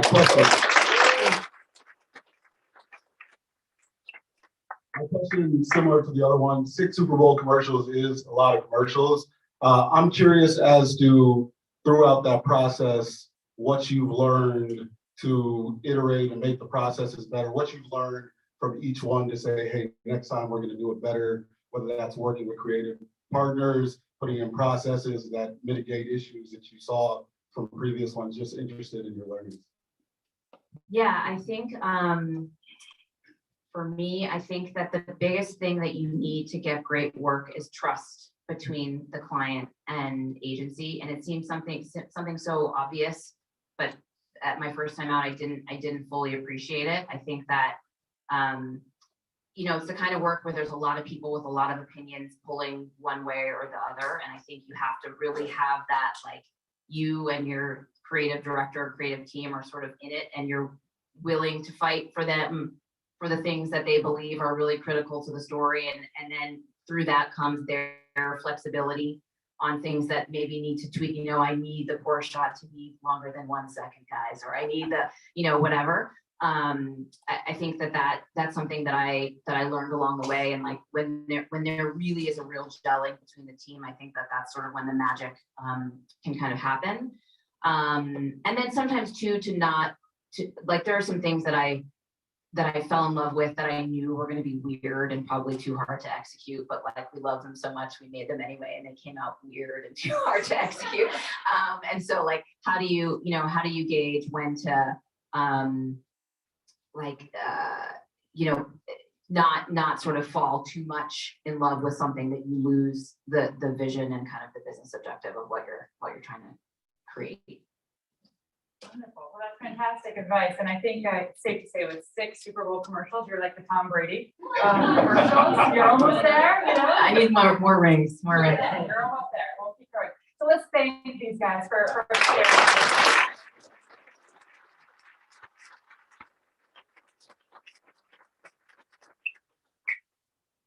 Fantastic. And yeah, super excited. We have still our virtual audience is tuning into this, and the keynote that we're really excited to have next is Chief Marketing Officer Fernando Machado of Activision Blizzard. So, you know, long time Brand Innovators community member. So let's welcome Fernando to the stage.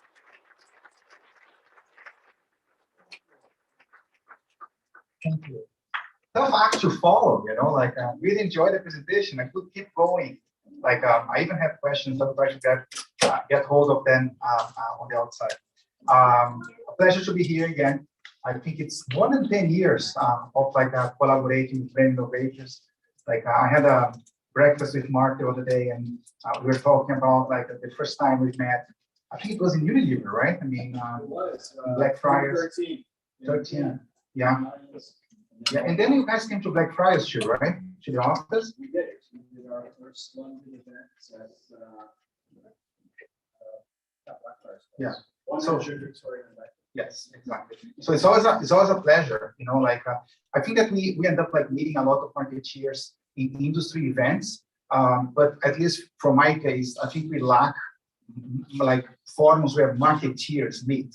You know, like I meet people in Cannes, I meet people like sometimes on the GANT or stuff like that. So to me, brand innovators is definitely like always like an opportunity to get to know people and to reconnect with friends. And I was missing to have it like in person. You know, like I think it's the first one that I did in person in like more than 2 years. So thanks for all the hard work you guys do for our marketing community. The brand innovators team, like yeah, we know like it's never easy to organize something like this, especially throughout the pandemic. So thanks for staying strong and building our community together. Thank you.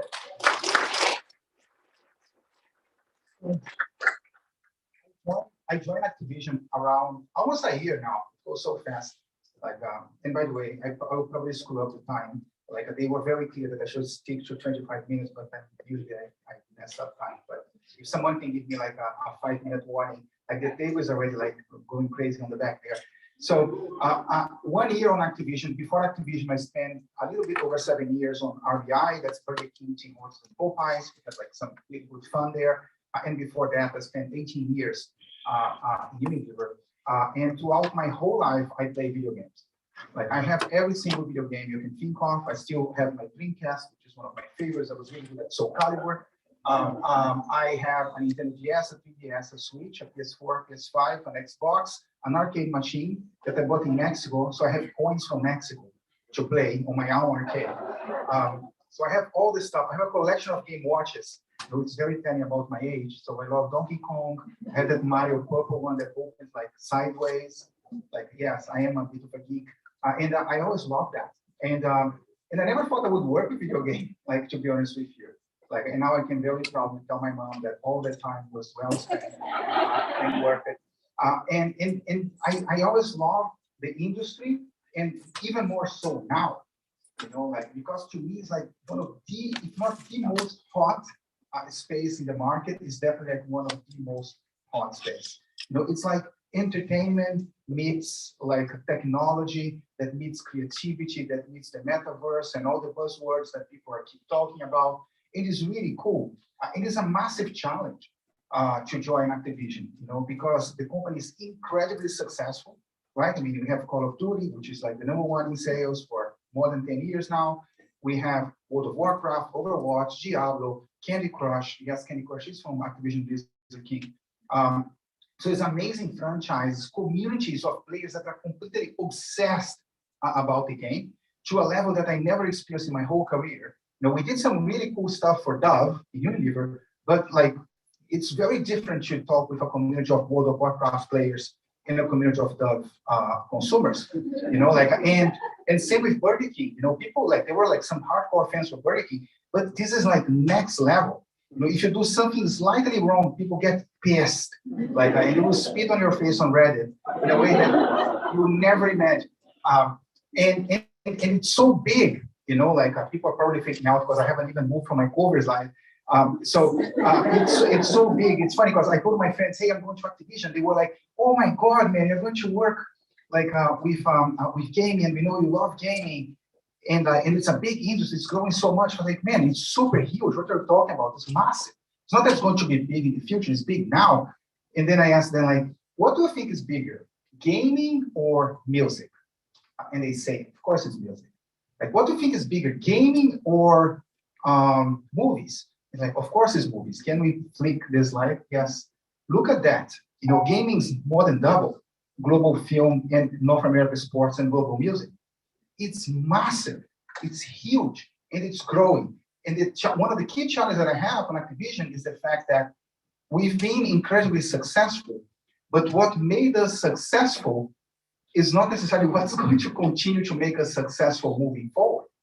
So there is a massive leadership challenge in my view, both for our agencies, and I know that there is a huge contingent of 72 here, and to us as a marketeers and to us as strategy people working in the company. Can you go one more? And this is going to be like a speed dating because I have a lot of information to share. The presentation is like gaming is actually bigger than you think. And I wanted to give you like a perspective on the gaming industry and then show like 1 or 2 or 3 examples of stuff that we did and give some tips on how you can, if you're not in gaming, how your brand and your company can collaborate and take advantage of this booming industry, right? Can you go back one? Yes. So today, basically everyone is a gamer. We don't even say gamer anymore. It doesn't define you. Just like you don't say, oh, this person's a TV viewer. It doesn't define you. Everyone watches TV and everyone plays video games. Look at those numbers, right? 3 out of 4 people in the US, 3.1 billion people globally. 75% of US households has at least one gamer. So it's really, really big. Go to the next one. We launched COD Mobile. COD is Call of Duty. I don't know if everyone plays, so try to explain. But COD is Call of Duty. We launched COD Mobile, I think it was mid-end of 2019. And we have 500 million downloads of the game. If you go to the next one, which is Candy Crush, Candy Crush has 4.3 billion downloads. It has 255 million monthly active users. So this is people that are going there and playing the game actively. It's a media channel, if you think about it, right? I mean, how many campaigns you need to air on TV to reach those people, right? I mean, it's like a massive number. Go to the next one, please. Yeah, if you think about the size of the franchises, and I'm just comparing Call of Duty, World of Warcraft, Candy Crush with the box office of some of the biggest franchises in the movie industry, and gaming is bigger, and people sometimes don't even realize that. Can you go to the next one? And the size and the growth is just half of the story. Go to the next one, please. Yes, this is the number of minutes, right? The time that people spend on video game versus TikTok, YouTube, Instagram, Facebook, and Pinterest, and people spend more time in gaming. Gaming today, and I'm getting ahead of myself. We can leave that one. Gaming today is much more. It's very different than what it was when Nilo Fernando was playing Mario. Okay, when I was playing Mario as a kid, my mom would call me to have dinner. I would pause the game, go have dinner. She would be screaming. I would arrive late at the table, and shove the food quick to go back to defeat Bowser. And I could do that. Today, you can't do that. Most of the games are playing live. It's online. You're meeting with friends in that environment. There is no pausing if you're playing Call of Duty Warzone. There is no pausing if you're playing FIFA, Battlefield, Fortnite. Those are not Activision Blizzard, but that's how it is today. You know, like gaming is very different. Like the image that people have sometimes of being this dude in the basement, in the dark, in front of a PC playing, like that's really not how it is. You know, it's very, very different than what it was in the past, or the stereotypical view that some people have of gamers. It's not just about playing, you know, like there is this thing called streaming, and it's massive. It's huge, huge, huge, huge. People spend like I have the next chart showing the number of hours people spend on streaming. You can go to the next one. Yeah, so yeah, there are more people watching game streams than HBO, Netflix, Hulu, ESPN combined. Yeah, it's insane if you think about it, right? Because like if I went like 30 years back, 20 years back, and you ask me, younger Fernando, hey, do you think there is a market for people watching video games? I'll be like, I don't know. Like I enjoy watching. Like I used to spend like my parents wouldn't allow me to play for too many hours, so I would do like a sleepover in a friend's place, and we would just fucking like play the whole night, you know, like. And I would enjoy watching him play because he was better. He had a Mega Drive, a Sega Genesis, like yeah, right? I'm not bullshitting you guys. I do that stuff. And we spent the whole night playing that thing, and I would enjoy as much playing as watching him play. And people today, the streamers, like they have a whole community of people who like loves that. Team, Total Disrespect, like it's a whole world that if you're not into gaming, you're missing because that's very, very strong. Yeah, these are just some numbers. You can keep the next one. Next one is esports. Every time people ask me about esports, and like, yes, it's growing. It's going to continue to grow. I think there was a bit of a hiccup during the pandemic. Like I remember before the pandemic, Activision invited me to come to watch the finals of the Overwatch League in Philly. And the Budweiser had a massive activation there. The Bud Night was there. I took pictures of the Bud Night, and there were like 20,000 people in the stadium. Yeah, like 20,000 people in the stadium. The stadium was full with people cheering. With the pandemic, that slowed down a bit. But if you go to the next one, and if you look at the numbers, it's already a sizable audience. You know, it's larger than some real sports. You know what I mean? Like if you compare to game, and it will continue to grow. And by the way, if you're looking to connect with Gen Z, you can go to the next one. It's a perfect environment to connect with Gen Z because they care and because they are there and because they're engaged. I think the question is like, how do you do it, right? I mean, because that's the thing. You know, remember when I said that like the community would like spit on your face on Reddit if you like, yeah, they like. No one is like looking forward to watching your ad, like in live, period. But in game is even worse. You know, like so. If you want to connect and if you want to capture attention and engagement and all that good stuff and benefit from this, you need to find authentic ways that add value to the player. I'll talk a little bit about that later. Yeah, gamers are everyone. I touched on that. Go to the next one. I love this one. There are just as many people age 50 and older playing games than those under 18, and there are more women playing games than teenager boys. And again, this is like just to break the stereotypes, you know, like, so if you think like, well, yeah, my brand is a CPG brand, imagine that I was still the VP for Dove, like I would probably think like, do I want to be into gaming? Right, well, you should, you know, like, because there is a game that your target audience cares about. You know, maybe you shouldn't be in Call of Duty if like, if you're targeting 45 to 65-year-old women, right? Because it skews male, that specific game, but there is a game where you will find the audience that you're looking for. Go to the next one. Game is more than winning. Yes, it's a place where people connect. And look, I mean, on the pandemic, it went through the roof, you know, because, you know, like we're all like locked at home. So people were meeting in Call of Duty, you know, like it was very counterintuitive, like that. When the world went through difficulty, a place that's a war zone, which is Call of Duty, became a place where people find peace and connect. But that's what it is, like people play with a headset. Like my friends, we schedule to meet our squad in Call of Duty, say, hey, let's drop at 9 p.m. That's how we talk. And then everyone goes and we connect and we talk and we like trash talk each other and it's just fun. By the way, I have a great friend from ABI that grew up playing video game with me, who is Marcel Marcondes. Hopefully I will see him this Friday. I'm on the ABI event. I heard there is free beer, so I'm looking forward to that. So social, yeah, it's social. Like it's not anymore me playing by myself in my room, like dimming the lights down so that it looks nicer. It's a place where people connect. You can go to the next one. How am I doing with time? Did I screw up completely or I'm still okay? Yeah? Okay, cool. Thank you. It's his fault now. Yeah? Okay, cool. So look, I brought some examples because I brought like one example that I really like is something that we did with 72, and I was driving the brand innovator scene crazy. I'm trying to swap my presentation because the video just got ready like yesterday, which was after the trafficking time for the event. And I really like it because, again, it's like, it's social, it's unexpected, it's fun.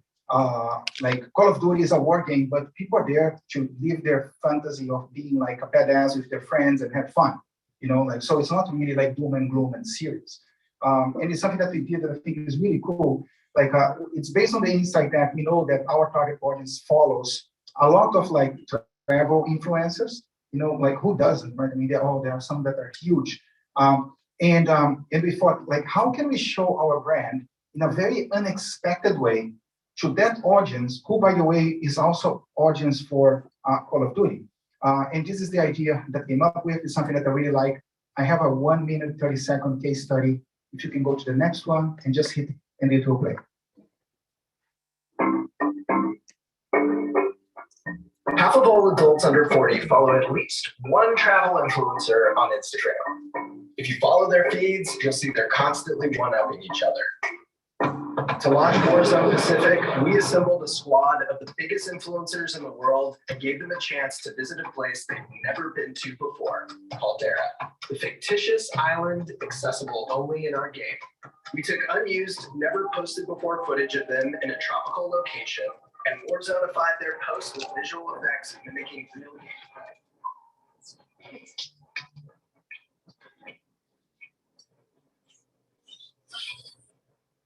Each influencer dropped their posts during the week of the game's launch, immediately turning Caldera into the new IT destination. We then expanded our guest list, sending athletes,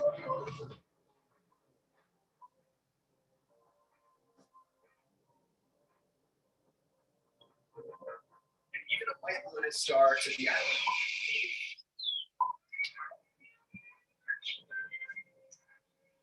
Our influencers' content, we shocked and awed in a way social media hadn't seen before, generating over 8.5 million views in 1 week and earning over 15 million social media impressions. And we did it all without shooting a film.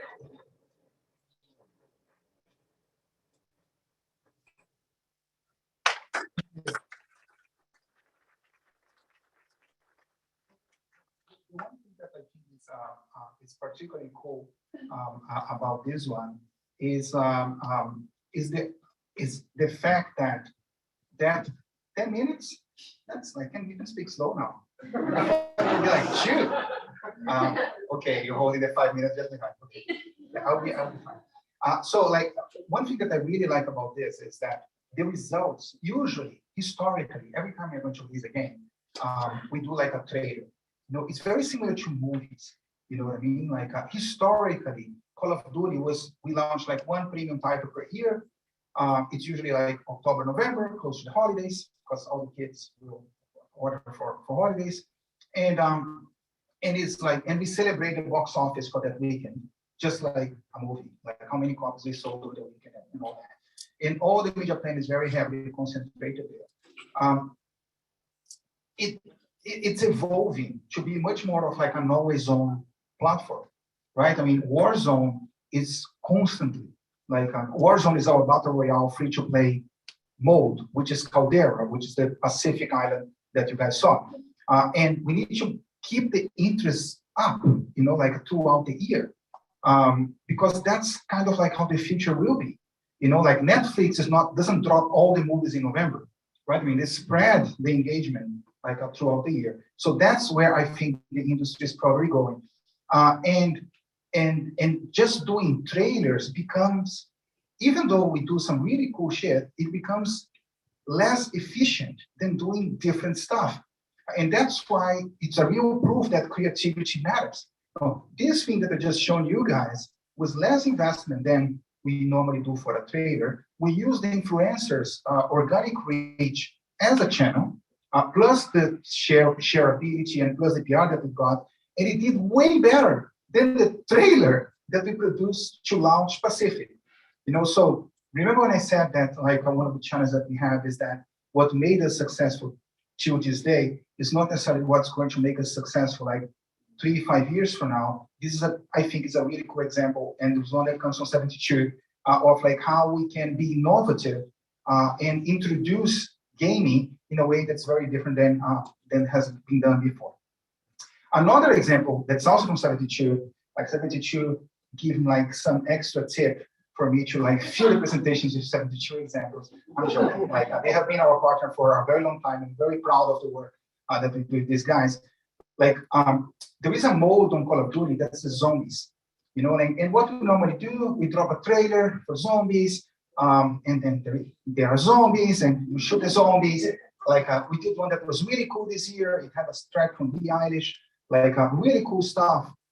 But what really performed better is when we do it differently. And this is one activation that we did for the launch of the zombies on Vanguard. Vanguard was our premium launch last year. And it's an activation that we did in London. We shot in London, but the content became available globally. So if you can play this one.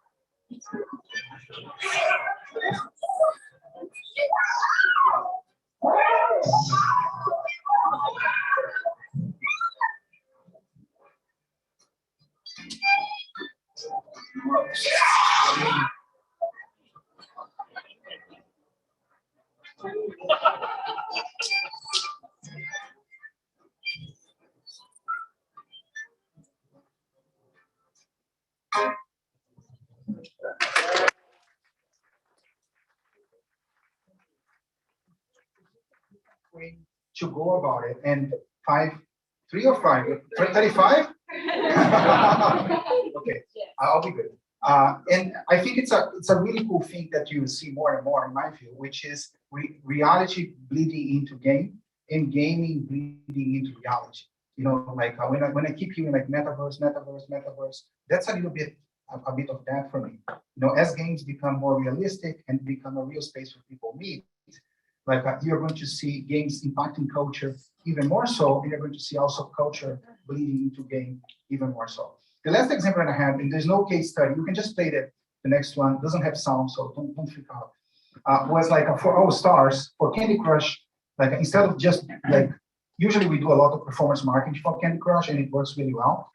But we need to do more than that if you want to build a brand for the long run. People that play Candy Crush, some people are really like competitive, but not really competitive. You know what I mean? Like they just like to compete, but not really. Because Candy Crush, you can play, you can hit it. So one of the key activities that we had for the whole year for Candy Crush was basically like a competition. And we did a competition in our app, and then you would qualify, you'd go through phases, and then the top, I think like 16 competed like live, and we streamed the competition. You know, like streaming, huge, like I spoke about that before. So it's just like, again, a different way to go about it because you understand the target, because you understand the insight of the brand, and give to people something that adds value to them. Go to the next one. Yeah, just wrapping it up. Next. Yeah, I love this quote, you know, and if I were to leave you with one thing on this presentation, like keep this one, you know, like it was from the New York Times, and it was something around, I'm not going to read, but something along the lines of, like in the past, we were friends, and because of that, we played video games together. That was Little Fernando playing Nintendo with his friends, or Sega Genesis with his friends overnight. And today is more like, because we play, we are friends. You know, like, and it's really like that. You know, like I play soccer every Thursday in Miami, and there are 2 or 3 guys that finish soccer. They don't even go to have a beer with us with the rest of the team. They go home to play, and they play every Thursday with other friends from other states.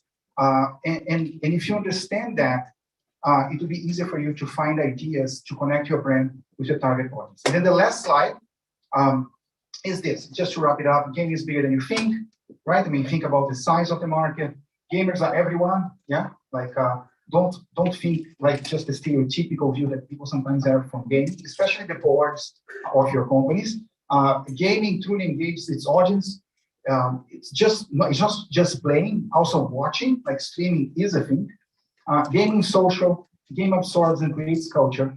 And you know, like if you are a brand or a company and you want to be on the space, I think that the main thing is for you to, of course, you know what the target audience for your brand and your company are. Try to identify what games have the best overlap with that. Understand the game and the community, what makes people tick. Because slapping your logo in a game or doing stuff that like it's kind of like classic merchandising that you would do on TV is not going to work. You know, you need to really think about how can you add value to those players, and you only be able to do that if you truly understand that community. I have lots of brands that come to us to do partnerships and to do things. It's a 50-50. It's a bit of a hit and miss, to be honest with you. Many people come and it's clear that they have no idea like about the game itself or what makes that community tick. And it's really important that you understand that, because if I did something a little bit off for Burger King or for Dove, people may speak crap about us in social media for 48 hours and they move on. On gaming, it's hardcore. You know, like it's like they will slap your face on Reddit. So you really need to like, or Discord, like you really need to know how to connect and what makes people tick. And that's all I had for you guys. Thank you very much. We have a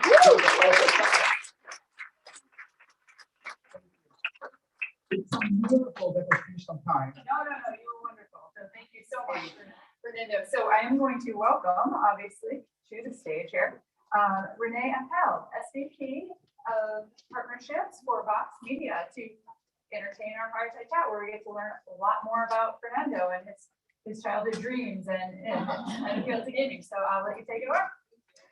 I can start by saying, Oh, did I not say that? Sorry. I'm gonna do it right away. Hello? Okay. I got this. I can yell.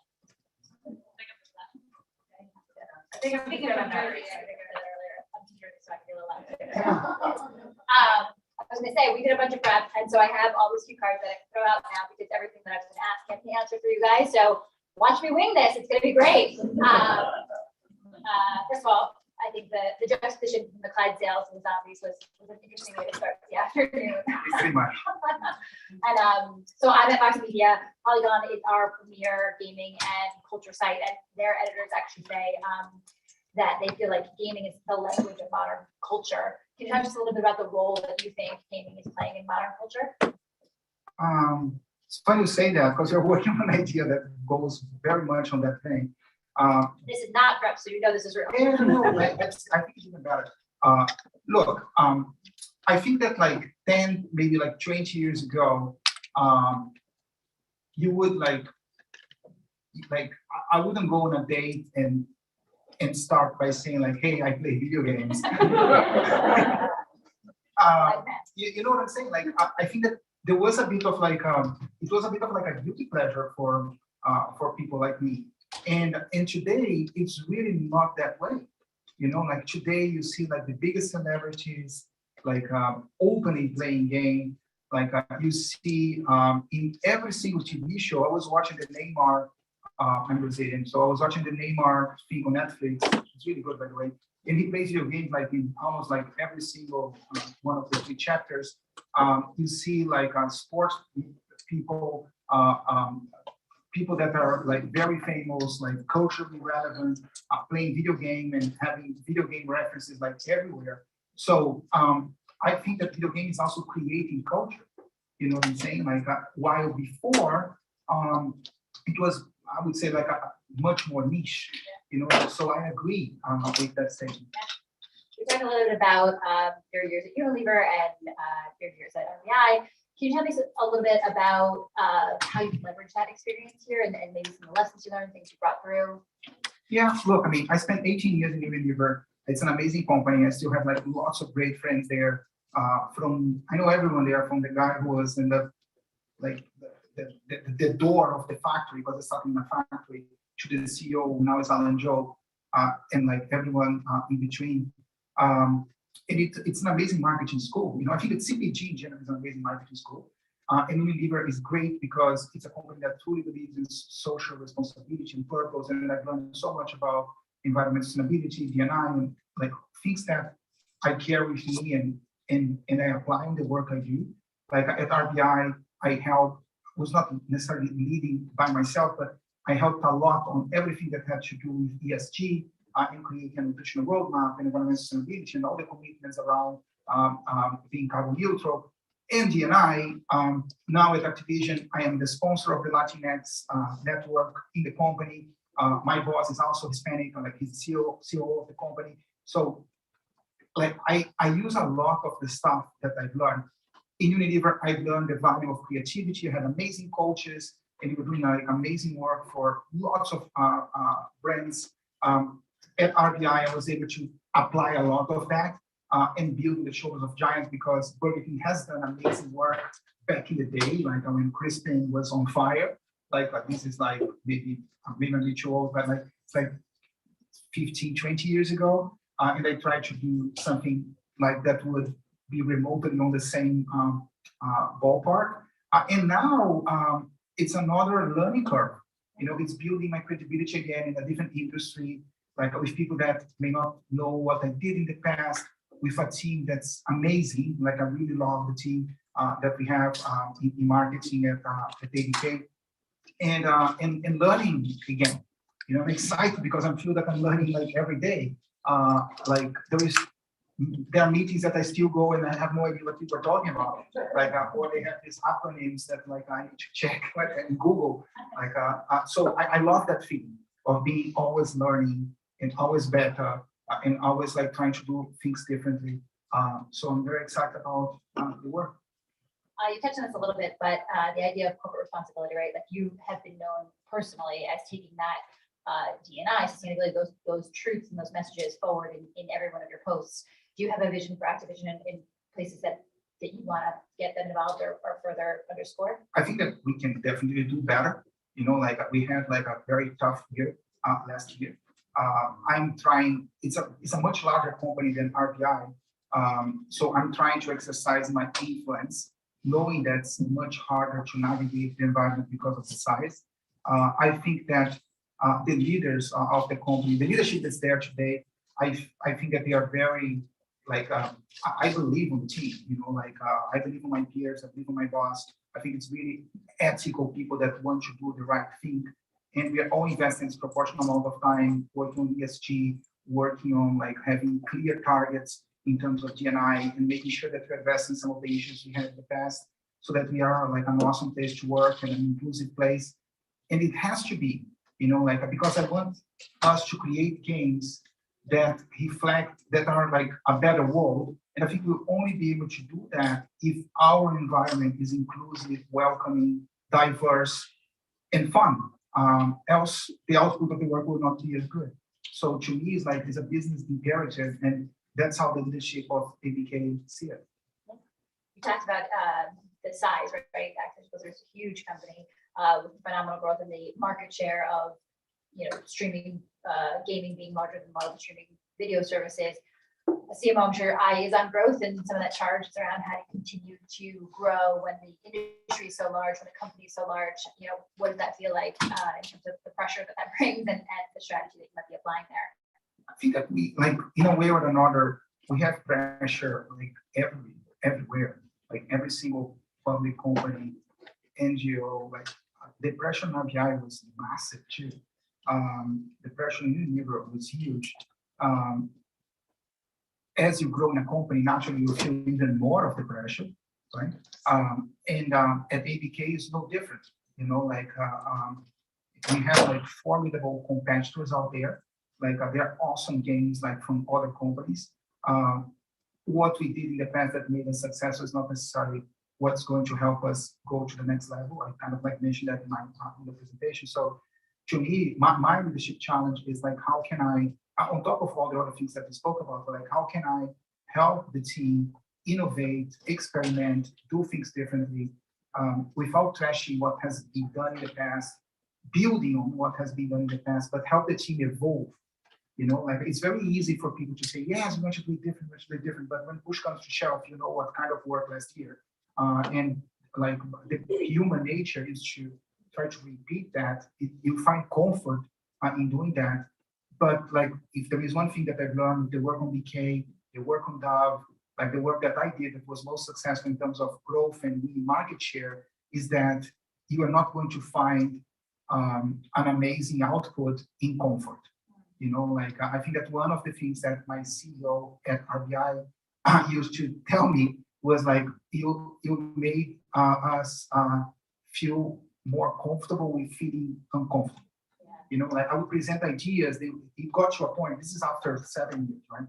It got to a point where when I was presenting ideas, just because I didn't have to approve the idea, just because I get excited about the ideas and share the ideas with people, they would look at like, this one makes me really uncomfortable. It's probably going to work.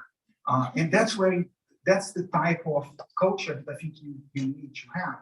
You know, like if there was something that there was zero risk and everyone was comfortable and could provide an amazing output, like if I knew where that was, I would not be here, guys. I would be like, in the Caldera Island, you know what I mean? Like, so that thing doesn't exist. You know, so we really need to stretch and push, build credibility, take people in the journey with you. It's really not easy to do that, and it does take time. Yeah. One of the other points that you were making during your presentation was this concept of like the metaverse, right? Like as gaming becomes closer to reality, reality comes closer to gaming. Can you tell us a little bit about the vision that you have for ABK in getting further into that space or championing that blending of worlds? Yeah, so like I think that like metaverse is probably like the buzzword of the year, like since Zuckerberg did that film. How do I call that? Like, help me out. Yeah, that thing.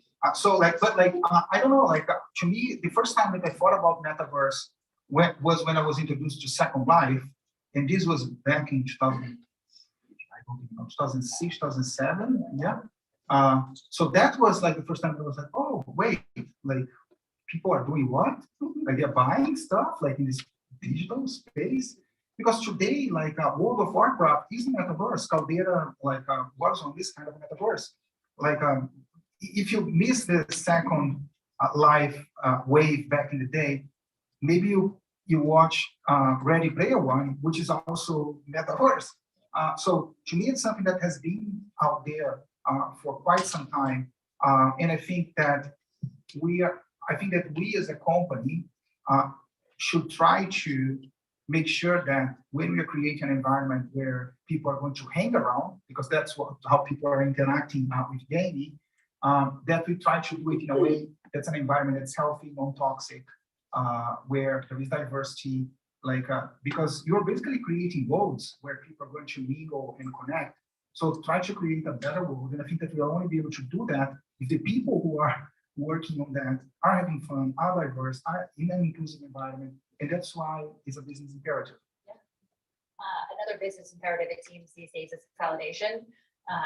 Sony acquired Bungie, Fox Media acquired Group 9. You guys are in talks with Microsoft.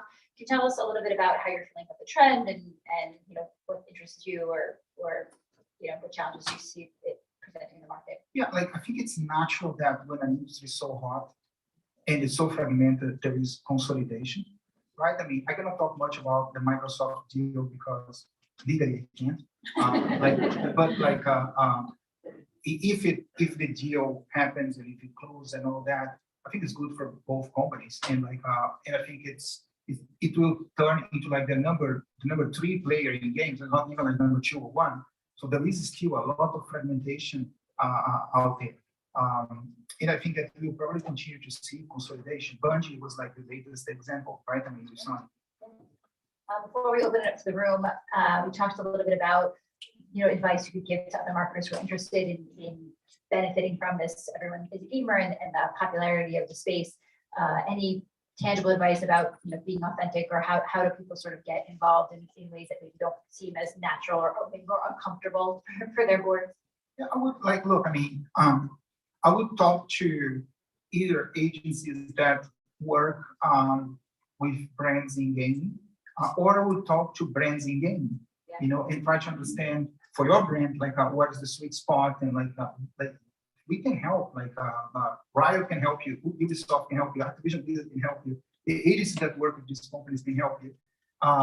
Don't be afraid, and I'm sure that in our case, when we speak for our case, we do want to collaborate with brands, and we can help you get it right. And I think it's fun, when we have crossovers, collaborations, we can do something really unexpected that will add value to the player and will add value to the brand that's connecting in our environment with our players. I think right Q&A. It's up to you. I was trying to stay on time, but we've got 5 minutes left. I figured everyone in the room is talking about how to talk to him. So Absolutely, and I think we can do that because we did hear from the virtual audience that the keynote was fascinating. So I'm sure there's probably questions coming in that way as well. I'll start back here. You shared some fun examples of your brands, like gaming brands playing a role in culture. What examples inspire you in the industry of brands playing a role in gaming culture? You talked about adding value and examples of the principles of key collaborations, but what examples are inspiring you and could inspire other marketers like ourselves that aren't in gaming but want to play a role in your audience's lives? I think that we did, when I was at Burger King, we did some cool stuff with gaming. Even before Burger King, back in 2006, I was not at Burger King, but Burger King did an awesome partnership with Xbox and launched the Kids games. I think it was around 2006. And it was the #1 gaming unit sold in the US back in the day. 2 years, during the last 2 years, we did an awesome thing, which was the Stephen H. Challenge, which was something with FIFA. We did the menu, the food court, it was a partnership with EA where we put sandwich, fries, on the court of the NBA game from EA Sports. You can do that. You can customize the court. And then if you scored from one of the products, you would get the product in real life, which was good for them and good for us. So to me, it's show as in an unexpected way. I also think that there might be opportunities to create products, you know what I mean? That are crossover, right? I mean, you could create I don't know, I'm trying to think about things that we're not working on at the moment. It's hard. My brain goes straight to the real things. But you could create products that come from the culture of gaming. You know what I mean? Like I could create a product that makes sense for the World of Warcraft lore because it's part of the story, and I just bring that product to the real world with a manufacturer of candy, of beer, of soft drink. That would be something cool, and I think that we're going to end up seeing more of that, like moving forward. Hi, my name is Zakia Landry, the brand new Chief Communications Officer for Constellation Networks. And, oh, why, thank you. But I want to get into your creative genius mind. I know creativity can ebb and flow, can happen at any hour of the day. But for you, did you have any sort of big, audacious idea that you wanted to make manifest, and you just sort of look for the right partners to do that? Is that part of your creative process? And do you have magic in the vault that you then polish, or do you often start from ground zero? Good question. Look, I think that first of all, I love our industry. I'm not talking about gaming, I'm talking about this. And I love creativity. Always did. I used to grab a pack of beers and finish work and go with other nerds from work to watch ads in a Betacam tape or VHS tape. It was not as easy as today, where you can just like go to the Khan website or YouTube. And I had no idea how to do great work. You know, I aspired to do great work. I didn't even have a strong criteria, to be honest. I don't think people are born with criteria. Like, it took me 10 years to still like an ad I did 1 year after I did. I would do it, I would think like, this is amazing.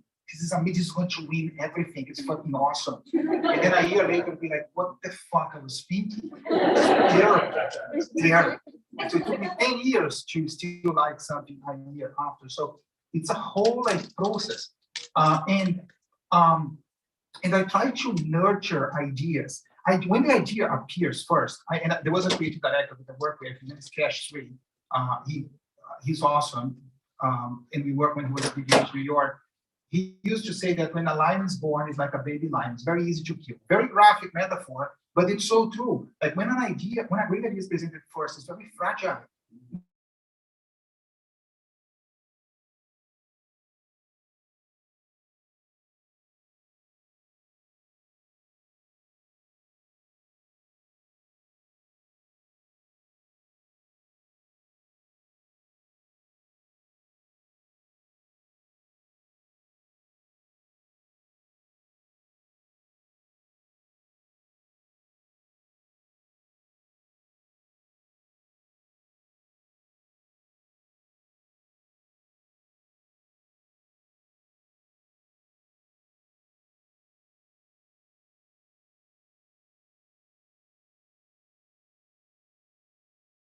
Criteria, because if you just trust a creative partner, you'll probably go okay. It's not trust because if you're a good person, you build a good relationship like with the creative guys. It's not budget. I did things that were like totally on the cheap. It's your ability to influence the organization to do the stuff. You know what I mean? Like that's the hardest part. You know, that's what when I go home I'm best is because I'm failing on that. You know, like that's in my view, the hardest thing to do if you want to do great creative work. How can you be your organization with you in their journey and make them not brainstorm what can go wrong, which is what happens, and assessing like, oh my God, this is so fucking scary. Let's do it, it's probably going to work. Which was my CEO, quote from a CEO at our guy after 7 years of that term. The creative work is phenomenal. I switch gears to more strategic questions. So seems like a lot of your games that you guys are producing are focused on young, right, adults. I'm curious what's behind that strategy, and then also the second part is I know that a lot of your marketing historically is focused on serving the core, right, gaming audience. You just talk about what you're doing to maybe expand that. Yeah, I think it's a really good question. Um, we do have some games that are for younger demographics. I think Crash Bandicoot is an example. There are some younger folks that also play Candy Crush because it's kind of like fun and colorful. Yeah, yeah, pretty much. But it's true. Like in terms of the franchise that we have, the core target is a little bit. It's more adult, right? I mean, sorry, Call of Duty is like 18-year-old game, right? I have a 7-year-old. He doesn't play Call of Duty. The one time he saw me playing because he stormed into the room, he was like, "Papa, that's scary." I had to stop playing. He likes Mario better, and I need to pass all the levels that he gets stuck. It's a whole different presentation. But like, so it is true what you're saying. In terms of like serving the core, like I think that like there are things that we can do to expand. For instance, my wife doesn't like first-person shooter, okay? But if I'm playing campaign mode, she enjoys watching because it's like watching a movie. You know, the game is at such a high level in terms of graphics and storytelling. The people who write the story are the same people who write stories of movies. The cinematographer for Vanguard, which is the premium game, is the same cinematographer for Tenet, the guy that does Nolan stuff. So it's like a movie. So streaming is a way, linear media is a way, right? I mean, there are lots of people watching Arcane they may have got into League of Legends because of that. Like lots of people got into Assassin's Creed, Sonic because of that. So there are ways to expand. The other way to expand is mobile, right?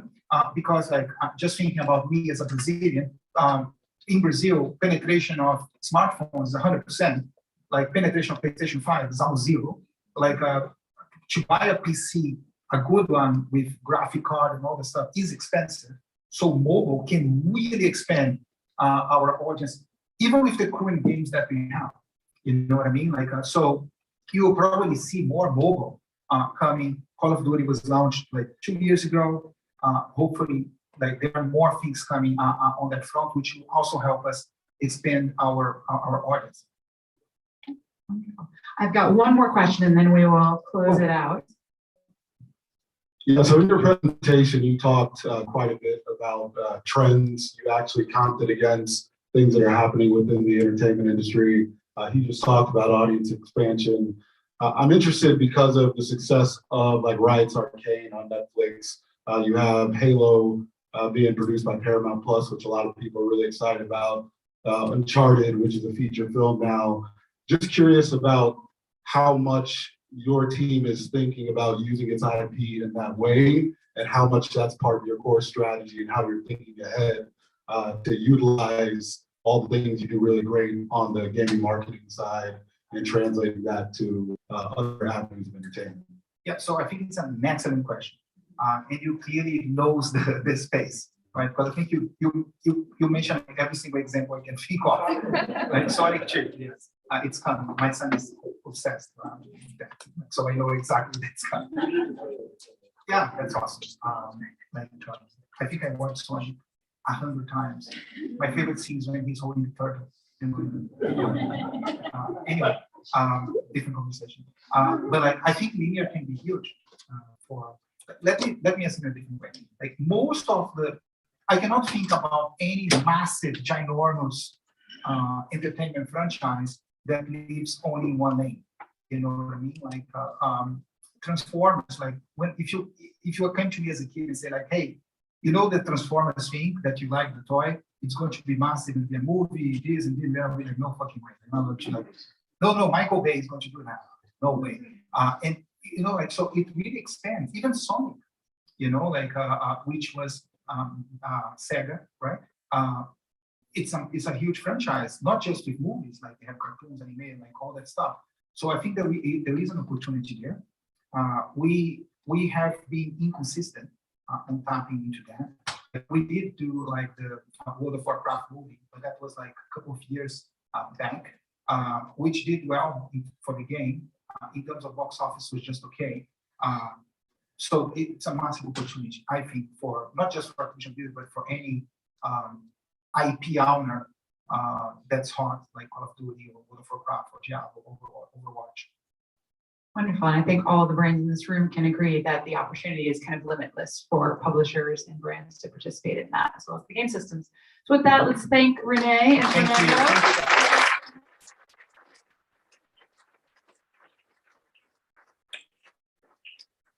Just gonna give them the room. So like I promised, we are going to end early today, not now, because we have 3 amazing women still to come. So without further ado, we will transition from maybe Microsoft to Google. So we have Adrienne Lofton, Vice President, Global Brand Marketing of Platforms and Ecosystems from Google. So let's welcome Adrienne to the stage. John Toiler, founder of 72 Sunday, our partner in putting this wonderful event together. So thank you, John.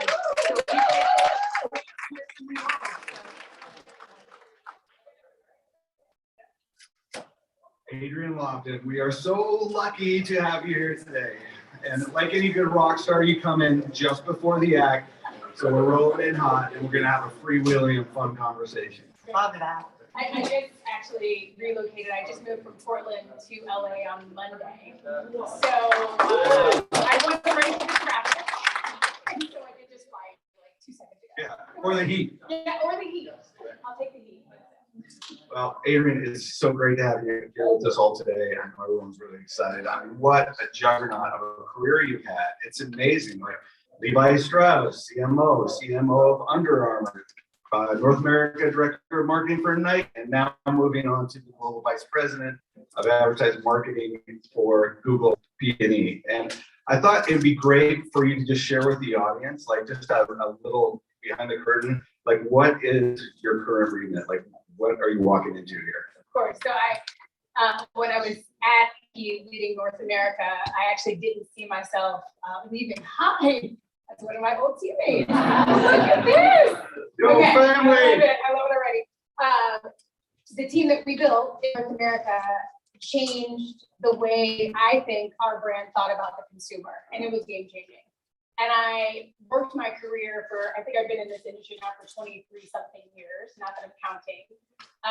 But it was to get to Nike. That was my ultimate goal. I was a college athlete. I played volleyball, and everything I did, whether it was starting at the Gap in undergrad, going into Target, working at GM, getting to Under Armour, which is a story in itself, where I thought it was always going to be me. It actually started with the founder of Under Armour offering me We're going to want to know a little more about that one. maybe for drinks. Let's talk about the work. It was an incredible, when I got there, Under Armour was about 250 million.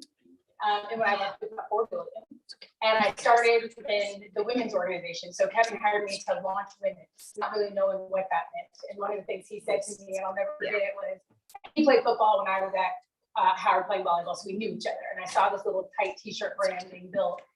And so he was like, you work at Target, they target women's. Can you come help me launch women's? And I said, okay, what does that mean? And he said, well, I think we're just going to shrink it and kink it. And then from there, we'll figure it out. Okay, number one. Ouch. And people tell the story. Number one, never say that again. Okay? And number two, Well I'd done. be happy to join you. And He needed you. He needed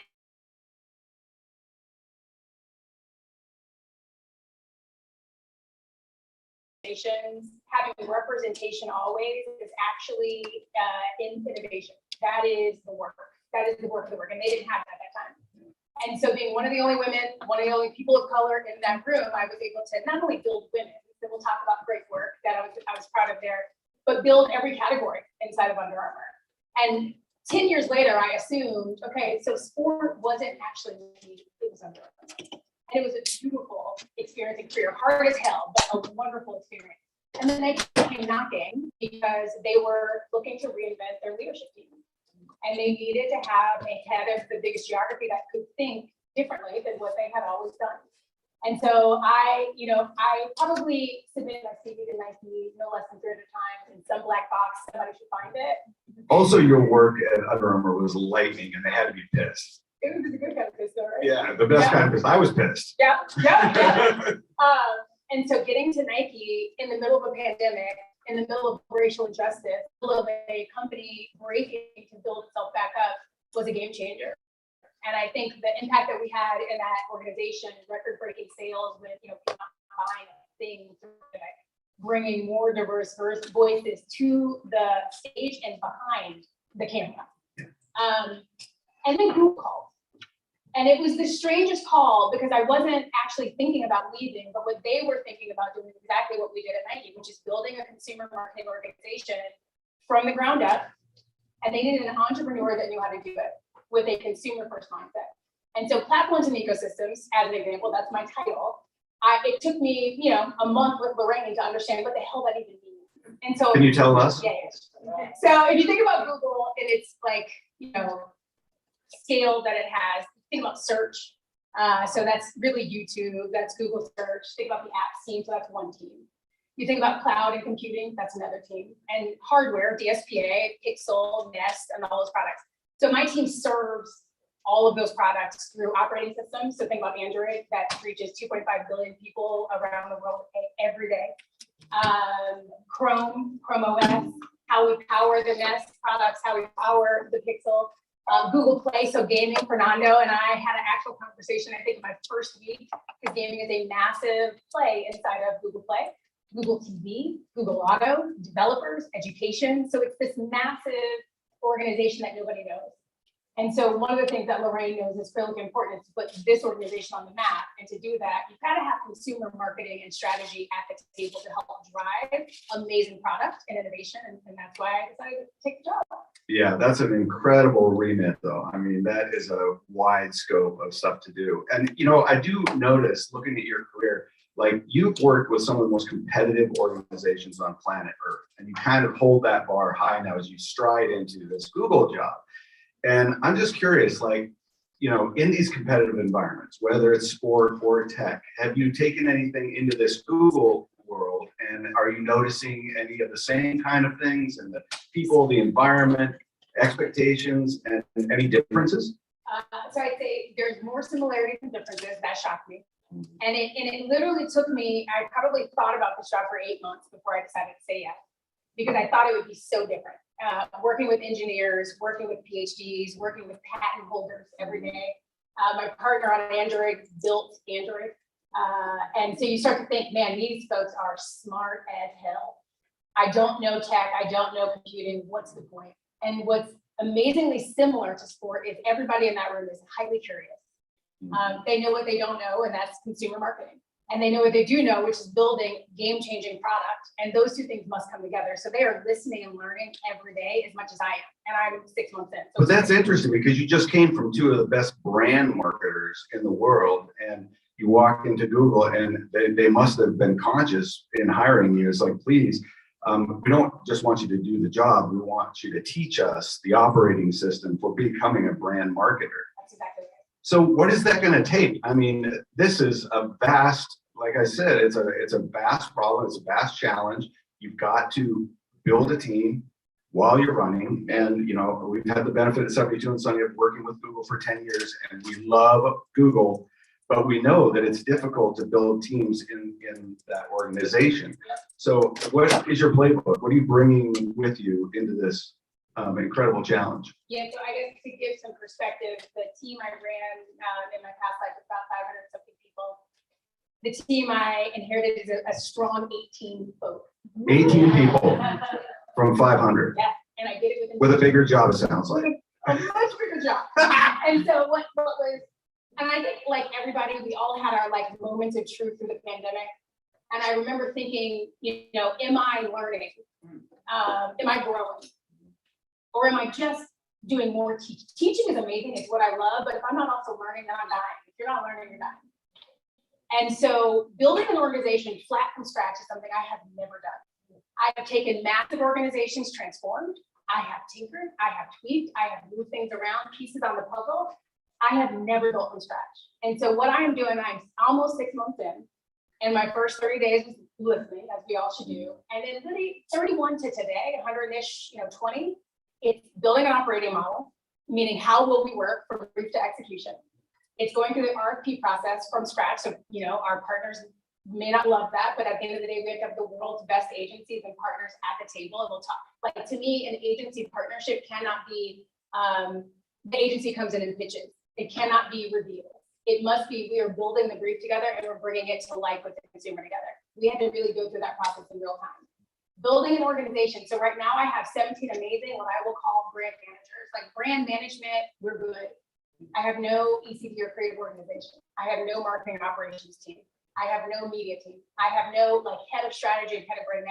I'm hiring sub-functional areas of expertise, which is new inside of Google, because it is so fast. And that is the difference, by the way. The difference from sport to Google is it moves at the speed of light.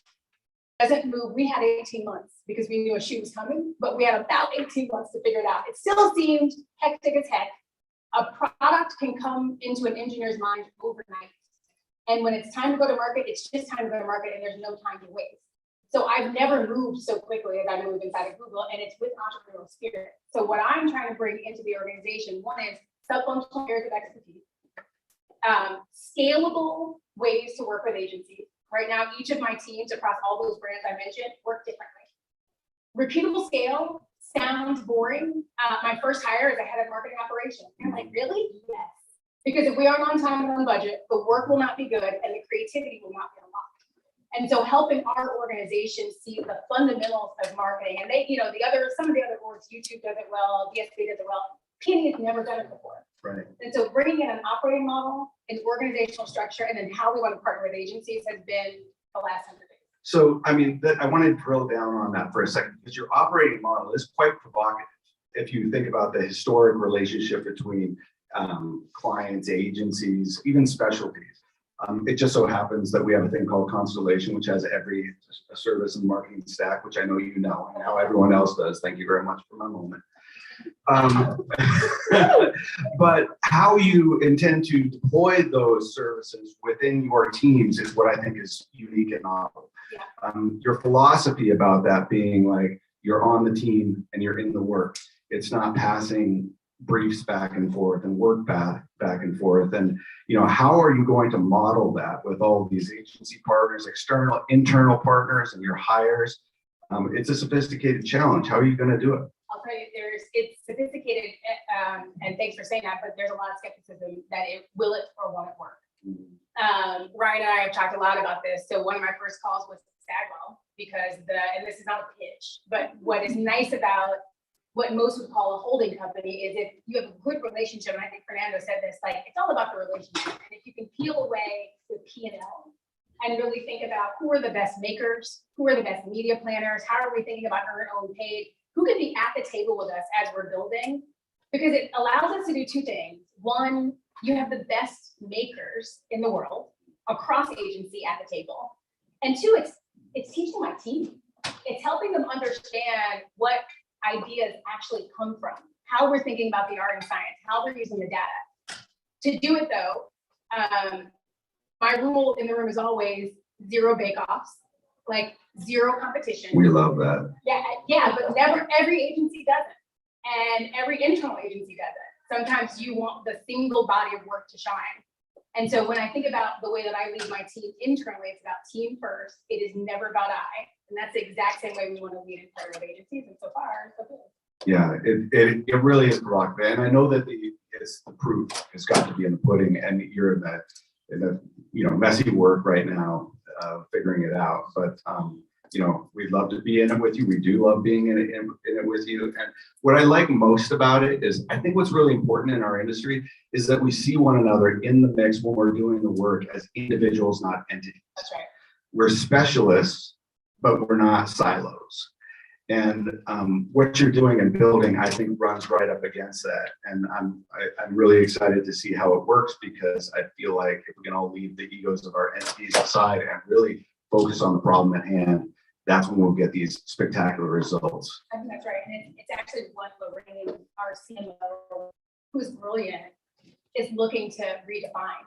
And until a team does it, we don't understand if it will actually work. And I think anybody in here, and I've got a lot of agencies that work with Google, almost everyone has at least once. Your experience was either amazing or really hard. And so at the end of the day, the really hard is because we're so entrepreneurial on the inside. We want to be too hands-on in the moments where we actually need to partner and team. And so if I can actually show our leadership, this is what a rock star cross-agency team looks like. That is an extension of mine. Right now I have 17 people. But we're working like I have 117 people on my team because of the agency partnerships and the collaboration. that is to me the new model, and it's more of what we have to do, but we have to do that. Yeah. Well, I'm also really curious about just the kind of products that you're going to be working on. And I know that we can't talk specifically about the products that are going to be launching, but what impressed me most is the scale of their impact and culture. And throughout your career, you've had these huge high impact moments. And you actually, I think like Fernando, in some cases, you didn't have like huge support for those moments. And so, like, can you talk a little bit about the scale of the things that you're looking at and the impact that they have on our lives daily, and where your passion is pulling you in terms of like wanting to leverage that for brand impact and brand awareness and real meaning? Yeah, no, it's an interesting thing because the products that I lead are number one from a market share around the world, period. But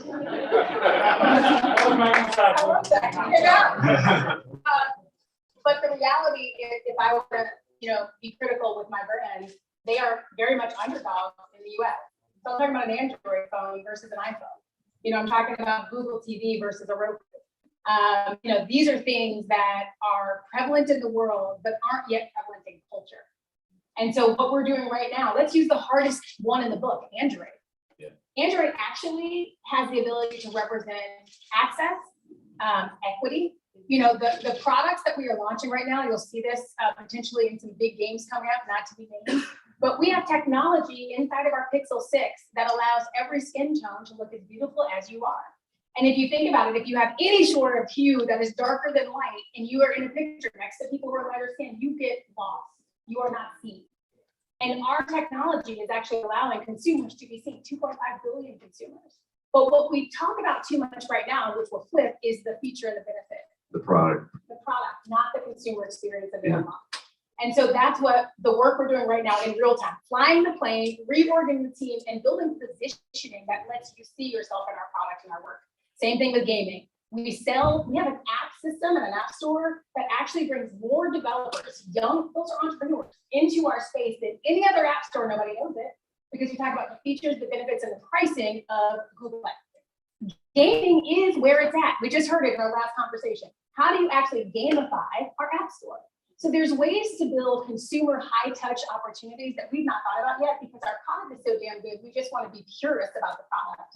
And it's okay, actually, to start, like, I've seen briefs that go real deep on product. And my first question is, where's the consumer? What are they looking for? It's all a use case. Yes. It's like, that's the consumer. You're a use case. I needed, so I think he said it too. I have never, it's a completely new language. And I remember my first meeting with Lorraine, we were talking about CES and the stories we wanted to tell. And she was like, Adrian, what are your use cases? I was like, it's like, that's not how we talk. That's a human. And so it's been amazing broadening the conversation. And she's all in. The teams are all in. It's just a different way of looking at things. So it's a new way in. Well, another thing that you talk about is seeing where culture is happening too. Like, and then putting your product in, with the tailwind into that. And it seems like you've done that in the past with your career, but it is speculative at some point. That isn't always a data supported marketing instinct. If you see something happening real time in culture and you want to capture the lightning that's in that particular bottle, it's tough to support through data. So in a data organization, how do you plan on capturing those moments? I mean, for what Farrah was saying was like his biggest objective is to get the marketing organization to move in those things. How can you get Google to do that? Yeah, it is the most analytical organization I've ever worked in. So back to needing to learn and get smarter. Holy shit. I mean, every conversation starts with how you're proving out that case before you get in the world.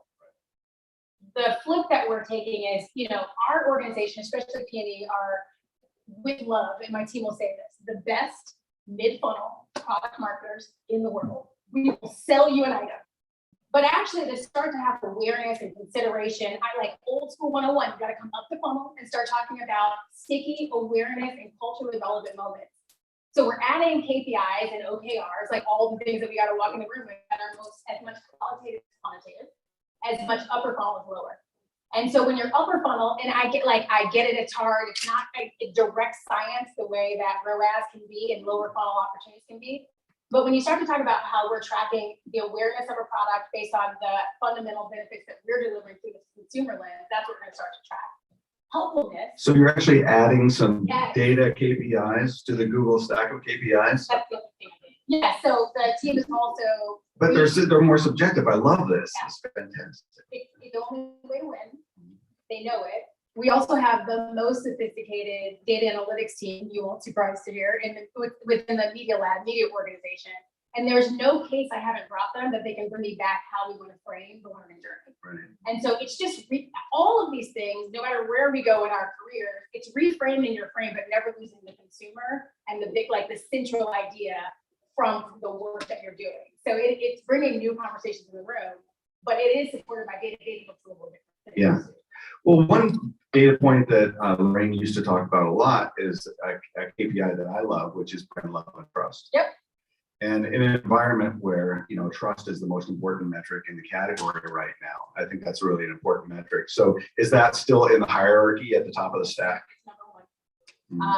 If you think about the search team, the apps team, the helpfulness team, they do it best inside of Lorraine's organization. And if you work inside of big tech, data and trust is a big conversation.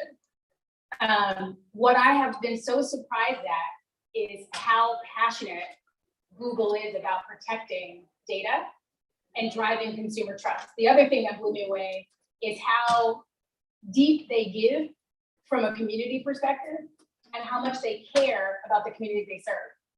What's epic about Google, and again, from the outside in, when they were, big tech, I was like, this isn't for me. They don't understand consumer. I'm not quite sure if I'll be there. One conversation with Lorraine, who, if you guys don't know her, she is the CMO of Alphabet, basically. She is brilliant. And her care about understanding the consumer and giving to that consumer, but we're humble and not talking about it, is a truth. And so one of the things I'm trying to do with my team is think about what are our values, and I think it's going to be something like equity and access. And how do we just tell that story with proof in the pudding? The dollars on the ground. We get billions that we don't talk about. And it's against creating, like I'm working on a project right now to build Black developers, equity in tech. And tons of investments going towards it. We don't want to talk about it. We just want to do it. And there's something, and we did this at Nike, like the B2Say thing that we talked about Nike, before you start to tell a story, which we talked about a lot as, Nike and Under Armour and Target tell the best story in the world, we can make you cry. We know how to do that. But the dollars we're getting on the ground, are we clear? Are we telling that story? Are we actually thinking about purpose-driven initiatives first before we say? And before you even get to that doing, who are you? What is our B inside the organization? Okay, this is the B2Say, which is a massive unlock. So for those of you who don't know about this, I want to really honor this simple language and let you break it down for everybody, because I think it is the playbook for any brand. Yeah. And it's so simple. So please. This happened through George Floyd and through a different level of awareness and awakening of the kinds of conversations that must happen inside of corporations. Peter was with me during these moments, and Nike is what, first of all, it's a brilliant place to be and work, and they believe deeply in the consumer. But we were known for telling stories, again, that make you cry, laugh, scream, run through a wall, and we're epic at it. But the B and the do, so the B, who are you as an organization? What do you represent? Are you representing the consumer you serve? What are you saying at the table? How are you driving new conversations? Fernando said this, how are you making people uncomfortable with truth in order to push us to edges that we know we need to be? So are we actually representing who we want to see in the mirror in the organization? That was the B. And we have a lot of hard conversations. In North America, we absolutely delivered. But we had to really look at ourselves in the mirror, look at the representation, look at the education, look at the retention, and make sure we could really say that. And then the do. Nike is a really great example, so is Google. Consumers love our products. And when they're spending disproportionate amounts of money on those products, you need to make sure you're giving back to those consumers as they deserve. Their dollar, every dollar is important, but how they feel about your brand and what you can do to unlock their best is more than just a 60-second something. It's about what you're doing on the ground. So we introduced purpose-driven projects. We introduced how we're actually driving young entrepreneurs and ventures that we can give money to. We drove the WNBA, not the NBA, because she needs to be heard. That is how you change the conversation. And this consumer, Gen Z, millennial, expects it. That's what they live by. That's how they choose their brands. So then over time, we were starting to be end user. And then at that point, you can tell them any story you want because you can back it up. And today, I think there are two companies and brands, and I choose the brands I go to based on what they are delivering to consumers before the money they're making or the money they want to pay, because that's the most important thing. So if you have those three things, and if you don't, be honest and figure out how you lean and make it better. Don't just start say. Yeah, don't just say. That's amazing. And another really great insight that I gleaned from you around the do part is don't just do you.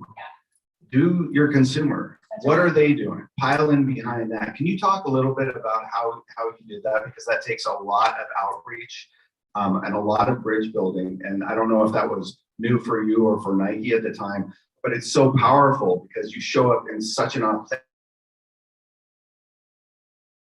How that came about? No, I would say it's always been there. So the geos inside of the organization are closest to the consumer and they know them best.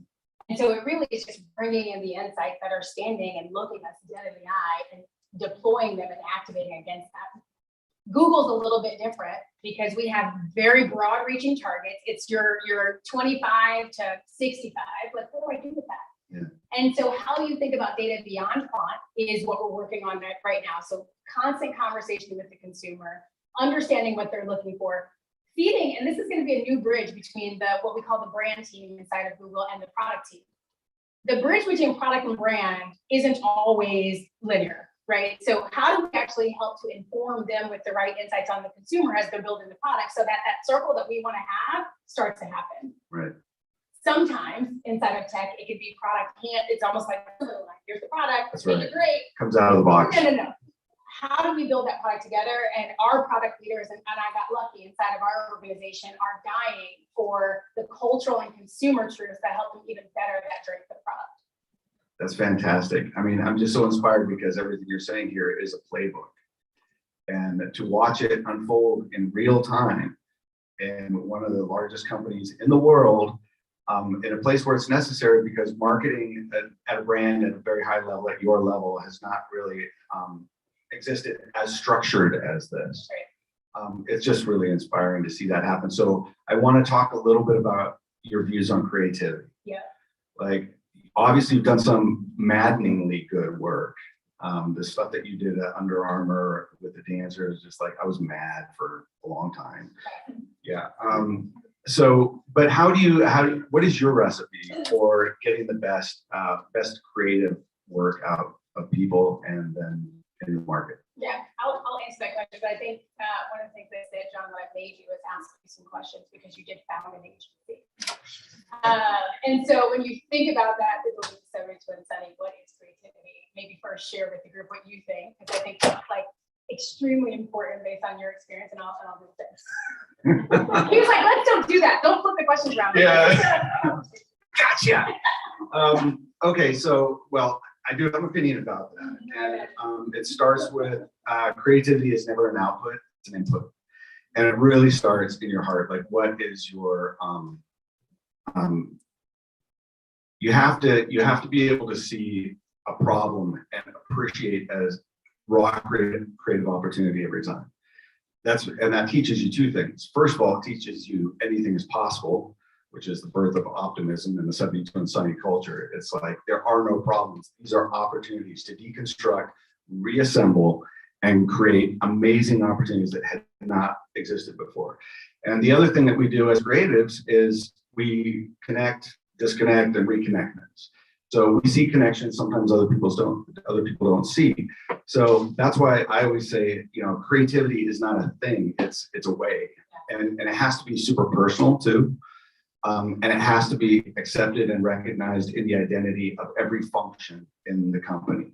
It is not the creative's job to be creative.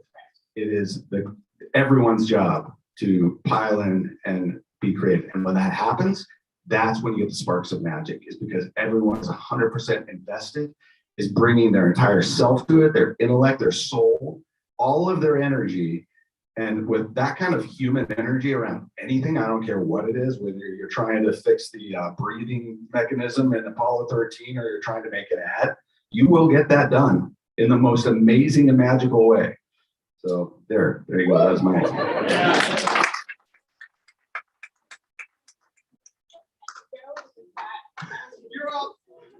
You can ask another question. I was gonna say something very similar. One of the things I said earlier is my first hire is a head of marketing operations, which just, it sounds like the least creative thing in the room. My last head of creative operations was a brand manager and a creative who could see new ways of working, who could break walls down in order to build different kinds of communication. In the best communication comes the best creative. And so creativity is everywhere. And it must sit across my organization. And the truth of like, do you really have it, is if everybody feels safe enough around this table to talk about it. A project manager should be able to, if they understand the brief and the consumer, come to the table with an idea, and a creative, dare I say an ECD, should nod their head or give them the right feedback on why not, but be in the room and in the moment. And so in my opinion, whether it's Under Armour and her name is Misty Copeland, if it's a ballerina to represent women's in a football brand, or if it's Michael Phelps to break the Olympics, or if it's what we did at Target, bringing in high fashion designers into a big mass retail door in order to make a suburban woman feel urban, or everything we did at Nike, creativity came from around the room because we were all equally passionate about the idea to solve. And the consumer, the best ones are when the consumer doesn't even know they need it. And this is the team or the brand or the business that can bring it to them. And then how you bring it to them, that unlock, that gift, if you're all equally passionate, creativity comes from every piece of the areas of marketing that build that journey for the consumer. It is the best part. I love that. I love that. Are we close here? Yeah. Can we take a few questions? We're kind of right outside, but yeah. 2 questions. Okay, please, 2 audience questions. And I'm gonna sit with my I was gonna say, that's the most powerful statement we can end on, quite honestly. Did somebody have a question? There we go. Okay, you saw that. As someone who's also in consumer tech, but coming from the brand world, obviously you mentioned your aspiration of getting closer to product, influencing product, coming from a place that was branded like Nike, that's product led. Any thoughts on what's working for that, or any of your aspirations or plans to do that? Because I feel like the tension I have felt that we're trying to take on is you work with product managers and they have that automatic tension, like, oh, here come the brand people. Here comes the yoga battle, right? So how do you take that on, and how are you influencing, and what are you influencing specifically? Is it value props? Is it GTMs? Is it giving them insights to build? Because I think that's a big hurdle to jump for brands. So I would love your insight. Where are you? I'm curious. Instagram. We talked about you guys a lot. So again, I think my product partners may be unique, and I think I maybe got lucky. Because before I came in, when I was deciding, do I really want to do this? There was a woman who I love at YouTube. She will remain nameless, and she was like, Adrian, I know you, I've known you for years. You're a brand person. You know, brand at Nike, you're in the brief meeting product. Like, you are long range planning for what the innovation will be with your design team, with your product team. You are a equal part partner at that table. And like, how many times are you in a room? What did brand say? What does brand think? Like, brand is the center. You know, people tell you it's a product company. Kevin Plank used to be like, Under Armour's a product company. Under Armour's a brand company. And I'm biased, but it's true. They told me I'm going to be a function. And I was like, what do you mean? They're like, Adrian, if you come to Google, marketing is a function. Engine product are the center. You are a function. And I was like, I don't understand what that means, so let me come in and change that. And so, but I knew, eyes wide open, it's not going to be easy. Now, I'm in a world where the product leaders, again, guy who invented Android, deeply curious, and they know we have a gap when it comes to culture. So they're asking me as many questions as I'm asking them as we're learning. As we were going into CES and thinking about long-range planning for Android and kind of the family of products, there's a roadmap already built. But as we started to share consumer insights and how we wanted to bring the story to life, it actually piqued some of our product partners and product marketing, because there's product marketing, you know this, there's brand, and I'm changing, like, our name probably won't be brand, because I think brand is very nebulous, because that's that thing you can't measure, that people think it's cute and sweet. We will probably be something like integrated marketing or consumer marketing, because we are touching a consumer with full funnel storytelling. But the idea that we were able to influence product marketing and product based on a consumer truth is already happening. It's also like, I think there's something interesting at Google that we've not done yet, and I've not pushed this yet, but I think The humans behind the gate, Google is so freaking big and tech feels so scary. The product makers are genius and human and pretty freaking awesome and deeply passionate about product for the consumer. It's all they think about. They are obsessed, as I am, consumer and brand and marketing. I want to bring them to the public more. We did like a Twitter space test. I had no like deal with Twitter. It like broke because too many people showed up. But I had 2 product leaders, one from Android, one from Chrome, and we talked about real tone. We talked about better together, and they just talked about why they built what they built. And like when you think about the future of technology, it has to feel like it's tangible, relatable, and in your hands. And that's just making it. That's right. That's beautiful. So far, so good. 6 months. So, but I think like if each of us in our different worlds begin to show the value, it's not just this fluffy thing. It's driving a consumer truth that ultimately will drive product and product life cycles. I think it changes. But I'm naively optimistic, and I always have been. And that's okay. And that's okay.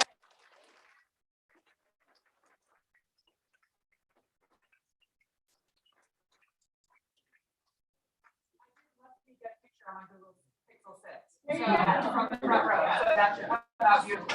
Thank you so much.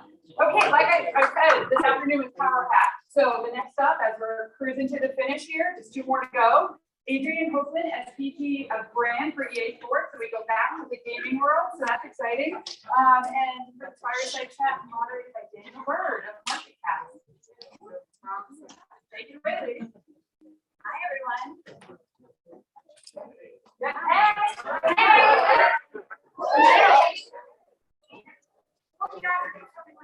Stand up, stretch straight. Yeah, exactly. You've been sitting for a while at this point, right? Well, I know we're running behind, so we'll dive in. Let's start with you. And tell us a little bit about your role at EA. Sure. So, hey, everyone. I'm Andrea Hoplane, and I oversee EA Sports brand, the business and the brand. So you said brand is a very nebulous term. At EA Sports, it is the end-to-end consumer experience, including partnering with our development teams on what we build, thinking through how we take those to market and how we commercialize our business through service partnerships. And my portfolio, the portfolio at EA Sports, oversees all of our global football business, our American football business, motorsports, hockey, basketball, baseball, golf, fighting. It's pretty broad, it's pretty exciting. And we're sitting in a really interesting sweet spot at the center of driving fandom into the future. And so I'm pretty excited about some of the conversations we'll have today. Thank you. Yeah, big weekend for you. Just a big couple of weeks of events here, right? As we think about NHL All-Star to Super Bowl to NBA All-Star, like just a sports mecca is what I would say is going on right now. So great. It's the month of sports and the Olympics on top of it. Yes, So. we can't forget the Olympics. Well, before we really dive into your work at Electronic Arts and a little bit more there, I would love to talk about the journey to get to your role today.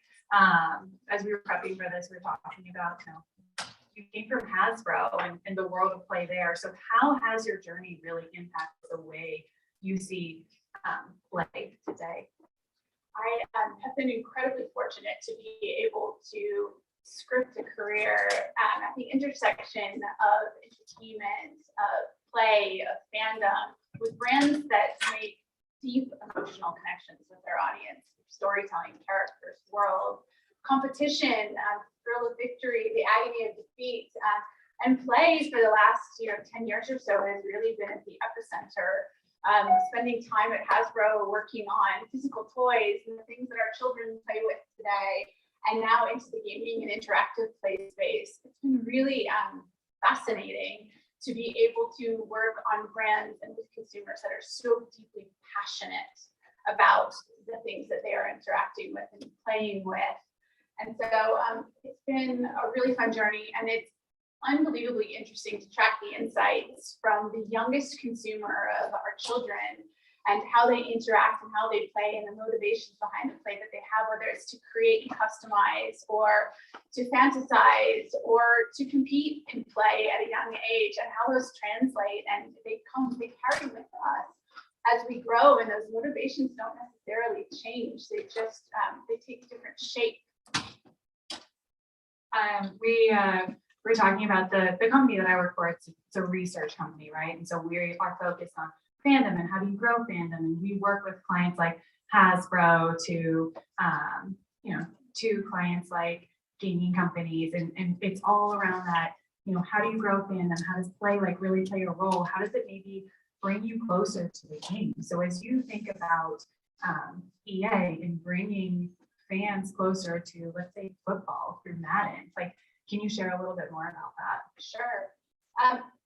We have very, very, very deep partnerships with teams, leagues, clubs, players, athletes, all around across all of our sports. And so much those partnerships have really enabled us to drive deep, authentic simulation play that mimics the real world of sports.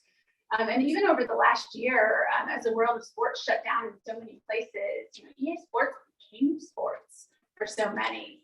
And what's really wonderful about what we do today and the way in which our consumers are interacting is we have a multi-generational audience. We've got an audience of very passionate football fans that grew up watching football on the couch with a parent or a loved one.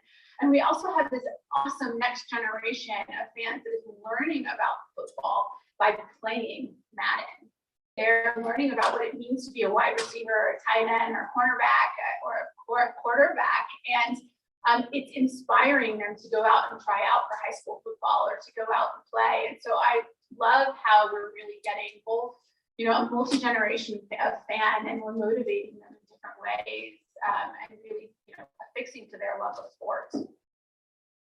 That's interesting because as we're sitting here and yesterday we heard from the NFL quite a bit, and we're thinking about what does it mean to be a fan and who is a fan of today, right? And so how, when you think about fans of your individual titles, how do you compare them to the typical NFL fan, for example? What do they look like? Do they look similar? Do they look very different? Tell me a little bit more about them.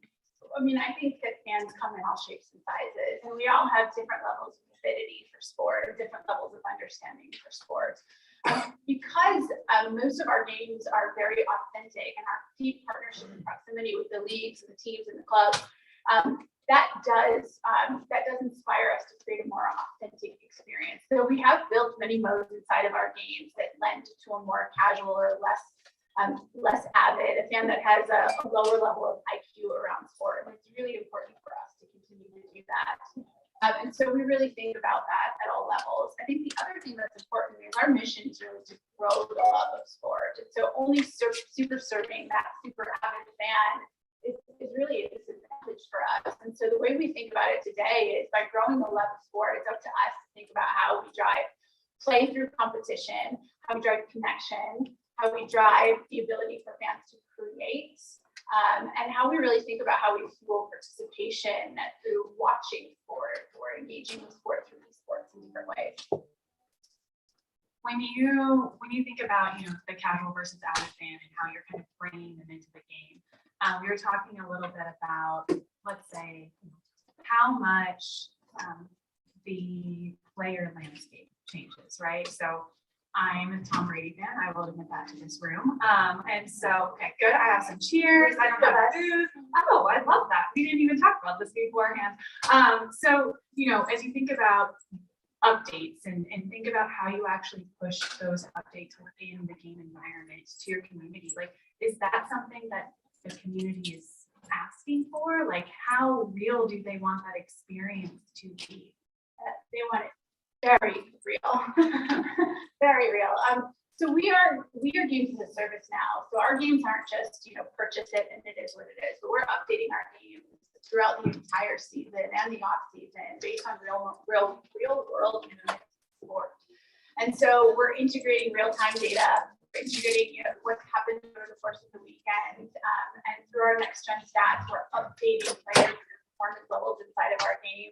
We're able to mimic real world games and simulate real world games inside of all of our games. And we're also adapting to the world changes. A great example of that, for those of you in the room who are Formula One fans, got a big season coming up. And there's also a big rule change this year inside of Formula One, which is changing the way the cars are built and customized. And so we're working incredibly closely right now with Formula One and with all of the car manufacturers to make sure that we're getting the cars perfectly right, so that what will happen in the real world of Formula One, which is that the cars will have a much better ability to pass and compete on the track without sort of the blur of the tailwinds, if you will. We're going to be able to do that and create much more dynamic head-to-head competition inside of our game as well.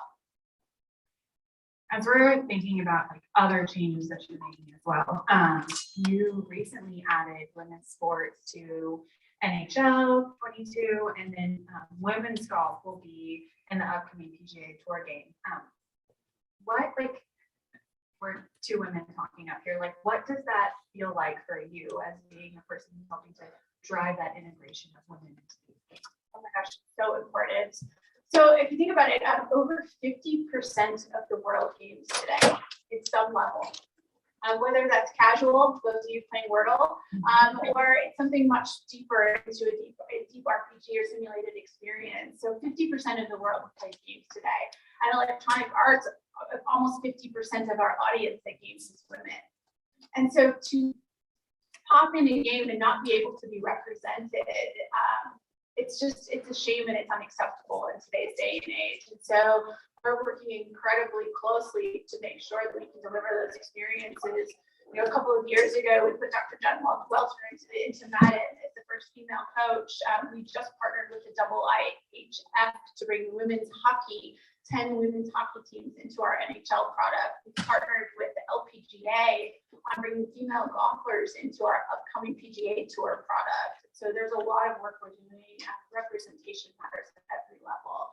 And it's so important for female players of today and tomorrow, and athletes of today and tomorrow, to be able to play the stories that they experience in the real world as well.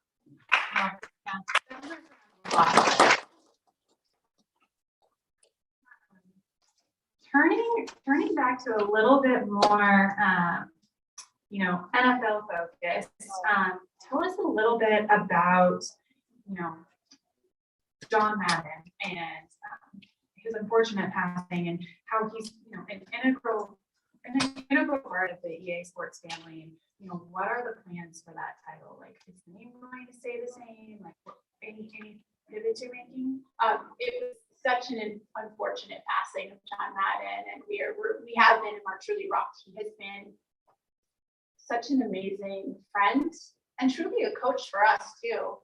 We partnered with him at the onset of our game, decades ago, and he really inspired us and coached us on how to build the most authentic simulation game. We have a list of 10 commandments from Coach John Madden on the ways in which you do right by the game of football. And so he has been an incredible inspiration to us, and his legacy will live on. We plan to honor him for a very long time inside and around our game.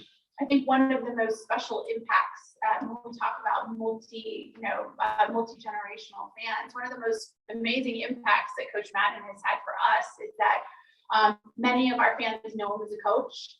Many of our players know him as a broadcaster, and many of our players know him as the name behind the most amazing simulation football game. And so it's a pretty special week to honor him, and it'll be awesome to really pay tribute to him over the weekend as we watch the game. That's great. Just a couple of other questions here. When we were talking a little bit and preparing for this, we were talking about a new world record that you guys recently set. Can you share a little bit more about that? Yes. We've had a lot of big activations on the road to LA, as we called it. As I mentioned, our ability to stay close to the real world of sport and to drive big cultural moments is really important to us. And there was actually 4 big things that we did over the last couple of weeks. One of which was we partnered with Nickelodeon and the NFL, and brought the slime time game into our Madden experience, into a more casual mode instead of our Madden game, which was really fun to integrate the characters and the slime and all of the fun of that. The second thing we did was we last night hosted our Ultimate Madden Esports Championship. And it was the largest esports event in franchise history. And we had a super, like a halftime show with, which was really fun. On Monday, we released our Super Bowl prediction. Marshawn Lynch read his crystal ball and came out with a prediction for the game, which has the Bengals beating the Rams by 3. And then to your point on the world record, we just set a Guinness Book World Record this past weekend in Las Vegas.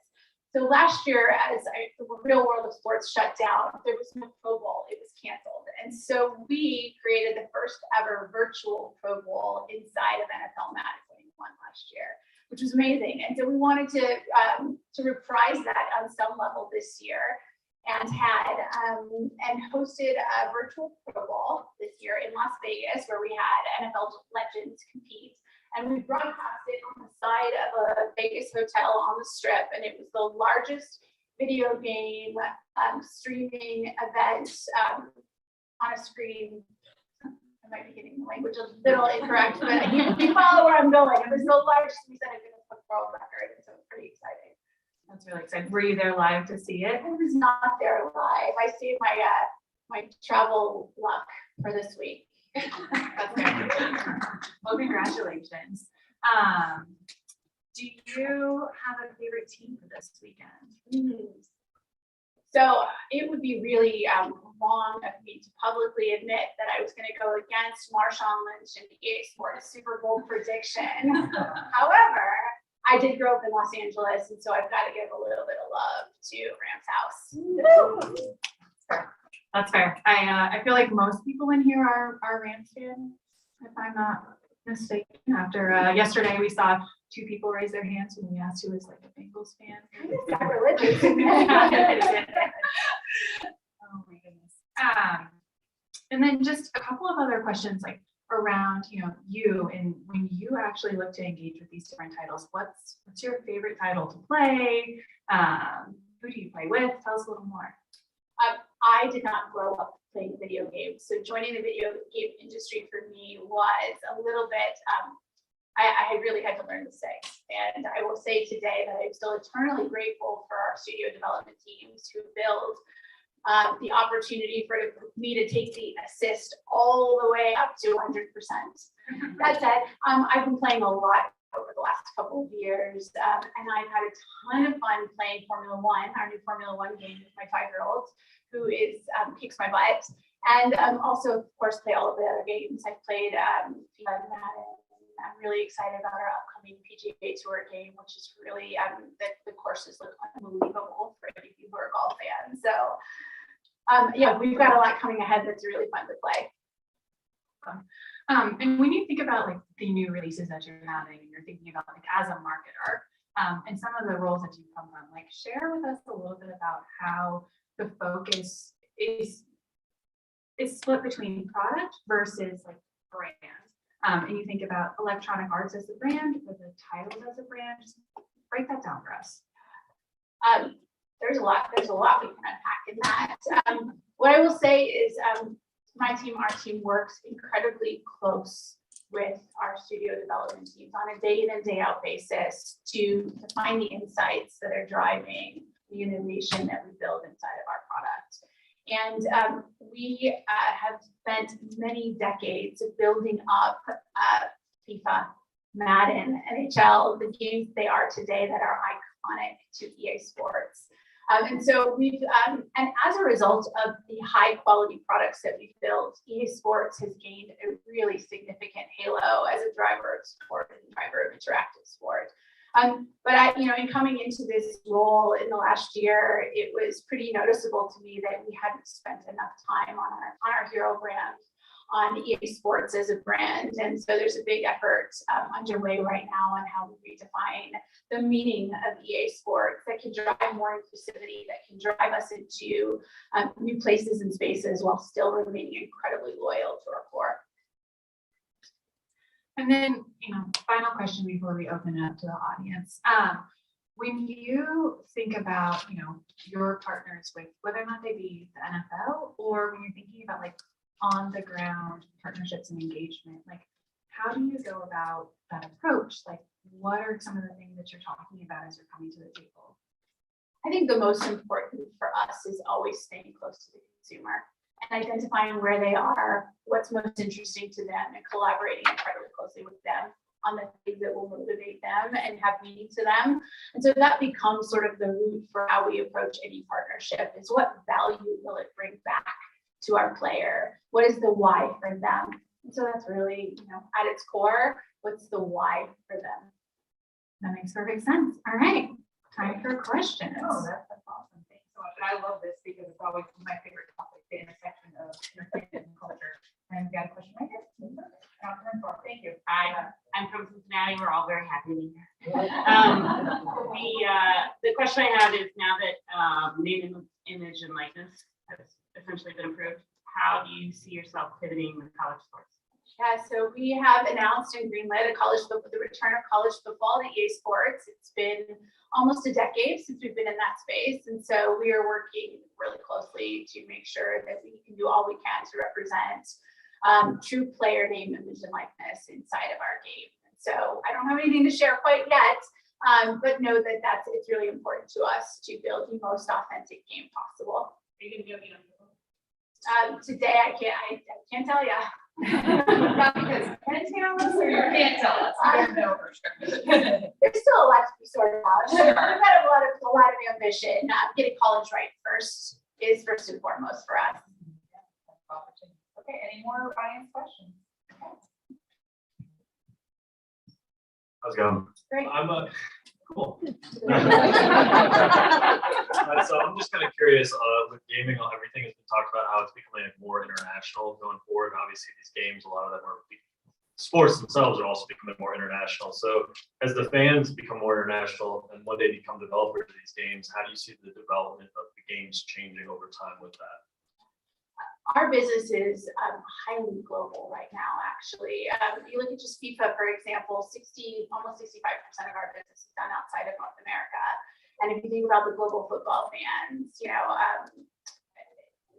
we are absolutely delivering for them, with them, and even where they are. It is our largest business by far in electronic arts. And so we have a pretty strong global mindset. I have a team around the globe. We have studios that are sitting in locations and markets around the globe. And we're partnered with the Premier League and the Bundesliga and all of the right people to make sure that we are doing right by the motivations of our global fans. Thank you. I think with that, you guys are troopers as an audience, so give yourselves a round of applause. Great session to get to before cocktails, but let's first thank Andrea and Danielle for.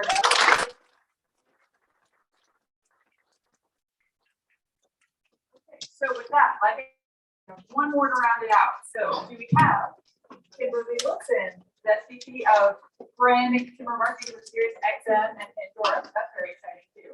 And we have John Klein, the founder of Hang Media. So there are right. If I have them, I guess not. Are we here, John?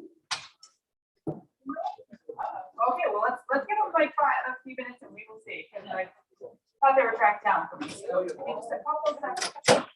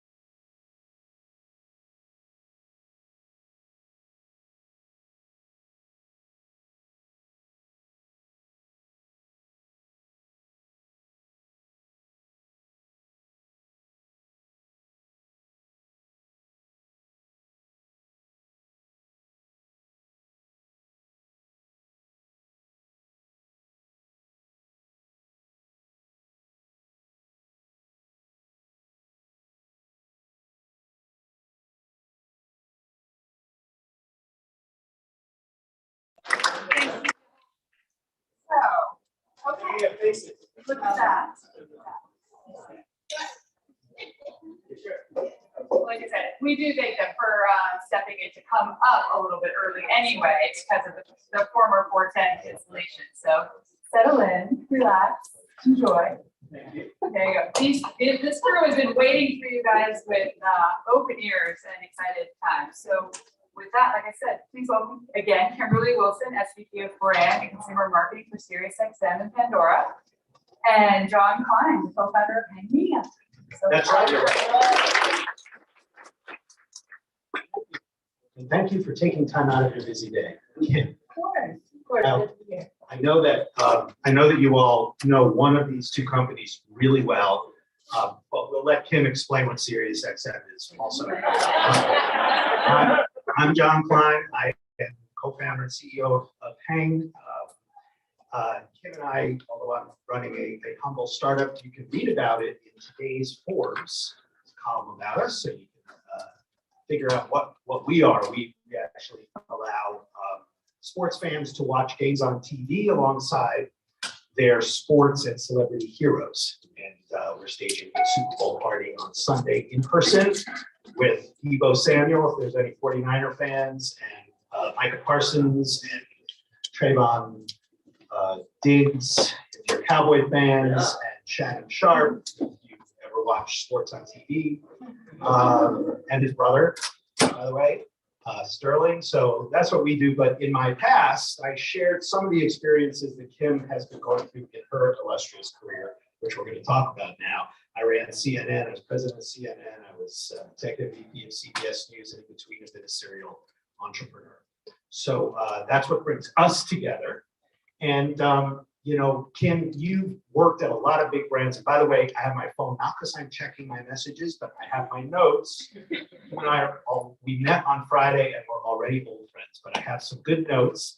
And I just thought we could start, Kim, maybe with just give us a kind of brief synopsis of your career trajectory up to now, because you've worked at some really cool places and had some pretty amazing experiences. Yeah, thank you. Hello, everyone. Good to be here. I started 22 years ago. I was a baby. Yeah, you were fine.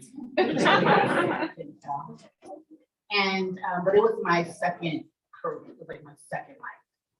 I had dropped out of college, and my parents were very upset. And they were like, "Well, someone's gonna find a job."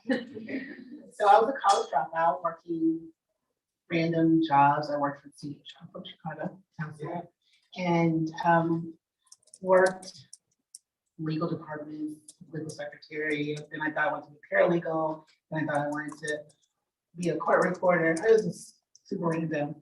And then my sister, who was 2 years younger than me, I graduated from college. She just wanted to get her master's. So now Kim has to step up because little sis can't bypass her.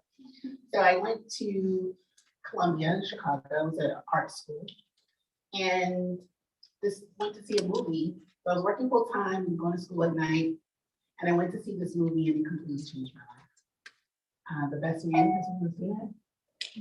Yeah, two people. Dermot Mulroney, it feels like a Dermot Mulroney. Yeah. But it was a movie full of beautiful Black characters who were friends and professionals and flawed and amazing. And I saw myself reflected and decided that I wanted to work at BET, which is where the lead character was a producer. So I had sent my resume randomly, mailed it to DC, to BET, to ask for an internship. I was 28, and the woman who got it said, "Sure, you can have it. You can get to DC, we don't pay." And I moved to DC for 3 months and interned at BET. And then 3 months later, they hired me. So that was November 2000. So I've been in this business now. Wow. I can't believe I've known you 3 days and I didn't know that. That's an incredible story, because talk about following your passion, which is the, advice popular. That's what you did. I did. It was the best move I'd ever made. And it was kind of the theme in my career.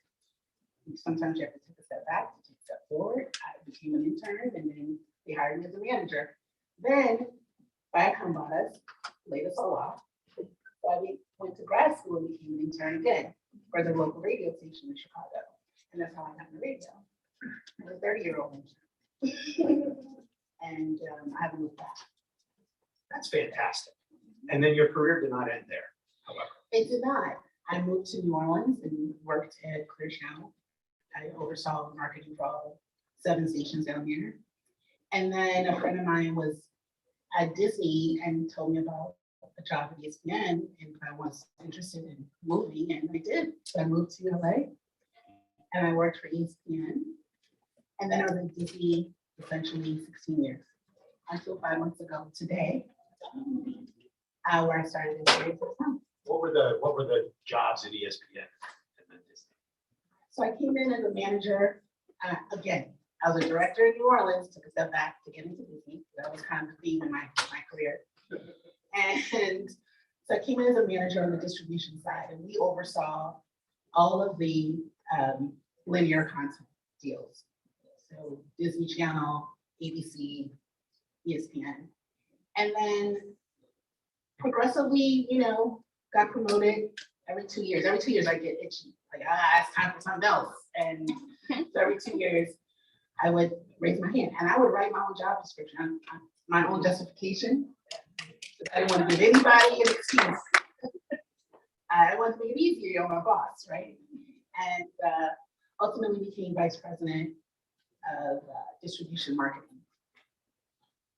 So yeah, 16 years of that, but I did a stint in Connecticut. I moved to Bristol to work at the mothership, which was nice. As an intern? I actually took a VP job and moved to Bristol for that. Yeah. So one thing that's interesting about that, as I listen to you talk, is this is the Brand Innovators Conference. You worked at a lot of companies, as I did too, traditional media companies, where those days innovation felt optional, right? Not urgent. That's changed a little bit today, has it not? 100%. What's the mindset at Sirius XM now? You know what? It's interesting having been there a whole 5 months, but I was a fan first. I was a consumer first. The great thing about Sirius XM and Pandora, by the way, is that they were first in their respective fields. So there is no Spotify without Pandora. And so because they were Pandora, but they were leaders in that space, innovation is built in, it's baked in the cake. But there are a ton of competitors now. So the speed in which we have to innovate is possible. So we talk a lot about what's next, where do we need to be, where do we want to go. As you can see from a few hires, our CEO is not playing games. She's very serious about this. So we have an innovation team who's focused on that, but I just come from anywhere. And I encourage my team to think outside of the box, to find those spaces where no one is, and let's fill it. But let's just be part of the conversation, right? So very important. Are there any lessons that you learned along the way that you find yourself bringing to the challenge at Sirius XM and Pandora? Being okay with being uncomfortable. I have gotten very comfortable. And every time I get to that place, I start to feel a little like, does something feel right? And whenever you're going through change, whenever new people come into an organization, it's a little uncomfortable. You don't know their sensibilities and how they think about the world or how they think about the business. But that's where the magic happens, in uncomfortable spaces. So I'm bringing a little bit of that. One of the questions that I asked my now CMO when I was talking to her about the role was, can I be a disruptor? And his answer was, then it wouldn't work. So it's very important to me to be able to come into a space where I can break some things and be okay with that, that I can fail, give my team space to fail, and then get back up and keep going. And she committed that to me, and that's what it's been. That's really cool. And especially when a person's at a high level, inculcate that throughout the organization, right? Because there's nothing worse than a boss who says innovate but doesn't really mean it, and lo and behold, you hit a brick wall. I mean, you have to actually define what innovation means. It doesn't mean the same thing for everybody. I think people throw that word around and it sounds cool. So you need to be very clear. When I say disrupt, this is what I mean. Or when I say, innovate, this is what I mean. And so that clarity was what I needed to, 16 years at the Walt Disney Company is no joke. And to make a decision like that to leave, there had to be a space for me to do that. And they created it. It's sort of been impressive, by the way, short detour from serious, but the way Disney has kind of pivoted into this whole streaming thing, right? How do you explain that? How are they able to pull it off? Oh, well, it starts from the top, right? So, what is pushed down happens. What is prioritized happens. Show me your budget. What's funded happens. And if you look over the past 10 years under Iger and some of the moves he's made, starting with that Apple deal, and then Marvel, Pixar, Lucas, they had already had a spirit of taking risks. Before that, I don't know that was the case. And so they read the tea leaves. All of our partners were doing it. Comcast was talking about it. Our competitors were talking about it. Disney had the war chest to do it. But more than that, they had the IP and the content. And that's really important. They understood the value of that. So when they unlocked that vault, the case had been made. Yeah, and that's a good set of examples of how innovation that grows organically out of the core business is the best place to start. It doesn't mean, you were alluding before, innovation doesn't mean, hey, I had a crazy idea. No more cars here at Porch. From now on, it's blenders. It's not that, is it? It's identifying what you could do better and differently, right? So the applications of that now, you're sort of steeped in a challenge of fan engagement, right? What are some of the things that you're beginning to wrap your arms around there at SiriusXM in order to boost fan engagement, and what kind of progress do you feel you guys are making? Well, I'll start with the challenge that some brands have is that they only talk to the people they have. And then that's an indicator to them on how they're doing. But then when you come out of that, like you go out a little bit, one more layer out, you're like, oh, they don't want to mess with us like that, huh? So for us, and what I'm pushing, and the company's on board with this, is that we have to go where the fans are. There's no longer I build it and they'll come. And so whether that means inserting yourself into events, whether it's building experiences that may not be in our wheelhouse, but it means something to the fan. But it's also digging into those demographics in a different way. So it's not just Gen X. There's psychographics within that. And so meeting them where they are, serving up content that matters to them, but even willing to, again, get out of your comfort zone and develop content or platforms that matter to them.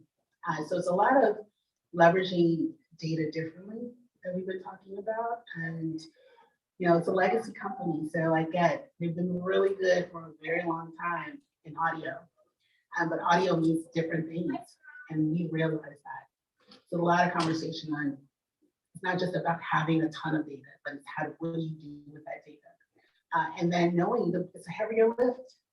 Everybody wants Disney. They make you work for it. And I don't blame them. We were easy. We were like, we got jobs. We'll pay for it. These folks are like, I can afford it, but you got to show me. And so a lot of the work that we're doing right now is just really understanding what matters to them and meeting where they are. Do you are you bringing in a lot of Gen Zers to work there and help expose you to their thinking? It's funny because aren't Gen Z's babies? Yeah. Are they working yet? I will say this, we have an amazing research team who is out fielding studies all the time in this space. And we talk about it every single day. There's more we can do and there's more we plan to do. But yeah, and look, we listen. Disease, they tell you what they want and what they don't want. What do they want to? What does it feel like? Because we launched our head of revenue is here at the Messenger, and we're engaged with brands who want to reach Gen Zers. And we launched Hang because I noticed that my 21-year-old son, when he's a huge sports fan, when he watches sports on TV, he's not watching. He's not watching the game. He's on his phone tracking his bets and his fantasy, and he's giving his friends a hard time, and he's following highlights and stuff like that. I hate watching sports with him now. and so we built Hang in order to play into that experience. And that's why we don't even incorporate a game feed into our thing. But how do you think it impacts, how do their behaviors around audio impact your thinking? Like, I know you've done this partnership with TikTok. That's interesting. We did. And it's funny, no one would have put SiriusXM and TikTok together. But you know what, Gen Zers, they want community and they want democracy. They want to be able to create and monetize that. I was reading a study the other day. It talked about there's this assumption that Gen Zers don't have disposable income, and apparently they do. And so we should probably stop. Their parents. I don't know. They're making a ton of money on these platforms, and so we have to stop dismissing their wallets. And they are very particular about real estate on their phone. They don't just download apps. They want to know that this brand means something, and what do you stand for, and what's your purpose, and how are you showing up in the world, and is it bringing value to me? And if it's not, I'm not really interested, because I can go out and create that value, and then I can monetize that value. And so they just decided to take back a lot of the power. And so we really have to work hard for them. And that's how you future-proof. If you're not interested in that, and if you think, well, we have what we have, and if folks want it, they'll come. Maybe my generation, maybe older millennials, but after that, more. Yeah. I know you guys are working with DJ Khaled on a campaign that's really cool. It is part of the avenue into Gen Zers to hook up with talent that they really respond to and engage with. Yeah, I mean, influencers are always going to be a great way to speak to consumers. The DJ Khaled campaign really was about Pandora's into the chat, right? We have been quiet for a while, and you're quiet, people forget about you. And we wanted to incorporate some storytelling in our advertising. So the Khaled campaign ironically came from a video he had done in his backyard.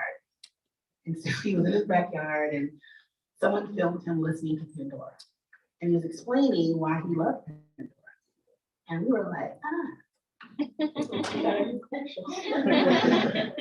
I love those obvious ones. Yeah. Don't you? Right. Yeah.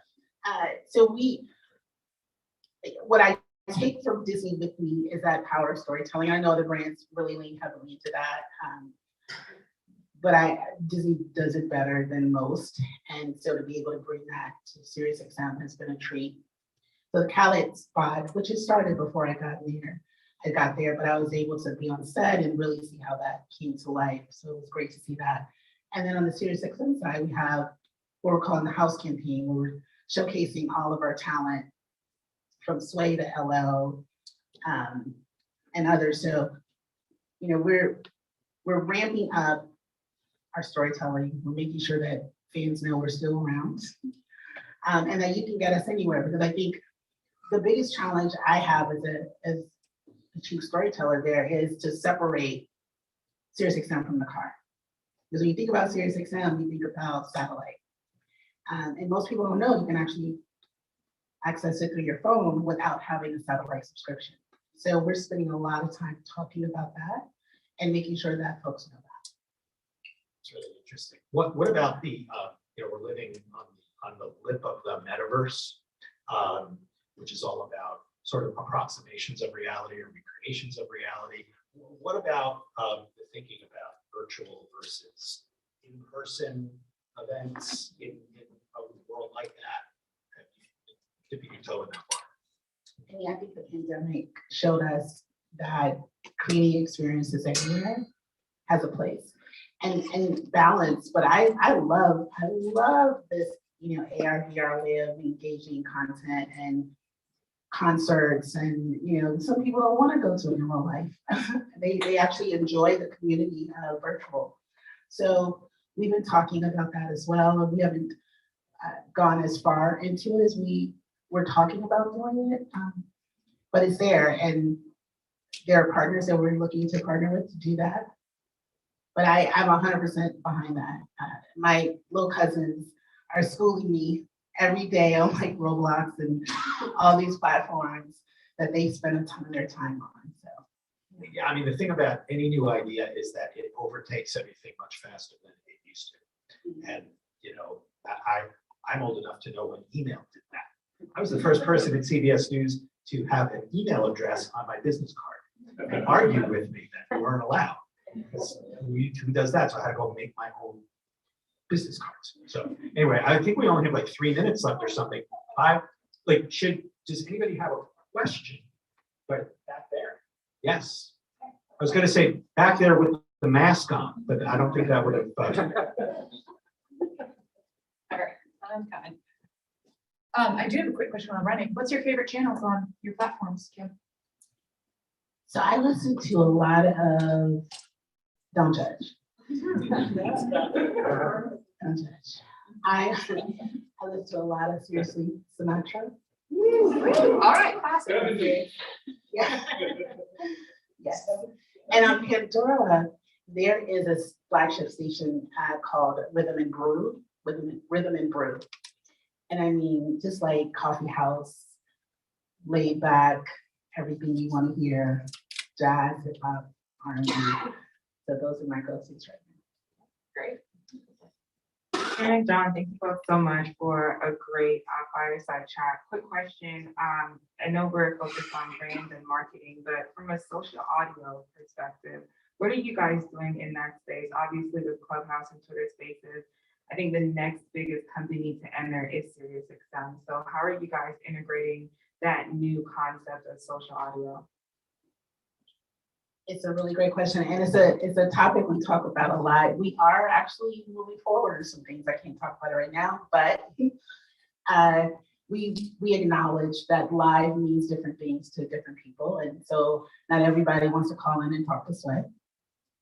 I don't know why they wouldn't. I would, right? But it's something we're all over. I do want to spend some time in Twitter Spaces with some of our hosts, so we're talking about that. We're probably late, but that's okay. So yeah, it's really important. I think probably for a while it was like, don't do that. We're live, but the marketplace has taught us differently. So it's a good question. Anyone else? Good question. I have I'm a big customer for many years. It's interesting to see how my family uses things, right? So I'm channel 70 with Sinatra. Oh, I'm sorry. Point that in. That's why I listen to Sinatra. 42 is when my kids get in the car, and then my wife is channel 50. Being a sports, I'm wondering how you build the sports brand at Sirius when I think of the Sinatra channel, I think of Sirius. But when I'm listening to Westwood One for the NFL or IMG or I don't think of Sirius. I think they're the brand, right? So I'm wondering, how do you fortify your position in terrestrial as a place to listen to sports? Yeah, it's a great question. We talk about, because I think they tried this before, we were talking about creating these destinations for sports. because we want to dig into even these like niche sports communities, like, well, this is not niche, but we don't do a ton of boxing, but we have boxing content. MMA, we think combat sports is a huge opportunity for us to bring in new, but in terms of branding, it's funny, some people actually do associate us with sports when they come to us, even though we don't own the league rights or the IP, but we are their go-to if they're listening to ESPN radio, but they think of SiriusXM to get that.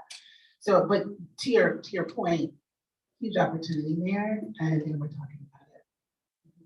I mean, I know, Rich Eisen and Dave Patrick are my presets on Sirius, so, and NFL Network, so they're in the top on one of the first channels for me. Cool. I just want to bring it background, and maybe you have a follow-up to this too, John. When you're talking about just the Gen Z market and like wanting to believe in it, some of the challenges that some of your competitors might be going through, how do you feel like Pandora might be set up for that in terms of like being aligned with cultural best practices, I guess. You know what I mean? I can name them, like Spotify. I mean, She's too busy focused on the challenges Right. at SiriusXM to even know what you're talking Right. about. That's right. You're a leader in that. Yeah. But I think you were talking about how you're setting yourself up more for that being relevant and being a brand that stands for something. And you were talking about that. You know what I love about Pandora specifically? So Pandora is, and we have some Pandora to me always represented Oakland. Like it was very. Are you from Oakland? Oh, you did. Okay. So and I always feel like people from Oakland remind me of people from Chicago. It's just that. And so Pandora always led with empathy and community, and we take care of each other. And you see that in the building. They're very much that. And they haven't lost that. But we have to tell our story. And when companies are doing the work but they're silent, the assumption is that you're not doing work. So we're talking a lot about we need to be louder. If anybody bumps into Kim afterward, you can get her to show you a picture of her closet. Note the footwear here. There's just a spectacular display of footwear in Kim's closet. It's her Zoom. So what you do is you try and hook up for a Zoom chat with her because that's her back. Oh, my little business. A little pro tip. I'm humanizing you. So that's. Well, and that's what we're all about here, getting to know each other in the community, right? Exactly. So it's your personal brand. yes, personal brand is important. So with that, thank you both for this fireside.